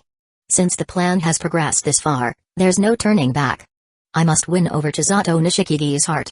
Even if it means tailing and tracking her, so be it. 4. Simulate it myself. 3 options appeared. The content of these choices could be described as increasingly absurd. Also, Yamada Ryo, who came from such a wealthy family, was now extorting money from him, a poor man. Was this person serious? Minami couldn't help but twitch his mouth. Could it be because he extorted 1,000 yen from her using his guardian spirit last time, so she's trying to get revenge now? No way. Minami muttered, unsure. Considering the personality of Yamada Ryo in the simulation, she really might do something like this. Forget it, forget it. Thinking about the 1,000 yen's fate in the simulation didn't matter. Minami focused on the third option. After hesitating for a while, he finally chose it. Yes, the tailing plan has already been prepared to this point. How can I give up easily? Although you hesitated, you still decided to carry out the plan. Through days of outdoor performances, you now have some extra money. This money was given to you by a very enthusiastic older sister fan during one of your outdoor performances. Since you've always felt that the money came from somewhat inappropriate means, you haven't used it, but now, you can't care about that anymore. You decide to invest this money into the plan. You purchased a miniature tracker online. At the same time, knowing Chisato Nishikigi's interests well, you also bought a small bear doll from a nearby toy store, about the size of your palm. You hide the miniature tracker inside the bear doll, preparing everything seamlessly. Given how close you are with her now, she definitely won't refuse if you give her a small gift. In the simulation, the memories of buying the bear doll and the miniature tracker flashed through Minami's mind. He couldn't help but gasp. Wait. This is my first time doing something like this. Why does the version of myself in the simulation seem so experienced? He even considered Chisato's personality, as well as his relationship with her. Could it be that I really have a talent for this? That thought crossed Minami's mind. But the next second, he shook his head in denial. No, no, no, how could that be? The version of himself in the simulation couldn't be compared to his real-life self, could it? Moreover, considering a girl like Chisato, who keeps everything hidden deep inside and silently endures, if he didn't take such actions, the chances were high that it would end up like last time, full of regret. He found a random excuse to convince himself, and the simulation continued. The next day, after the performance, you took out the little bear doll in front of Chisato with the flair of a magician. In the simulation, the scene of the memory flickered like a light spot. Wow, her golden white hair swayed as Chisato cutely took 2 steps to the left and glanced at the little bear doll sitting in Minami's palm. Then, she tilted her head, took 2 more steps to the right, and looked at it again. The doll's exquisite craftsmanship and cute movements completely captured her attention. So cute. She couldn't help but murmur to herself, reaching out to touch the little bear doll in Minami's hand. But Minami's palm skillfully pulled back, causing her fair, soft hand to miss. Hey? Minami-kun, you're so stingy. I just wanted to touch it. The girl puffed her cheeks in anger and started to act coquettish toward Minami. At the same time, she was a bit surprised in her heart. Because, apart from the coffee shop owner who raised her since childhood, she had never acted so coquettish toward other men. But since she had already done it, she wasn't embarrassed. She boldly reached out her hand. Let me see. 1,500 yen, please. Minami spoke calmly. Hey. What's that number? So expensive. You black-hearted Minami-kun. Chisato pouted and complained, then completely ignored Minami. She grabbed his hand and forcibly shoved the little bear doll into her own hands, inspecting it closely. Let's sit on the bench over there. Minami suggested. Okay, she responded while carefully examining the details of the little bear doll, not bothering to look up. She reached out her other fair hand toward Minami. Her meaning was simple enough for Minami to understand with just one glance. Hold my hand. Without saying a word, Minami naturally took her hand, leading her to the bench like a blind person guiding the way, and they sat down. They sat in silence for a while. Ah, Minami, pervert. Chisato pulled her hand out of Minami's, and with a bright blush in her eyes, she glared at him. Why wouldn't you let go? Are you reluctant? Yes. Minami nodded and answered. You guy. After putting the bear doll down, Chisato put her hands on her hips, pouted, and teased Minami. So, holding my hand makes you feel good, huh? It was meant as a joke, something she often said in daily life. But it does feel quite nice. To her surprise, Minami replied after some serious thought. Huh? The unexpected directness made Chisato, who had just been teasing, lean back dramatically. Usually so cheerful, she couldn't help but gape, seemingly flustered, and waved her hands in front of her chest. Wait, Minami-san, you must have misunderstood, I was just joking. Really? Minami tilted his head and blinked, but I'm not joking. His tone carried no trace of humor. Huh? You guy. Facing the direct hit, Chisato had no resistance at all. She could only cover her flushed face and let out a final dissatisfied sound. If your girlfriend finds out that you're tricking other girls like this, you'll be in big trouble. What are you talking about? Minami looked at her curiously. I don't have a girlfriend. Eh? Her voice rose in pitch as Chisato jumped up from the bench, her face full of disbelief as she looked at Minami. Is that true? That's probably what she wanted to say. Really? Minami responded, then thought for a moment before speaking, or I could compromise and have you be my girlfriend. I wouldn't mind. Why are you acting like it's so natural? And what do you mean by compromise? Chisato, still angry, reached out and pinched Minami's nose. Is being my boyfriend really that much of a sacrifice for you? Do I look like I need a girlfriend? Minami's voice was muffled because of the pinched nose. Well, not really. Chisato blinked. Every time Minami performed outdoors, a group of older sisters would always gather around to greet him warmly. If Minami wanted, he could probably find a few girlfriends in one day. Right? Minami spoke naturally. I'm not lacking in girlfriends, and being the great guy I am, if I were to lower myself to be your boyfriend, isn't that a sacrifice? Yes, yes, yes. After releasing his nose, Chisato rolled her eyes and then gave a small bow. Mr. Minami, if you're willing to lower yourself and marry this humble girl, it's truly my great fortune. So, how about we try it? Minami suggested tentatively. Given their close relationship, it shouldn't be an issue for them to transition into a romantic relationship. But in Minami's gaze, Chisato's eyes showed some hesitation before she shook her head. I think I'll pass. She smoothed the wrinkles in her skirt, smiling as she tilted her head. I think Mr. Minami is right, it's me who's not good enough for you. Is that so? So, it really doesn't work after all? He felt a slight regret in his heart, but quickly returned to his usual self. I think so too. It's better not to let you, silly woman, delay me. Ah. You actually said something like that. Chisato-sama is really going to be mad now. In the setting sun. She stood up and pounced on Minami, tumbling with him in a playful manner. Your relationship with her is still progressing. Similarly, you can clearly sense that Chisato is quite curious about relationships between men and women, but for some unknown reason, every time you bring up this topic in a tentative manner, she always finds some cheerful excuse to avoid it. For this relationship, which only stays at the level of friendship, you now know what you must do. Slow and steady may work well, but a more aggressive approach might also break the situation open. You gave Chisato the little bear doll. She was very happy to receive this unexpected gift. At the same time, her already close relationship with you allowed her to completely relax and not inspect the little bear doll as carefully as she might have otherwise. She even said that she would keep the little bear doll in her backpack and carry it with her. The little bear doll, which had a tiny tracker inside, was happily and cheerfully placed into her bag by her, with no worries at all. You feel a bit guilty, thinking you've taken advantage of her trust, but you've been eager to understand why she disappeared without a word in your dreams. Why does she, despite seeming optimistic and cheerful, keep her heart closed to everyone? When you returned home, you opened your phone, and the map showed her location. You know that place, and it isn't far from your rented apartment. It could be said that everything is aligned perfectly. At the same time, you clearly realize that your plan has already succeeded to a great extent. Next, it's just a matter of slowly digging out the secrets she's hiding deep within her heart. This may be a long-term strategy, but patience is something you're not short of. Lying in bed, you wait for tomorrow to arrive. Time will not stop flowing because of anyone's thoughts. The next day arrives just as expected, but this time, unlike usual, you deliberately change the direction of your morning run. Following the guidance of the tracker, you quickly find yourself near a residential area, seemingly aimlessly jogging, and this happens to coincide with meeting the golden-haired girl running down the stairs. You bump into Chisato. Chapter 77. You've started working. At the moment you see her coming down the stairs, a perfect and just right look of surprise appears on your face. Her face shows some confusion and suspicion at your sudden appearance and perfect timing encounter, but even upon scrutinizing you, she can't sense anything from your usual expression.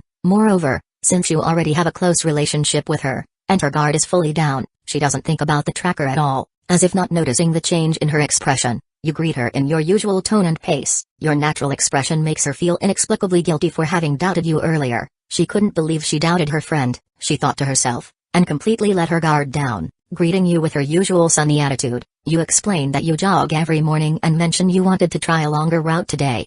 Meeting her was purely a coincidence. Chisato, who already had little suspicion, fully accepted her explanation and believed that your encounter here was perhaps a delightful coincidence. Besides, she wasn't opposed to interacting with you, and every conversation with you made her feel quite happy. As you both walked and talked, you didn't forget to ask her why she was up so early and about the specifics of her situation. She had always felt guilty for hiding such things from you, as you had been friends for quite a while, yet she never revealed any personal details. She knew that this time, she probably couldn't hide it anymore, and finally decided to confess to you. In the simulation, various memories began to flash in Minami's mind. Eventually, the scene froze at a civic park not far from Chisato's home. You should know that orphanages and similar care institutions in Japan are places that adopt orphans and take care of them until they grow up. Standing on a swing in the park, swinging back and forth, Chisato tilted her head and spoke in a lively voice. I know a little. Minami, sitting on a nearby swing, nodded and watched her swing. Hey. As expected of the well-informed Minami-san, since you know, that makes things easier. The swing stopped, and immediately came Chisato's energetic voice. Takina and I were both adopted and raised by an orphanage nearby. Upon hearing this, Minami quickly thought of the other black-haired girl who was often with Chisato Nishikigi Takina Inoue. So, there was actually such a hidden truth behind them. Such matters are certainly not something one would easily reveal to others. Chisato placed her finger on her pink lips. The orphanage that raised me provided my living expenses, and even my current dormitory. At this point, she couldn't help but sigh. Her usual energetic tone became low. But how should I put it? I guess it's because of poor management. Due to a long-term imbalance between income and expenditure, the orphanage has been struggling to make ends meet. In fact, even today, the orphanage's basic expenses are becoming difficult to cover. To put it simply, we're pretty much doomed. Thud. Chisato gracefully and cutely jumped off the swing, standing in front of Minami. She clapped her fair hands and made a playful "oops, we're done" for gesture. Even at this point, this energetic girl still had the presence of mind to joke in front of Minami. Although Minami knew she was trying to lighten the mood with humor, the topic was still rather heavy. And frankly speaking, what Chisato said didn't quite align with what Minami knew of the Lycurus recoil storyline. But upon further consideration, in this world, there were no ruthless terrorists, no Tokyo constantly being attacked, and no organization making money from killings. What existed here was just a normal orphanage, and Chisato Nishikigi and Takina Inoue, who were working hard for it. In this world, they were just ordinary girls, naturally constrained by money. Minami fell into a brief silence. The atmosphere grew a bit heavy. For some reason, when Chisato saw the usual optimistic Minami fall silent, her chest tightened. This feeling was probably her first time feeling this way facing a boy. Not wanting to see Minami's silent expression, she thought for a while and decided to make a funny noise to liven up the mood. Woo-woo, it's over, Minami-kun, now that you know all this, come pity poor Chisato-sama. This was meant to be a teasing remark to lighten the mood. But I won't pity you. Minami's voice sounded. This made Chisato, who was still making funny noises, freeze. But Minami seemed not to notice her expression. Under her gaze, he calmly continued in a clear tone, I won't empathize with you either. At this point, he shook his head, sympathizing with you or empathizing with you is just an insult to your efforts in life. I will bless you, but I will never pity you because you, who are striving to improve your situation, don't need anyone's pity. Yes. Chisato Nishikigi didn't need anyone's pity. Sympathizing with someone or empathizing with them without their consent would only be rude to those who were working hard. Minami believed that with her optimistic and cheerful heart, Chisato would definitely be able to overcome the difficulties on her own. Minami's words were very calm, but each word deeply impacted Chisato Nishikigi's heart. She blinked and stared blankly at the young man in front of her for a long time, unable to say anything. After a while, under his gaze, she turned her head and randomly wiped her face with her sleeve. Crying? No, I'm not. She hit Minami on the back, her eyes red as she puffed up her cheeks angrily. Honestly, you always say things that make me feel embarrassed. She complained, but the dissatisfaction in her voice was almost unnoticeable. Minami and she fell into silence again. But this time, the silence didn't last long. She suddenly looked up, mumbling in a small voice, somewhat awkwardly. But, thank you for saying something like that to me. What? I didn't hear that. Minami tilted his head, pretending not to hear. You jerk. You clearly heard it. Chisato voiced her displeasure. I really didn't hear it. Forget it. I'm not saying it again, I'm too shy. Eh? Say it again, I'll listen carefully this time. Minami's teasing voice. It's too embarrassing, I'm not saying it again. This time, she dragged out the words, hands on her hips, once again showing the lively sparkle in her eyes. She extended her fair finger, making a cute face at him. Seeing his unwilling expression, she slightly curved her lips, tilted her head, and smiled.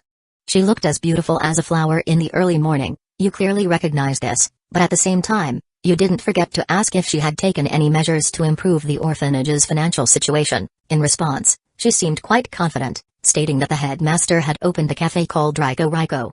In addition to coffee, the cafe also served some desserts and dishes. They hoped to stabilize the orphanage's financial situation by relying on the income from the Riko Riko cafe. TL notes, Riko Riko, a Japanese-style cafe in the old downtown area of Tokyo. The cafe takes in orders for anything from delicious coffee to sugary sweets. And perhaps a little something extra like dealing with kids, business negotiations, love advice, one-on-ones about zombies and giant monsters, and more. No matter what you order, we'll serve it up, relying on a cafe to support the orphanage's finances. In the real world, Minami felt deeply skeptical as he read this passage. How could a small restaurant support the expenses of an orphanage? How popular would the business need to be for that to happen? A niche drip coffee shop. Could it really become that popular? And the following text in the simulation confirmed Minami's thoughts. When you asked her about the cafe's financial situation, her previously confident demeanor suddenly turned gloomy. It turned out that although the Riko Riko cafe had opened smoothly, its business wasn't very promising due to factors like its location. Of course, the main reason was that the Riko Riko cafe didn't have a qualified head chef. While Riko Riko mainly focused on coffee and desserts, it also tried to serve dishes to help supplement the orphanage's finances. However, both Chisato Nishikigi and Takina Inoue could only cook a few passable home-style dishes, and at the cafe, they were mainly doing odd jobs as waiters, unable to fulfill the role of head chef. Without a qualified head chef to take charge, the already mediocre business of Riko Riko was struggling, its operations mainly sustained by a few regular customers coming in to play games. This situation meant that not only was the cafe unable to support the orphanage, it might even be losing money. However, with their financial situation, they couldn't afford to hire a new qualified head chef. Over the past few days, both Chisato Nishikigi and Takina Inoue had been running around trying to solve this problem. The result was, as expected, not great. You quietly listened to her troubles, and after thinking for a moment, you suggested that perhaps you could try being the head chef. Chisato Nishikigi, usually so optimistic, seemed a bit unsure about your self-recommendation. Finding a restaurant head chef wasn't an easy task, and it wasn't simply about being able to cook a few home-style dishes. She tried to talk you out of it, but in the end, she couldn't change your determined attitude and agreed to let you try working at Riko Riko Cafe. Finally, a new scene has opened up. Minami breathed a sigh of relief as memories from the simulation resurfaced in his mind. Until now, his interactions with Chisato had been limited to just a chance encounter at Shimogatazawa Square. With only one place to meet, their encounters had been rather singular. But now, there was a new place to interact with Chisato Nishikigi, and he expected there would be better encounters here. As for being the head chef, to be honest, Minami wasn't particularly worried about that. Although it was his simulation self, he still had a level 4 cooking skill. Being a head chef in a cafe, this wasn't a challenge. Everything appeared to be going smoothly on the surface. But, although a new map has opened, the reason Chisato Nishikigi left without a word in the previous round is still unclear. Minami's eyes were filled with confusion. Yes, things were developing in a good direction, but the question that had been bothering him remained unresolved. He could only continue reading. Under Chisato Nishikigi's lead, you soon arrived at the Riko Riko Cafe. Here, you also met several people, including Mika, the cafe's manager, Mizuki Nakahara, and Kurumi. Takina Inoue, who you already knew, seemed surprised by your arrival, looking at Chisato Nishikigi in disbelief as if asking what was going on. But Chisato Nishikigi just shrugged and playfully stuck out her tongue to dismiss her concerns. The others seemed confused about your arrival. After Chisato Nishikigi introduced you, their confusion turned to surprise. Your overly youthful appearance made them unable to believe that you could handle the role of head chef at a cafe. You didn't explain much, simply washed your hands carefully, walked to the counter, opened the fridge, and started selecting ingredients. Start cooking. You made a well-prepared, perfectly cooked Spanish seafood paella, rated 4.3 stars. Half an hour later, the frying pan containing your seafood paella was licked clean. Your outstanding skills earned the recognition of all the members at Riko Riko. However, before officially becoming the head chef, the cafe's manager, Mika, had a serious conversation with you. He told you earnestly that the salary here wasn't as high as you might have expected, and with such skills, you could surely shine in a better restaurant. In response, you didn't say much, just gave a deep look at Chisato Nishikigi, who was proudly showing off your presence to the other Raiko staff. Chisato Nishikigi seemed to sense something, as she caught your gaze. Her usually outgoing demeanor made her pale face flush for the first time. It seemed like she understood something from both of your gazes, and Mika, sensing the change, broke off the topic and didn't say anything more. You officially started working as the head chef at Raiko. Chapter 78, She suspects you added something to the dish. You began working as the head chef at Raiko. You set very high standards for all dishes, because you knew how important Raiko was to Chisato Nishikigi. However, as mentioned earlier, the cafe's business situation wasn't optimistic. Only a few regulars visited the cafe, and in addition to the money from Raiko that kept the cafe running, the orphanage's financial situation also needed to be improved immediately through the cafe. Faced with financial difficulties and limited conditions, the originally cheap pricing strategy seemed weak. But if the prices were raised too high, it might scare away the remaining regulars. Chisato came to talk to you about this issue. As usual, she didn't realize she was subconsciously relying on you. This was a decision with far-reaching consequences. You had many thoughts in mind, but ultimately decided to choose 1. Keep the current pricing strategy for the masses and prioritize retaining the current customers. As with your skills, low profits can lead to higher sales and attracting more customers isn't hard. 2. Take a middle ground approach. Keep the current affordable pricing for now, and raise prices once the business becomes booming. 3. Be very confident. Believe that with your skills, even with high prices, there will definitely be people willing to pay, as you believe gold shines everywhere, and you are that deserving gold. 4. Personally simulate. The options popped up again, drawing Minami's attention. This is indeed a far-reaching decision. Looking at the prompt in the simulation, Minami got out of bed. This set of options, from 1 to 3, all determined the fate of Raiko Cafe. If Minami chose wrong, the cafe, which carried all the hopes of Chisato Nishikigi and Takina Inoue, would likely disappear on the spot. This made Minami think deeply. The first option was to keep the current pricing and retain customers. But honestly, from the previous descriptions, it was clear that Raiko had always struggled with business. Even if they kept the prices low, the cafe would only retain a handful of regulars. Choosing not to raise prices in order to keep a limited number of customers seemed misguided. Moreover, the descriptions indicated that Raiko needed money, lots of money. The strategy of low profits and high sales. Honestly, it didn't seem suitable for Raiko at this moment. What about the second option? Minami looked down. 2. You decide to take a middle ground approach, keeping the current affordable pricing for now, and raising prices once the business becomes booming. The second option seemed appealing. Attract customers first, and then raise prices. But Minami felt this option was somewhat unrealistic. This option painted everything too idealistically. The food industry avoids raising prices without reason. Once customers accept low prices, raising prices later without justification will make them feel cheated and make it hard to accept. Minami's fingers flicked, and his gaze moved to the third option. 3. You are very confident, believing that with your skills, even with high prices, there will definitely be people willing to pay. You believe gold shines everywhere, and you are that deserving gold. Confidence. Extreme confidence. Yes, from this description, Minami only sensed extreme confidence. There was no need to lower prices, just increase the prices significantly, and everyone would be a cash cow in front of your dishes. This option, from any angle, was extremely radical. It gave off a no success, no survival vibe. But strangely, this was the option that made Minami stop and think. The reason was simple. Raiko needed money. It needed a lot of money. High prices would undoubtedly scare some people away. But once the cafe gained recognition, the money-making potential would far exceed that of the first or second options. Then the problem arose. Could the dishes really justify the high prices? Minami thought for a moment and realized he was overthinking it. With his level 4 cooking skill, he was already at a top professional level. His cooking could absolutely justify the high price. And besides, the world was full of people who enjoyed novelty. Just like the high-end food videos on Bilibili in his past life. People often spent tens of thousands on expensive ingredients or dining experiences. High-priced dishes were a gimmick in themselves.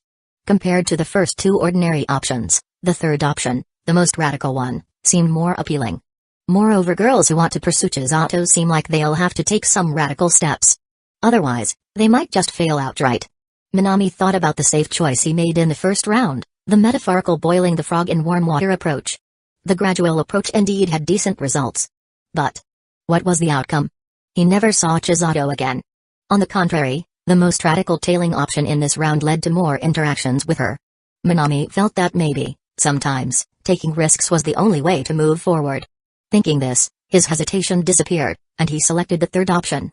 As the head chef, you are fully aware of the orphanage's dire financial situation.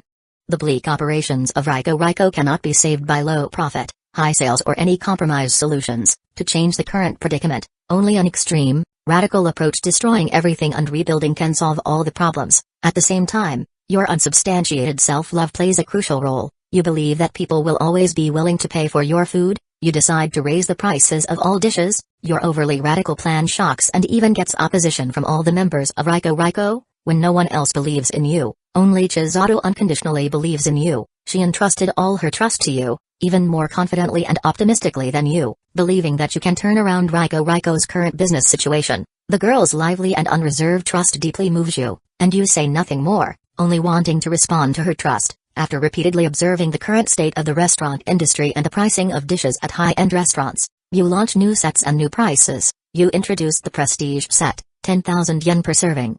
The luxury emperor set exclusive, 30,000 yen per serving. And the super luxury set exclusive, 50,000 yen per serving. Meanwhile, all dishes at Riko Cafe have been raised to a higher price bracket. The sets are launched with great enthusiasm. However, just as the members of Riko expected, the sudden price hikes only drove customers away. Riko's already poor sales figures have now become even worse. Facing this situation, you have no intention of giving up. You remain calm, actively preparing dishes while quietly waiting for an opportunity. During these difficult days, Chisato stayed by your side, never leaving. Whenever you were deep in thought, she would cheerfully bring you a cup of coffee, and whenever you were at a loss for words, she would always bring up some topic. Gradually, she seems to have realized something. Her tenderness toward you has clearly exceeded the boundaries of friendship. Once she realized this, her gaze became harder to tear away from you. Occasionally, when working, she would rest her face on her hand, staring blankly at you until the store manager reminded her, and she would awkwardly blush in response. You did not ignore her feelings for you, but right now, the most important thing is Riko's business issue, so you can only temporarily set aside your thoughts, and the day the opportunity arrived was not as far off as everyone thought. Finally, one day, the delicious aroma from Riko caught the attention of a hungry customer, drawing him in and keeping him there. Upon seeing the exorbitant prices of the dishes at Riko, the customer's first instinct was to turn away. However, he was still drawn back by the aroma coming from the kitchen. Unable to bear leaving, he decided to give in and order a set meal, figuring he might as well get cheated if he was going to be. The rare customer lifted your spirits, and the dishes you had been diligently preparing now finally had a chance to shine. You prepared a set meal with a rating of 4.8 points. You served the dish and waited. Even Chisato couldn't help but feel nervous at this point, but when faced with a dish rated 4.8, no customer could resist the deliciousness. Your dish received high praise from the customer, and in the end, he even left an additional 10,000 yen as a tip. He told you that your dish gave him a taste of pure happiness he hadn't felt in a long time. Incredible cooking. After saying this, the customer left. He gradually became a regular at Riko. Even bringing friends along to dine, the once quiet Riko began to attract customers. Over time, in addition to the regulars who were drawn to your dishes, there were also curious onlookers who started eyeing your new restaurant. The high prices you set did scare away many, but as you expected, the high prices themselves became a kind of gimmick. Although most people were intimidated by the prices, there was still a small group of curious and not so poor people willing to spend money to try, and just a simple attempt was the beginning of the entire downfall. Your dishes make it impossible for anyone who has tasted them, even just once, to forget them. On one hand, they curse you for pricing your dishes so high and being so unscrupulous, but on the other hand, they willingly take money out of their pockets to pay for the meal. Riko gradually gained some fame in the neighborhood, and business became booming. This sudden change shocked the Riko employees who had previously lacked confidence. They were too young to imagine that the exorbitant prices you set with a wave of your hand would attract so many customers who were willing to pay. The idea that Chef Minami might be a devil of cooking began to spread among a few employees in Riko. Meanwhile, the booming business motivated them to work harder, and the constantly rising revenue further fueled their enthusiasm. When the month's revenue was calculated at the end of the month, everyone, except for you, was stunned by the amount. This month's revenue for Riko was 10 times the revenue from the previous month, after deducting the necessary costs for operating the orphanage and the daily expenses of Riko.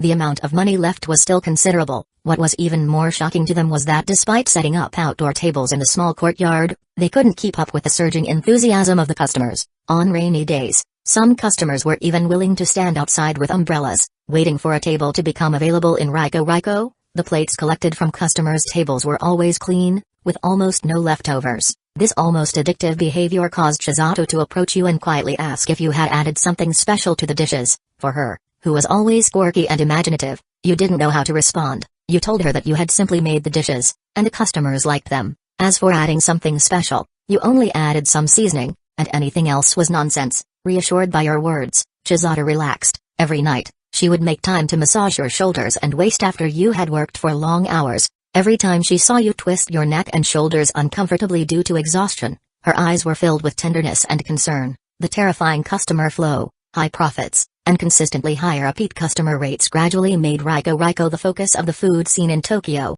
More and more people wanted to come to Raiko to taste the food, but the overwhelming full occupancy made it impossible for them to find a way in, to taste the happiness-inducing dishes. Some people even began to line up outside Raiko at dawn. Feeling the memory of the long line forming outside Raiko in the simulation, even Minami was a bit surprised. They started lining up at dawn, just for a bite to eat? Are the people in Tokyo that bored with nothing to do? Chapter 79, Kiss. Do the people in Tokyo have nothing to do? This thought appeared in Minami's mind but was quickly dismissed. He felt he might have underestimated the value of having level 4 culinary skills. Level 4 in the system already represents the peak of professionalism. Additionally, the dishes he created could make people feel happiness. Only with both of these factors combined does such a powerful effect occur. Having realized this, Minami didn't linger on the matter any longer. After all, based on the current developments, his choices were likely not wrong. The difficulties in Raiko were resolved, the orphanage regained funding, and everything seemed to be going perfectly. The issues that had troubled Chisato and her partner, Inoue Takina, had been completely solved. Now, after solving this issue, the next problem arose, and it made Minami have to stay alert. Why did Chisato leave without saying goodbye before, and why does she still refuse to become my girlfriend now? Minami tapped his head and refocused his thoughts. In the previous cycle, Chisato's sudden departure left him concerned. Similarly, this cycle, her hesitation to accept his confession attracted his attention. From his observations, it seemed that the relationship between him and Chisato had already surpassed that of just friends. She would massage his shoulders when he was tired, secretly leave a cup of coffee on his desk when he stayed up late, and when he noticed her little actions, she would laugh behind the door. Sometimes, she would even sit on his lap as if claiming her territory, showing no shame in expressing her affection. But whenever the topic of becoming a couple came up in the simulation memories, she would hesitate and then change the subject with a cheerful smile. Through 2 cycles of the simulation, Minami understood clearly. Chisato was the type to express her feelings openly. She didn't care about others' opinions, was cheerful, confident, and always lived joyfully. Would someone like her intentionally hide her emotions? Minami focused all his attention on the simulation. Perhaps the next cycle would uncover the hidden answers. While managing the business at Raiko, you didn't forget to test Chisato's feelings through various indirect confessions. However, to your disappointment, she always hesitated in the face of your tests, eventually coming up with an excuse to avoid the topic. Your relationship remained stuck in the space between friends, just like in the previous cycle. If this continues, it might end up repeating the same regrets from the past cycle. The business at Raiko has gradually stabilized, and every day brings in a decent income. With you in charge, both the orphanage and Raiko's revenue are no longer an issue. Your handsome appearance and culinary skills beyond your years have also attracted the attention of many women. Wealthy women in Tokyo are not uncommon, and while the prices at Raiko are high, they are still affordable for them. To get closer to you, these women often come early, order food, and sit while watching you work, sometimes staying the entire day. Although you ignore their frequent flirtations, a few bold women deliberately come during closing hours to hint at their interest. Their hints are frequent and full of temptation. Any ordinary young man would have probably given in by now, but you're not like an ordinary Tokyo youth. You have your own goals. However, it's time to make a decision. Option 1. Compared to Chisato, who hides her feelings, mature older women are more appealing. I should move on decisively. Option 2. Stay true to yourself, reject all advances, and pursue Chisato without hesitation. Option 3. Maybe I should change my approach, accept some ambiguity, and observe her reactions. Option 4. Simulate it myself. The options appeared.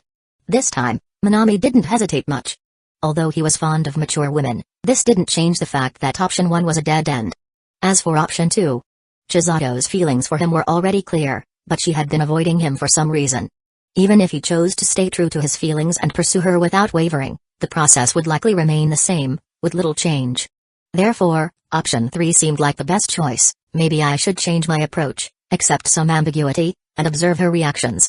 Although Minami felt that deliberately testing someone's feelings wasn't ideal, he knew that he couldn't keep hesitating. If he kept procrastinating, the likely outcome would still be regret. He had to find out why Chisato was avoiding him. Minami raised his hand and selected option 3. The simulation continued.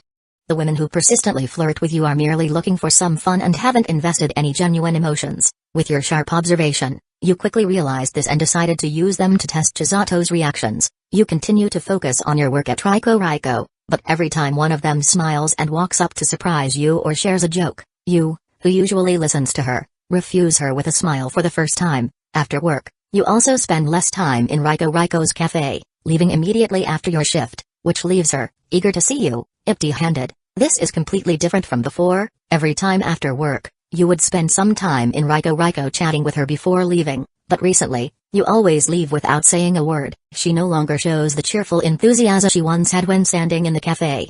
She begins to feel genuinely anxious, realizing that you've been ignoring her. She feels that something she holds dear is being taken away. Thinking about what might happen, her breathing becomes unstable. Afterward, she starts looking for an opportunity to talk to you alone, but her frantic attempts, coupled with your deliberate indifference, leave her at a loss. Finally, one day after work, frustrated by her repeated failures, she makes a decision she's going to follow you. Are you doing this too?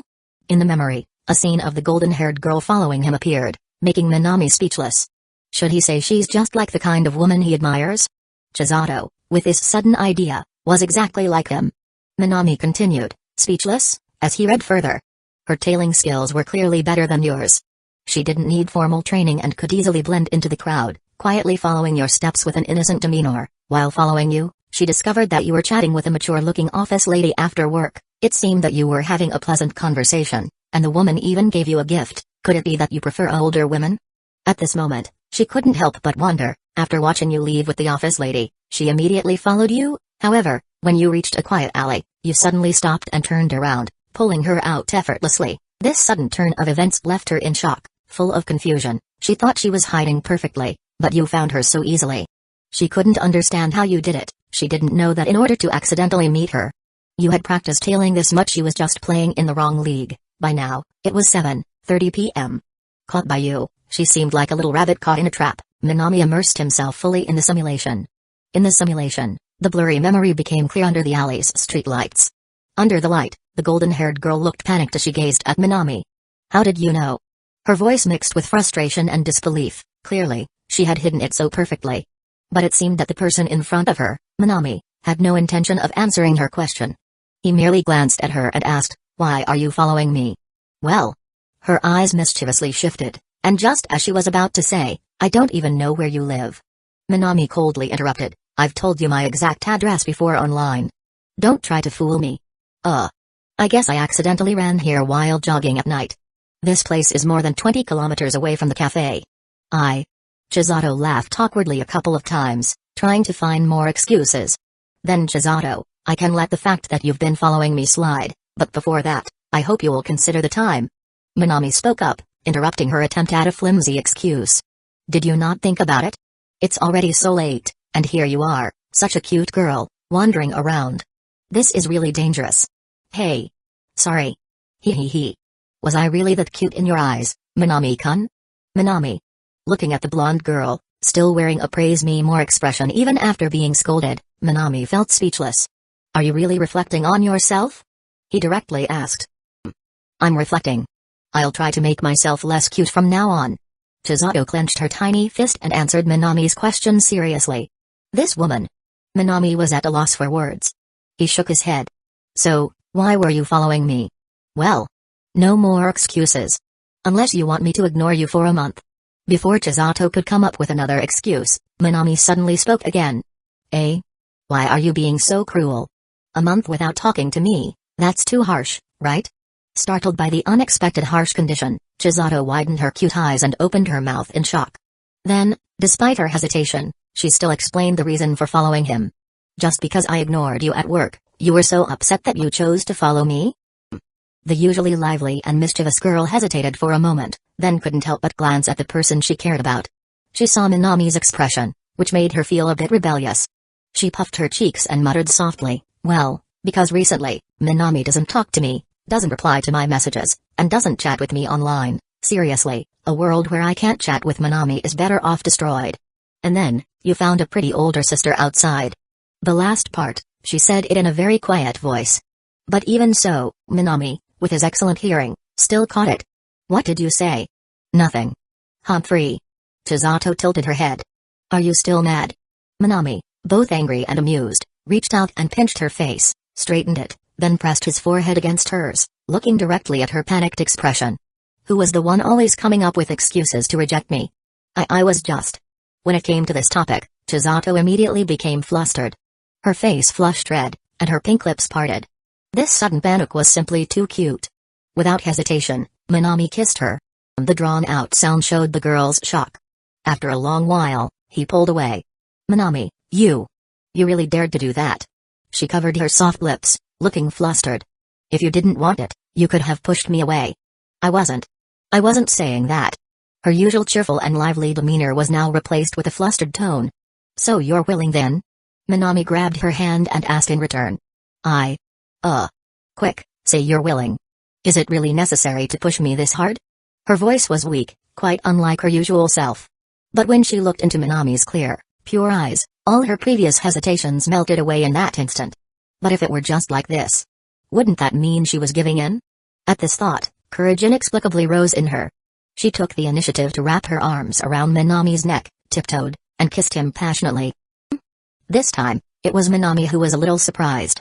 You became the first person she was willing to love actively. Chapter 80, her flower is about to wither. You have become the first person she is willing to actively love. This time, she embraces you tightly. After this event, she finally understands her true feelings. Escaping has no effect. The outgoing her has decided to stop running away and stop being evasive. You and Chisato became a couple, and on the very night you became a couple, she took the initiative far beyond anyone else, even asking to stay at your house. Although you were more than happy about such a good thing, you were still a bit surprised, wondering if things were moving too fast, but in the end, you couldn't resist her persistence and agreed to her request. You are not the typical protagonist from a Japanese light novel or manga who is only gentle and nothing else, and you are in the honeymoon phase, so what happened next came naturally. That night, you and she didn't fall asleep until late. Scenes from that night began to emerge in his mind. Minami woke up early the next morning. He opened his eyes, and his gaze quickly softened. What he saw was the smooth, fair back of the girl lying beside him. Her back was graceful, her skin pale and delicate. Chisato wasn't the kind of fragile girl. On the contrary, her body was fuller than most girls her age. He lowered his head and couldn't resist planting a kiss on her, which caused the sleepy girl to gasp in surprise. Stop it. She turned her body back, waking up from her half-asleep state, and patted her boyfriend's head, softly complaining, so early. It's all your fault last night, I still haven't gotten enough sleep. But you were the one who insisted on staying up so late last night. Minami didn't hesitate to point out the flaw in her words and teased her with a smile. I didn't expect Miss Chisato to be unexpectedly unsatisfied. I don't care. I'm still a bit sleepy, let me sleep some more. Ignoring her boyfriend's teasing, Chisato rubbed her eyes, then naturally wrapped her arms around Minami's waist, burying her head in his neck, and fell back to sleep. Minami didn't move, letting her use him as a pillow as one should. After about half an hour of cuddling, Ms. Chisato finally woke up. But her waking up was strange. It was like being both awake and still asleep at the same time. She had pushed her body up from the bed, but her mouth couldn't open, and her eyelids fluttered as though she were in a battle with some unknown force. Minami didn't pay her any mind. He opened the window to let some fresh air in, then casually went to the bathroom for a quick wash, and began preparing breakfast. While he was preparing breakfast, as if drawn by the smell, Chisato, now fully awake, suddenly hugged his waist from behind, her cute nose twitching as she curiously asked, Minami-kun, what's for breakfast today? Just something simple, I made some Marseille fish soup, bread, and bacon. Minami replied without even turning around while busy with the task. Okay, Chisato obediently responded, then spread the tablecloth on the low round table, sat down with both hands neatly placed on the table, and from time to time raised her little head to glance at Minami, waiting. Her boyfriend's cooking was always so quick. Even at home, it seemed to be the same. And it was still incredibly delicious. Chisato couldn't help but be curious. How could someone so young have cooking skills beyond their age? But in the end, she didn't ask. Because, compared to this, there was something more important she had to tell Minami. Yes. Something she absolutely had to tell him. Recalling everything that had happened with Minami the day before, she raised her head and said, "Minami-kun." Minami, who was washing the dishes, turned his head. "There's something I need to talk to you about." "I see." It seemed that Minami sensed a different atmosphere than usual. He put down the dishes and sat across from Chisato. At the dining table, she was no longer her usual lively, energetic self. She spoke calmly, telling him a fact that was hard for him to accept, that she had been suffering from congenital heart disease. Chisato's words caused your mind to momentarily crash, but you quickly understood everything. No wonder every time you talked about the future and dreams, the lively and outgoing her would always show a smile that seemed to let go of things. No wonder every time you express your love, she would deflect it with a joke. She told you that she had never intended to be dismissive of your love, she just didn't want to be a burden that slowed your pace. When she reached this part, the usually outgoing and optimistic girl began to break down emotionally. She had long been mentally prepared for the life and death decision, but when faced with you, her guilt and regret could no longer be hidden. Tears began to uncontrollably flow from her eyes, and upon hearing everything, you quietly embraced her, gently kissing away the tears at the corner of her eyes. You had no intention of blaming her, she had already bared her heart to you, and how could you bring yourself to blame such a girl who needed your care? You didn't comfort her. She just quietly sobbed in your embrace. The two hearts, in resonance, needed no words. She told you that she had been diagnosed with congenital heart disease when she was young. The fact that she had made it to 17 years old was due to her careful maintenance and her always optimistic attitude, but the limits of external factors had already been reached. A week ago, the doctor had already warned her that her congenital heart disease was very serious, and she had only 1 month left. She also told you that recently, she had clearly felt her body growing weaker. Her reluctance to leave you deepened her already calm fear of death. She felt regret, and faced with her words, all you could do was offer comfort. So that's what happened. Minami snapped back from the simulation, shaking his head. He had already anticipated this. In the previous loop, when Chisato had arranged to meet with him, it wasn't a deliberate cancellation, but rather that she simply couldn't come. Even though he had expected it, facing the reality of the situation, he could only shake his head and sigh. By now, the vague storyline he had regarding Lycoris Recoil started to come back to him. It seemed that in the original Lycoris Recoil, Chisato had heart issues, and through some surgery, she had been fitted with a high-tech mechanical heart to sustain her life. But, as previously mentioned, this world doesn't have those sci-fi or other random organizations. Minami leaned back against the bed, muttering to himself. Yes. In this world, there were no terrorists attacking, and no such thing as a black-tech mechanical heart. What remained was just Chisato's still terrible health. Although it was just a simulation, Minami, who shared an emotional resonance with the memory in the simulation, sighed deeply. Fate had placed such heavy pressure on this girl. But she remained bright and cheerful, like an optimistic spirit. She had hidden it so well that even in the simulation, he had only vaguely sensed it. Now, there was nothing left for him to do but continue observing the simulation's progress and wait for a change in the situation. You learned about Chisato's condition, but she didn't want her worsening condition to affect Riko and the other friends, especially Inoue Takina, who was closest to her, like a sister. If Inoue Takina found out about her condition, she couldn't imagine what the always serious black-haired girl might do. Thus, she hoped that you would keep this secret for her. This was the first time she had actively asked you for something, and you couldn't bring yourself to refuse. You agreed to her request. Time continued to pass, and to maintain Riko as the head chef. You also persuaded her to temporarily stop working as a waitress for the cafe and focus on her health. She always smiled and said, for the last stretch of her life, she wanted to stand in the sunlight, not lie in bed quietly awaiting her body's decay. She continued to work, in front of her friends in Riko. Especially Inoue Takina, Chisato still tried her best to maintain her usual optimistic appearance. You watched all this, and used your position to increase her rest time. She never rejected your special care, always playfully leaning on you and smiling, sometimes even sneaking a kiss on your working face when no one was looking. Her smile was still as beautiful, and she remained warm-hearted to everyone, but during this month, you could clearly sense that her life was rapidly and irreversibly withering. Though she still tried her best to disguise it, her body's oddities were becoming harder to conceal. At Riko, she frequently made mistakes, dropping plates and forgetting orders. Her sleeping hours increased, and the alarm clock seemed to have lost its meaning. Sometimes, she even needed you to walk over and wake her up from her deep sleep, but you had never done this. When she was asleep, you would sit at the foot of her bed, quietly watching her, waiting for her to wake up. You didn't want her to sleep for so long, But you also wanted her to rest enough. Her daydreaming moments became longer.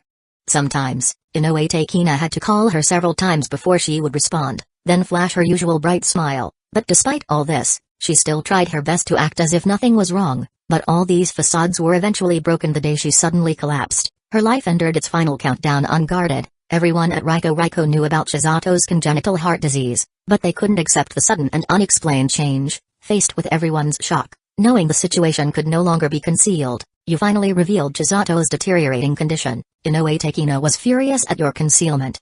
She wanted to reprimand you, but the words of reproach got stuck in her throat and turned into soft sobs. Everyone understood that blaming you at this point was pointless. For your concealment, you quietly apologized. For the first time, the atheist shop manager Mika visited a shrine. Neither Kurumi nor Nakahara Mizuki, who have never believed in random online rumors, spent the whole night researching treatments and possible remedies for congenital heart disease. Inoue Takina and you kept vigil outside the hospital room all night. Apart from that, there was nothing you could do. When the tense surgery was over, the doctor's slightly regretful expression told all of you the result. The doctor informed you that her life had only 7 days left. Her fragile health had managed to last this long, which was, in fact, a miracle. Inoue Takina, still unwilling to accept, hoped the doctors would continue trying, but in the end, all they could offer was an apology. Filled with regret, you temporarily closed Riko and devoted yourself fully to taking care of her. On the hospital bed, her body had become frail, and her once fair and pink face had lost all color, appearing extremely haggard. But perhaps the only thing that hadn't changed was her sunny, happy smile. Even on the bed, she was still joking with you. I order you, Minami-kun. Go learn medicine right now. Heal me. On the bed, she spoke with an air of authority, looking lively as ever. Even the elderly nearby were amused, smiling at her. Every time you heard her jokes, you would just smile faintly and encourage her to eat. Taking care of her was actually a torment for you. You were helpless, unable to do anything, only watching as she grew weaker each day, her breath becoming more labored. On the first day, she still had the strength to talk to you, to communicate, to eat. But as the days went by, she could no longer eat. Even though she forced herself to do so, hoping to regain her health, her fragile body couldn't handle the food and would vomit it all out. At times like these, lying on the bed with an four in her arm, she could only look at you with an apologetic expression. Chapter 81. You begin living together. A week quickly passed. But she did not die as the doctors had expected. Instead, she fought on, surviving with great difficulty. Even the doctors at the hospital were amazed. They saw it as a miracle of life. Her strong will to live made you turn back, unable to bear it. Because you understood, continuing like this was only torturing this cheerful, passionate girl. Gradually, she could no longer eat, no longer full of energy like before. The doctors inserted a catheter into her because she could no longer move, and her once fair and cute hand now had an four. You clearly remembered her saying she was afraid of injections, afraid of the feeling of foreign objects entering her body. Every time the needle had to be changed, hearing her weak cries of Minami-kun, you would always turn your face away. You felt like your heart was breaking, but at this moment, you had no choice but to keep going. Inoue Takina couldn't come to the hospital, because every time she visited the room, she would faint from the overwhelming sadness and heartache. Only you remained, day after day, sticking by her side. Gradually, she could no longer speak. Her breathing was getting longer each day. The time she inhaled was long, but exhaling was short. Yet, she was still fighting for life. She had kept the promise she once made to you. Even if she ended up lying on a hospital bed, decaying, she would struggle with all her might. Even the doctors who came daily to check on her were moved by her unyielding will to live.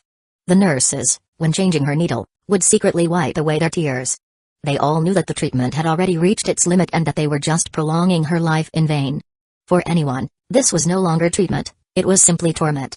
The doctor came to you specifically and asked if you were willing to remove her oxygen mask and for to end her suffering. You didn't answer, only going to her bedside and asking her softly. By now, she didn't have the strength to shake her head or nod. She could only open her eyes weakly, her dim red eyes looking at you.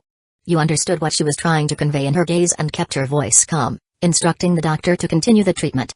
That cheerful, optimistic her, right until the last moment of her life, never gave up. Just like she always said, life was the most important. But someone as weak as her had no strength to speak, not even the strength to open her eyes. When you realized that, it was actually the moment her life was nearing its end. On the hospital bed, her eyes were tightly closed, unable to speak.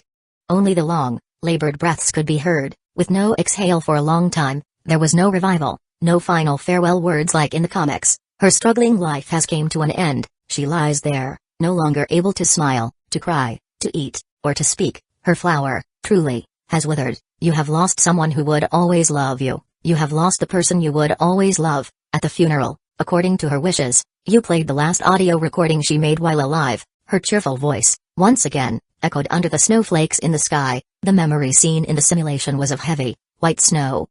Everything seemed to be submerged in white snow. The only thing that wasn't covered by the snow was her cheerful, passionate, and happy voice from the audio. Hello? Anyone there? Let me out. I'm not dead. Bang bang bang, simulating the sound of knocking from inside the urn. Hey, hurry up and let me out. Minami-kun, can you really bear to put the adorable Chisato-sama into such a small urn? Get me a bigger one. One that can fit both of us together, a luxurious one. In the audio, Chisato was making a pitiable woo-woo sound. When his name was called, Minami just gave a helpless smile, as if seeing her in person. He didn't know what was in the recording, but he didn't expect her to still be so naive and lively at the final farewell, bringing smiles to others. Wait. Chisato-sama heard that. Who was that again? Takina. You're crying way too loudly, huh? Really? Stop crying. If you keep doing that, I'll punish you. I'll come to your dreams every night. Hee hee. Chisato's voice was filled with disdain. Inoue Takina, who had been crying, let out a small laugh after hearing her infectiously energetic voice. By the way, Ms. Yukine and Mika-chan, you two really are something, staying up late, smoking, and drinking again. It's such an occasion. At least take care of your health. Don't always make Chisato-sama worry, got it? The scolding voice came from the audio. Mika, the manager of Raiko, and Nakahara Mizuki, the server beside her, both subconsciously glanced at each other when they heard this. They realized that the other seemed to be sleep-deprived as well, both with dark circles under their eyes, and shared a helpless smile. She guessed it correctly. Kurami, don't you think Chisato-sama didn't mention you? Don't forget, bring any fun games to honor me first. The deceased comes first, understand? Kurami, the seasoned internet user, said nothing, just staring at the board game Chisato used to love, lost in thought. Clap clap. A crisp clapping sound came from the audio. It drew everyone's attention. Alright, don't be sad, Chisato-sama hasn't gone anywhere, she's still with you. You don't really think this little urn can trap Chisato-sama, do you? Humphrey. Let's go, let's go. Chisato-sama is going to another place to be cute, not caring about you crybabies. The hurried sound of footsteps. But soon, the footsteps stopped. It seemed that Chisato had returned. Well, forget it, let me say one last thing to you. In the audio, her voice was still playful and cheerful. But I love you all. Really. Goodbye, please don't come looking for me too soon. The voice trailed off. And then it disappeared. Everyone at the scene huddled together. Some were helpless about how she was still joking at the moment of farewell, while others marveled at her humor and optimism. At this moment, Minami, holding on, looked up. The heavy snow continued to fall. It seemed to be turning everything white. In the sky filled with falling snowflakes. Minami seemed to see it. That cheerful and sunny girl, her hands behind her back, flashing him a bright smile. And the snow kept falling. In this snow-covered funeral, she peacefully returns to the earth. She will never wake up again. Realizing this, while hosting guests at the funeral, Inoue Takina couldn't stop the tears from the corners of her eyes. At the same time, the black-haired girl also noticed. Your expression remained as calm as ever, even chatting and laughing with the guests. Your indifference, almost to the point of being unconcerned, made her unhappy. You see, the person Chisato loved most in her life was you, and yet you completely failed to meet her expectations. Even though Chisato has passed away, Inoue Takina never saw a single tear fall from you. Inoue Takina didn't understand. She thought your heart was made of steel. For Chisato's death, you seemed completely unaffected. After barely finishing her duties as a host, she quietly followed your figure as you headed to your personal restroom. Reaching the door, she had originally planned to vent her emotions about your lack of feelings for Chisato's death, but the moment her fingers touched the doorknob, she froze, because she clearly heard, coming from behind the door, your long, continuous sighs. She fell silent. At that moment, she realized that you were the person Chisato loved most, but at the same time, Chisato was the person you loved most. The woman you loved most had passed away. How could you appear so strong on the outside? Not showing any emotional fluctuation in front of others was the dignity you preserved for Chisato. Listening to your sighs, Inoue Takina's earlier feelings of blame disappeared, replaced by deep concern. After hesitating for a long time, she finally pushed open the door to enter and talk with you, comforting each other. Her bond with Chisato was deeper than that of sisters, and as the person Chisato loved most, it was natural for her to take care of you, who were now in a deep state of despair. You did not refuse the kindness of the black-haired, beautiful girl with a graceful demeanor, because you knew, the more difficult the time, the more you couldn't stay alone.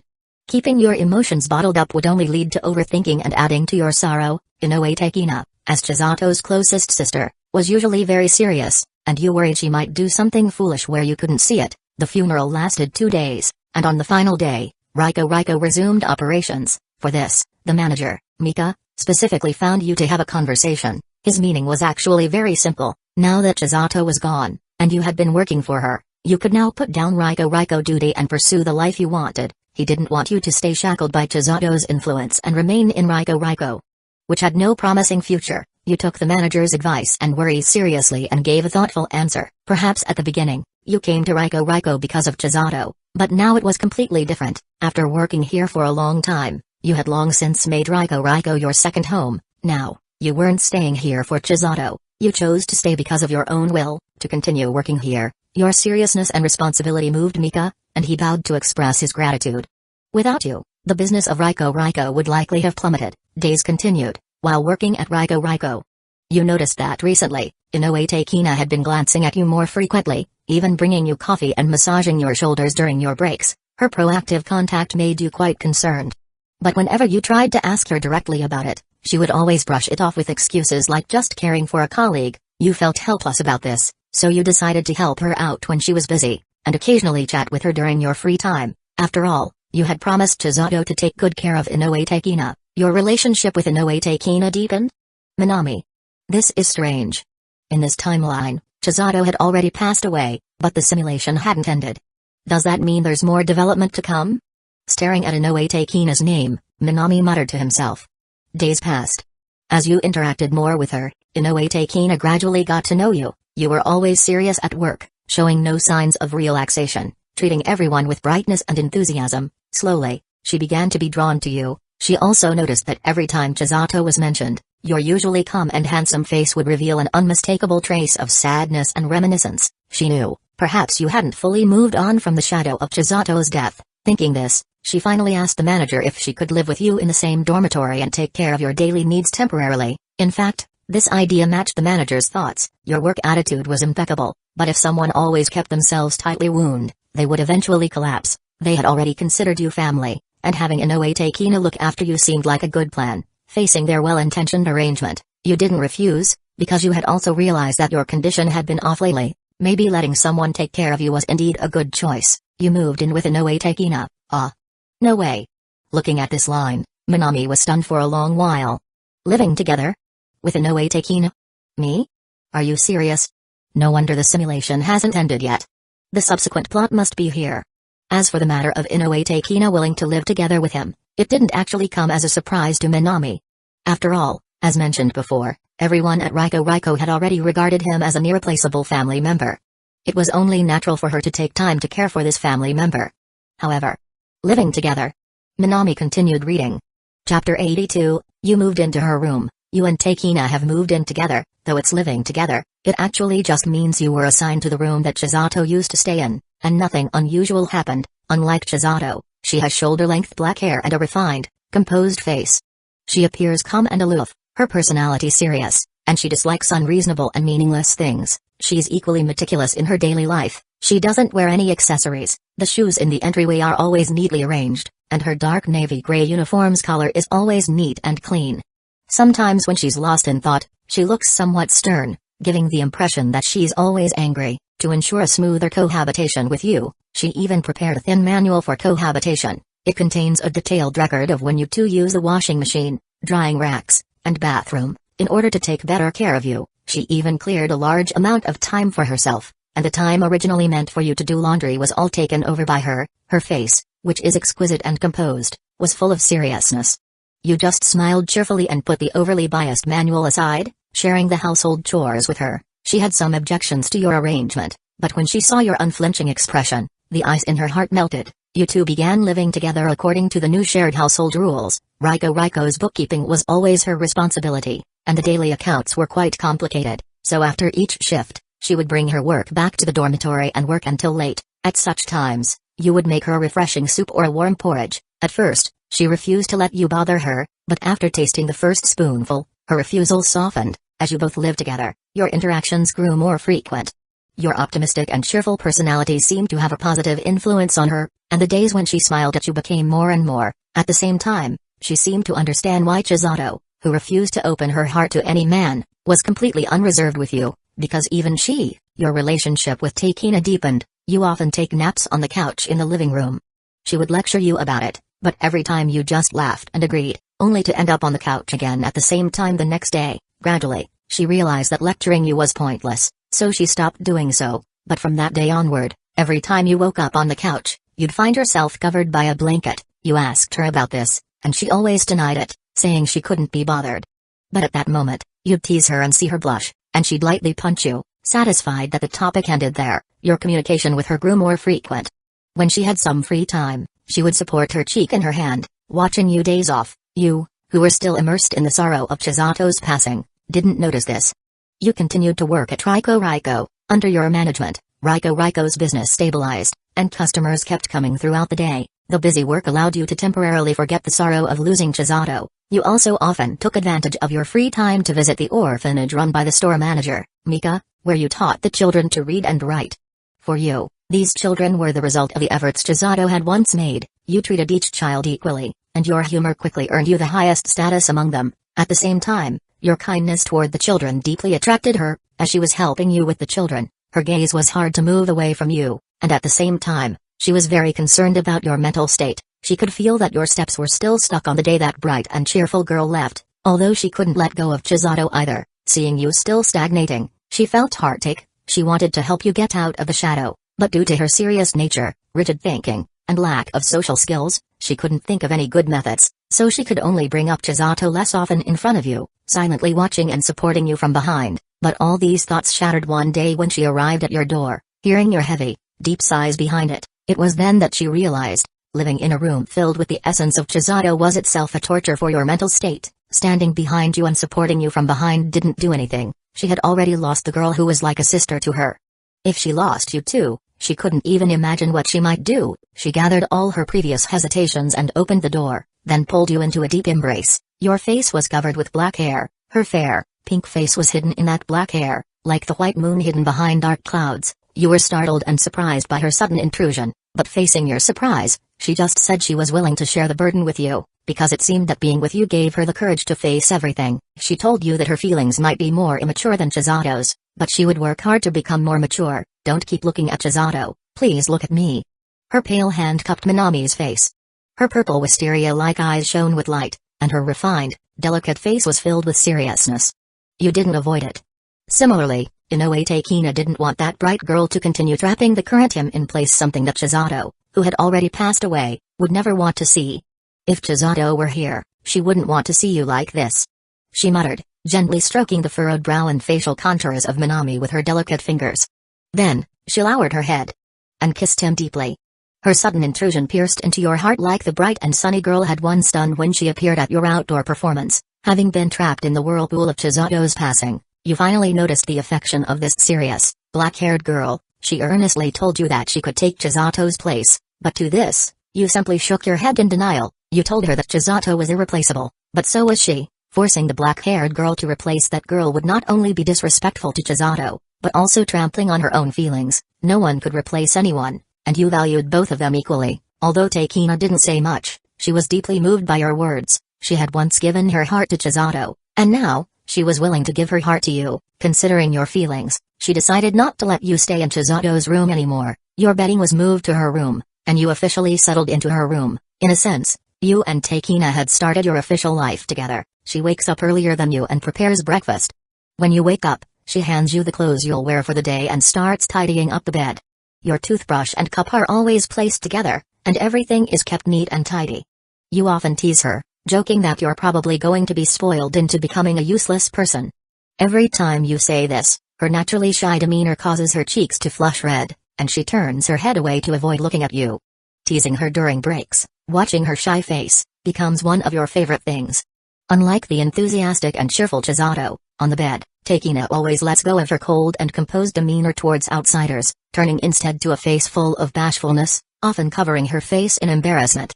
The employees of Raiko also acknowledge your new relationship. To them, The days when you were in despair were truly pitiful. Now that you have found a new purpose, they genuinely feel happy for you. After all, the deceased have passed, and the living must continue moving forward.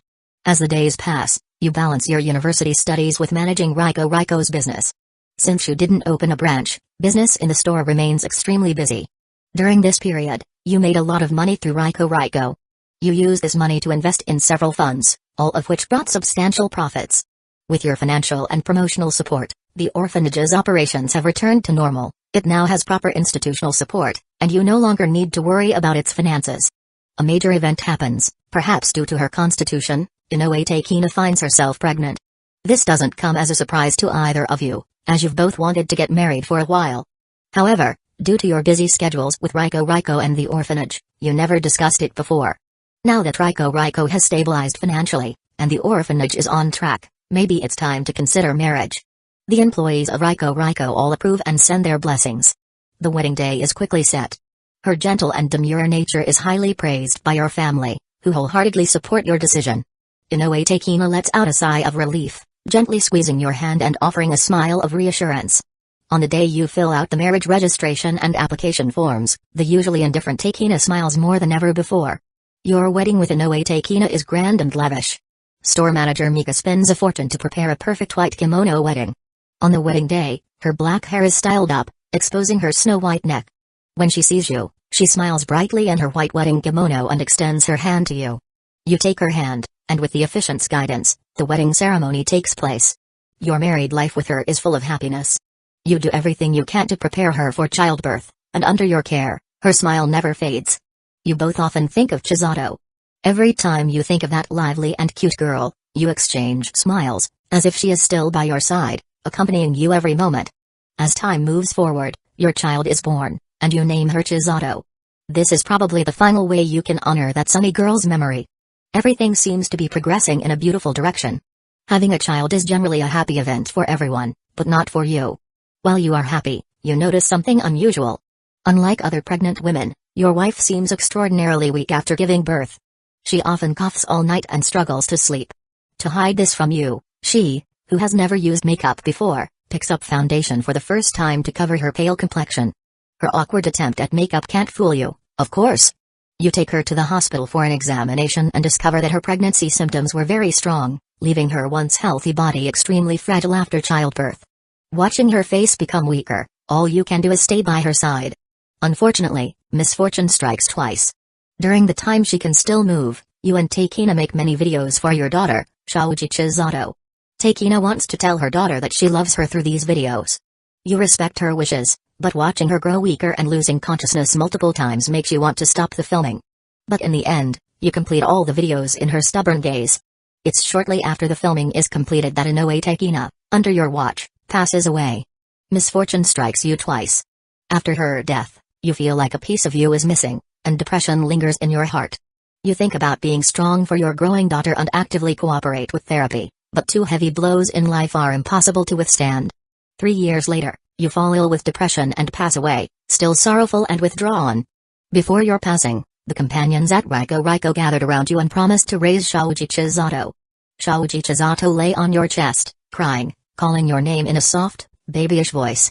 You felt a deep sense of reluctance, but eventually closed your eyes and passed away. Simulation ended. Chapter 83, Miss Yamada, you really. Simulation ended. System score, 65 points. System evaluation, in the next life, love blooms, she is not the only one you will love. Your meeting with her was entirely by chance. She was always so radiant, full of energy. To understand the source of regret, you took the initiative to pursue her. You put in a lot of effort, designing various plans, but your relationship with her faced some difficulties. However, in the end, under your persistent efforts, her cautious heart softened, and she couldn't resist your pursuit, becoming your lover. During that time, you would stand at the bar, watching her busy figure, your gentle gaze feeling like a glimpse of your next life. But in the end, the golden-haired girl couldn't make it. Leaving her, your life became like winter. You didn't want spring or summer, nor the distant future. You only wanted her, a complete morning and night. But this wish was ultimately just a luxury, and you sank into an unshakable low point, sitting in the room where she once lived, filled with countless thoughts.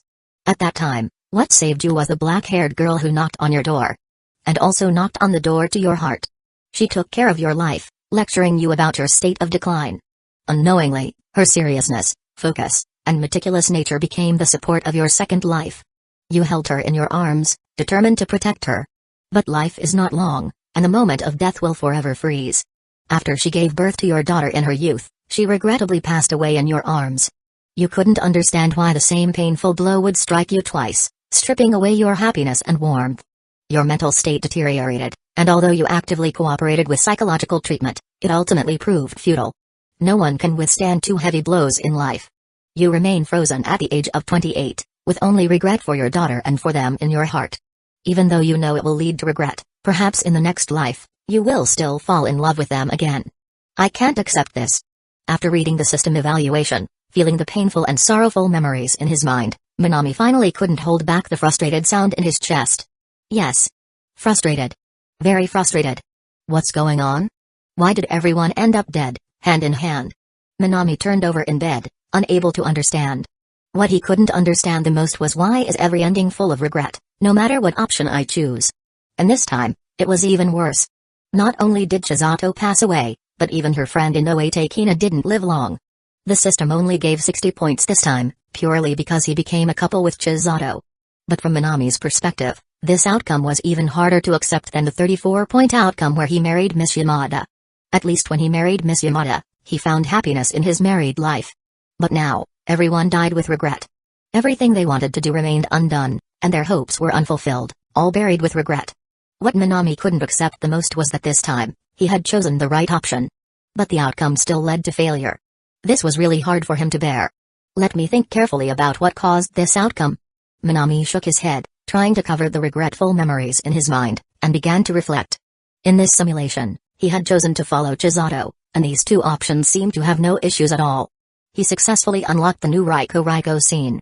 And his relationship with Chisato improved at work. The progress was far beyond the slow pace of the first round. Everything should have gotten better.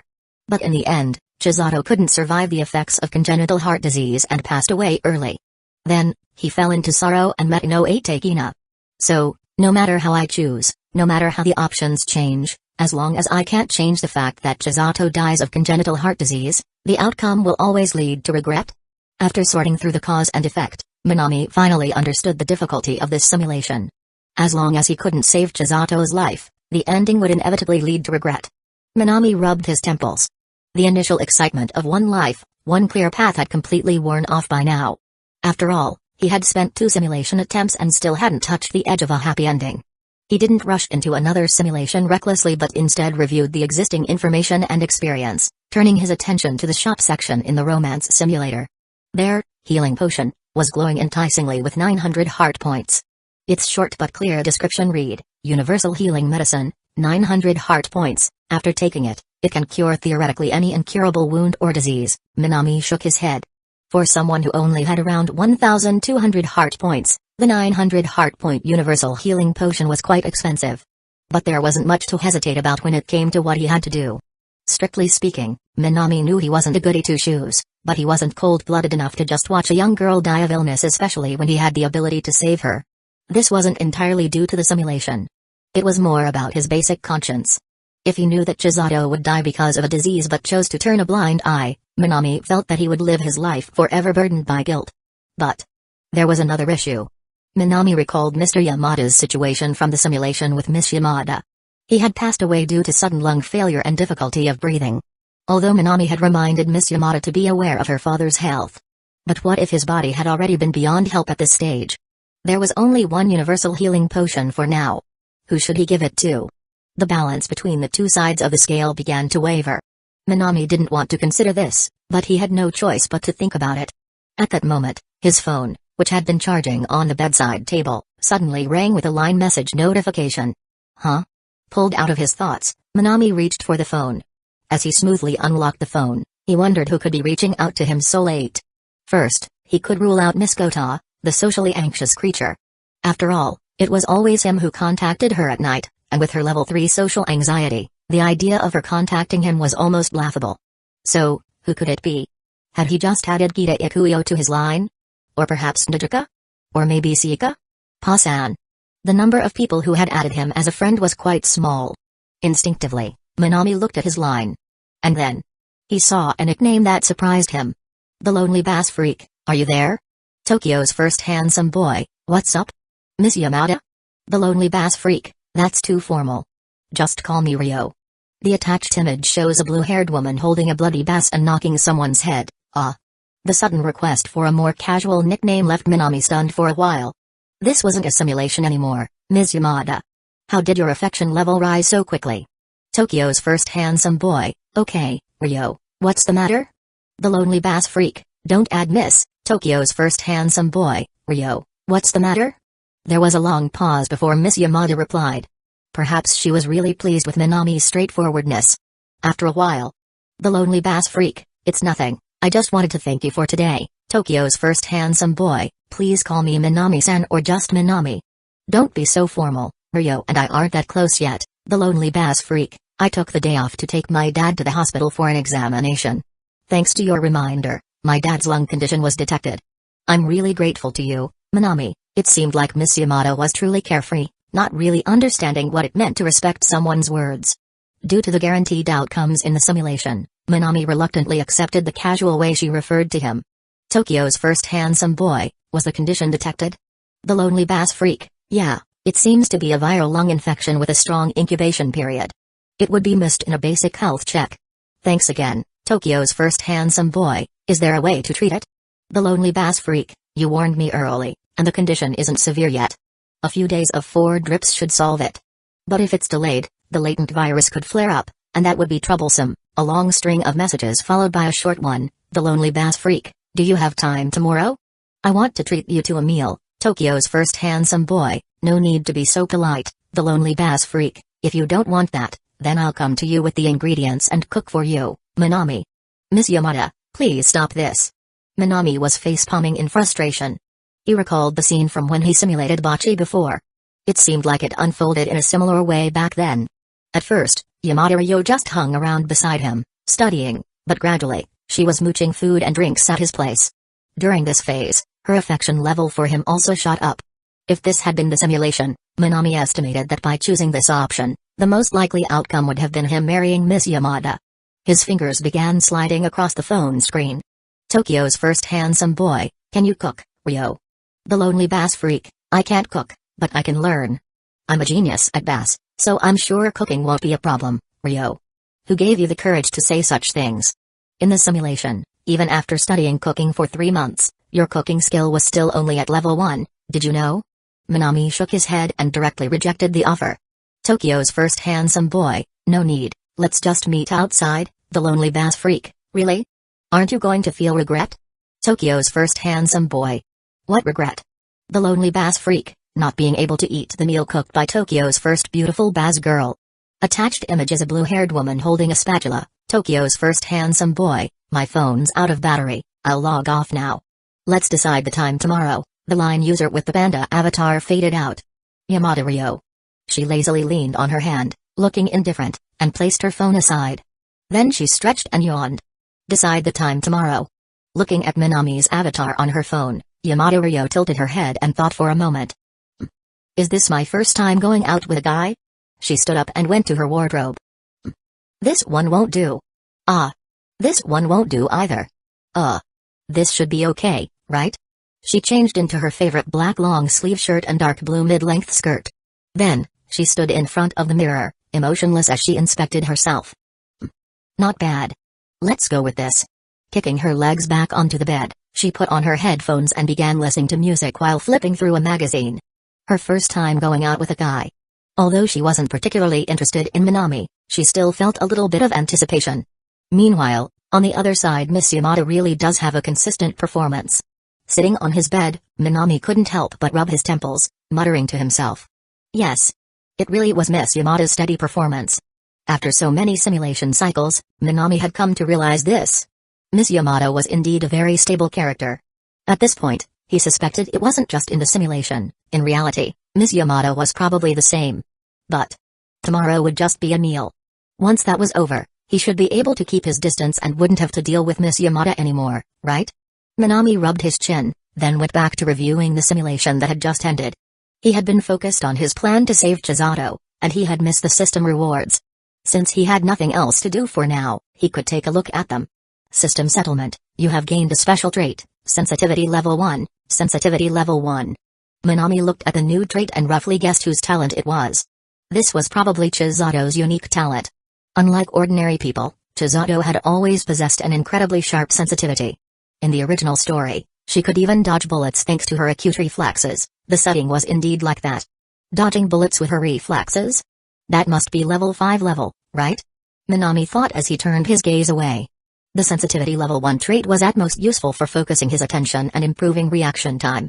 It was better than nothing, but for now, he didn't need to worry about it. What concerned him more was that now, Yamada Ryo's father seemed to be completely fine. So, the next step for him was to figure out how to approach Chizato, who had congenital heart disease, and convince her to take the universal medicine. This was something he had to seriously consider. Chapter 84, Intelligence takes over Miss Yamada's mind. Early the next morning, already awake, Minami unhesitatingly climbed out of his still warm bed. After a quick wash and a change of clothes, he began his morning jog. Your physical fitness has slightly improved. Your exercise stat has increased. Current exercise stat, 7, exercise stat increased. Wiping his sweat and drinking water, Minami stared at the sudden pop-up notification and tapped open his status panel. Sure enough, under his personal attributes, his exercise stat had risen to 7. This rapid increase made Minami pause and think. If the average person's exercise stat was around 5, then his 7 points should make him stronger than the average person but still weaker than a professional athlete. The exercise stat likely became harder to increase as it went higher. Without professional training, most people might never break past 8 in their entire lives. And if left unused for a while, his newly gained 7 points could very well drop back down. With this realization, Minami understood why the increase had been so fast. Unlike intelligence stats, which had a built-in talent component, the exercise stat relied heavily on effort in addition to natural ability. But still, having my exercise stat increase means my overall physical fitness has improved. That's a good thing. Feeling his more energized body, Minami was rather satisfied. He never planned on competing in sports events, so just having a healthy body was already a great benefit. At the very least, it lowered the chances of him dying due to physical neglect in the simulation. Alright, time to get ready. Today, he was meeting Yamada Ryo, so he figured he should put in some effort. He casually pulled a shirt from his wardrobe and took out a pair of casual pants to match.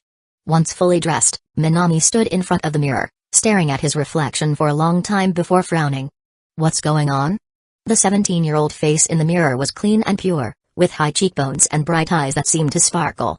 And then why do you still look so damn good today? His frown gradually eased into admiration as he marveled at his own reflection. Your special trait narcissism has greatly increased. Your narcissism level has risen. Current narcissism level, 3, huh? The sudden system notification left Minami frozen for a moment. Seeing the glaring narcissism level 3 inches text, he truly started to suspect that this cursed simulator was malfunctioning. How was this possible?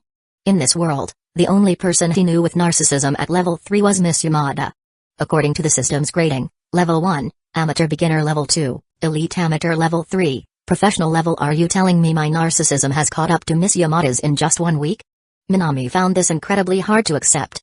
He was genuinely convinced now this cursed system had completely mixed up confidence and narcissism. Miss Yamada had cultivated her narcissism since childhood, refining it over more than a decade. And yet he had managed to match her progress in just 1 week? This had to be some kind of joke. This system seriously needs an update, it's obviously bugged. Minami thought with absolute confidence. As for doubting himself? That was simply out of the question. Would he, Minami, ever have a problem? Ignoring the system notification, Minami tidied up his room and headed out. Once outside, he didn't immediately decide on a direction. Instead, he stood still and took out his phone. Wearing a crisp white shirt, he stood under the gentle morning sunlight. The golden glow accentuated his sharp features, giving him a relaxed yet effortlessly charismatic aura.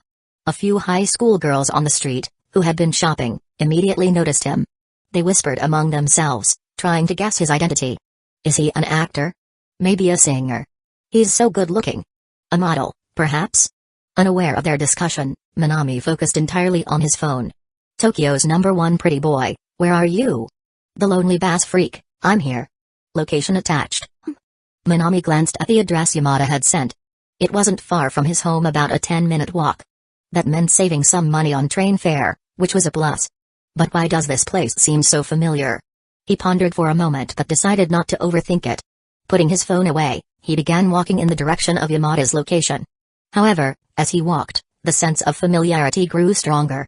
And then, halfway there, he finally realized, isn't this the way to Raiko? Yes. In the simulation, he had walked this path to Raiko countless times. Just past the next corner, on the right-hand side, stood the cozy cafe with a wooden signboard, exuding an atmosphere of tranquil, everyday life. Raiko. Minami hadn't expected that the restaurant Yamada Ryo invited him to this time would actually be Raiko.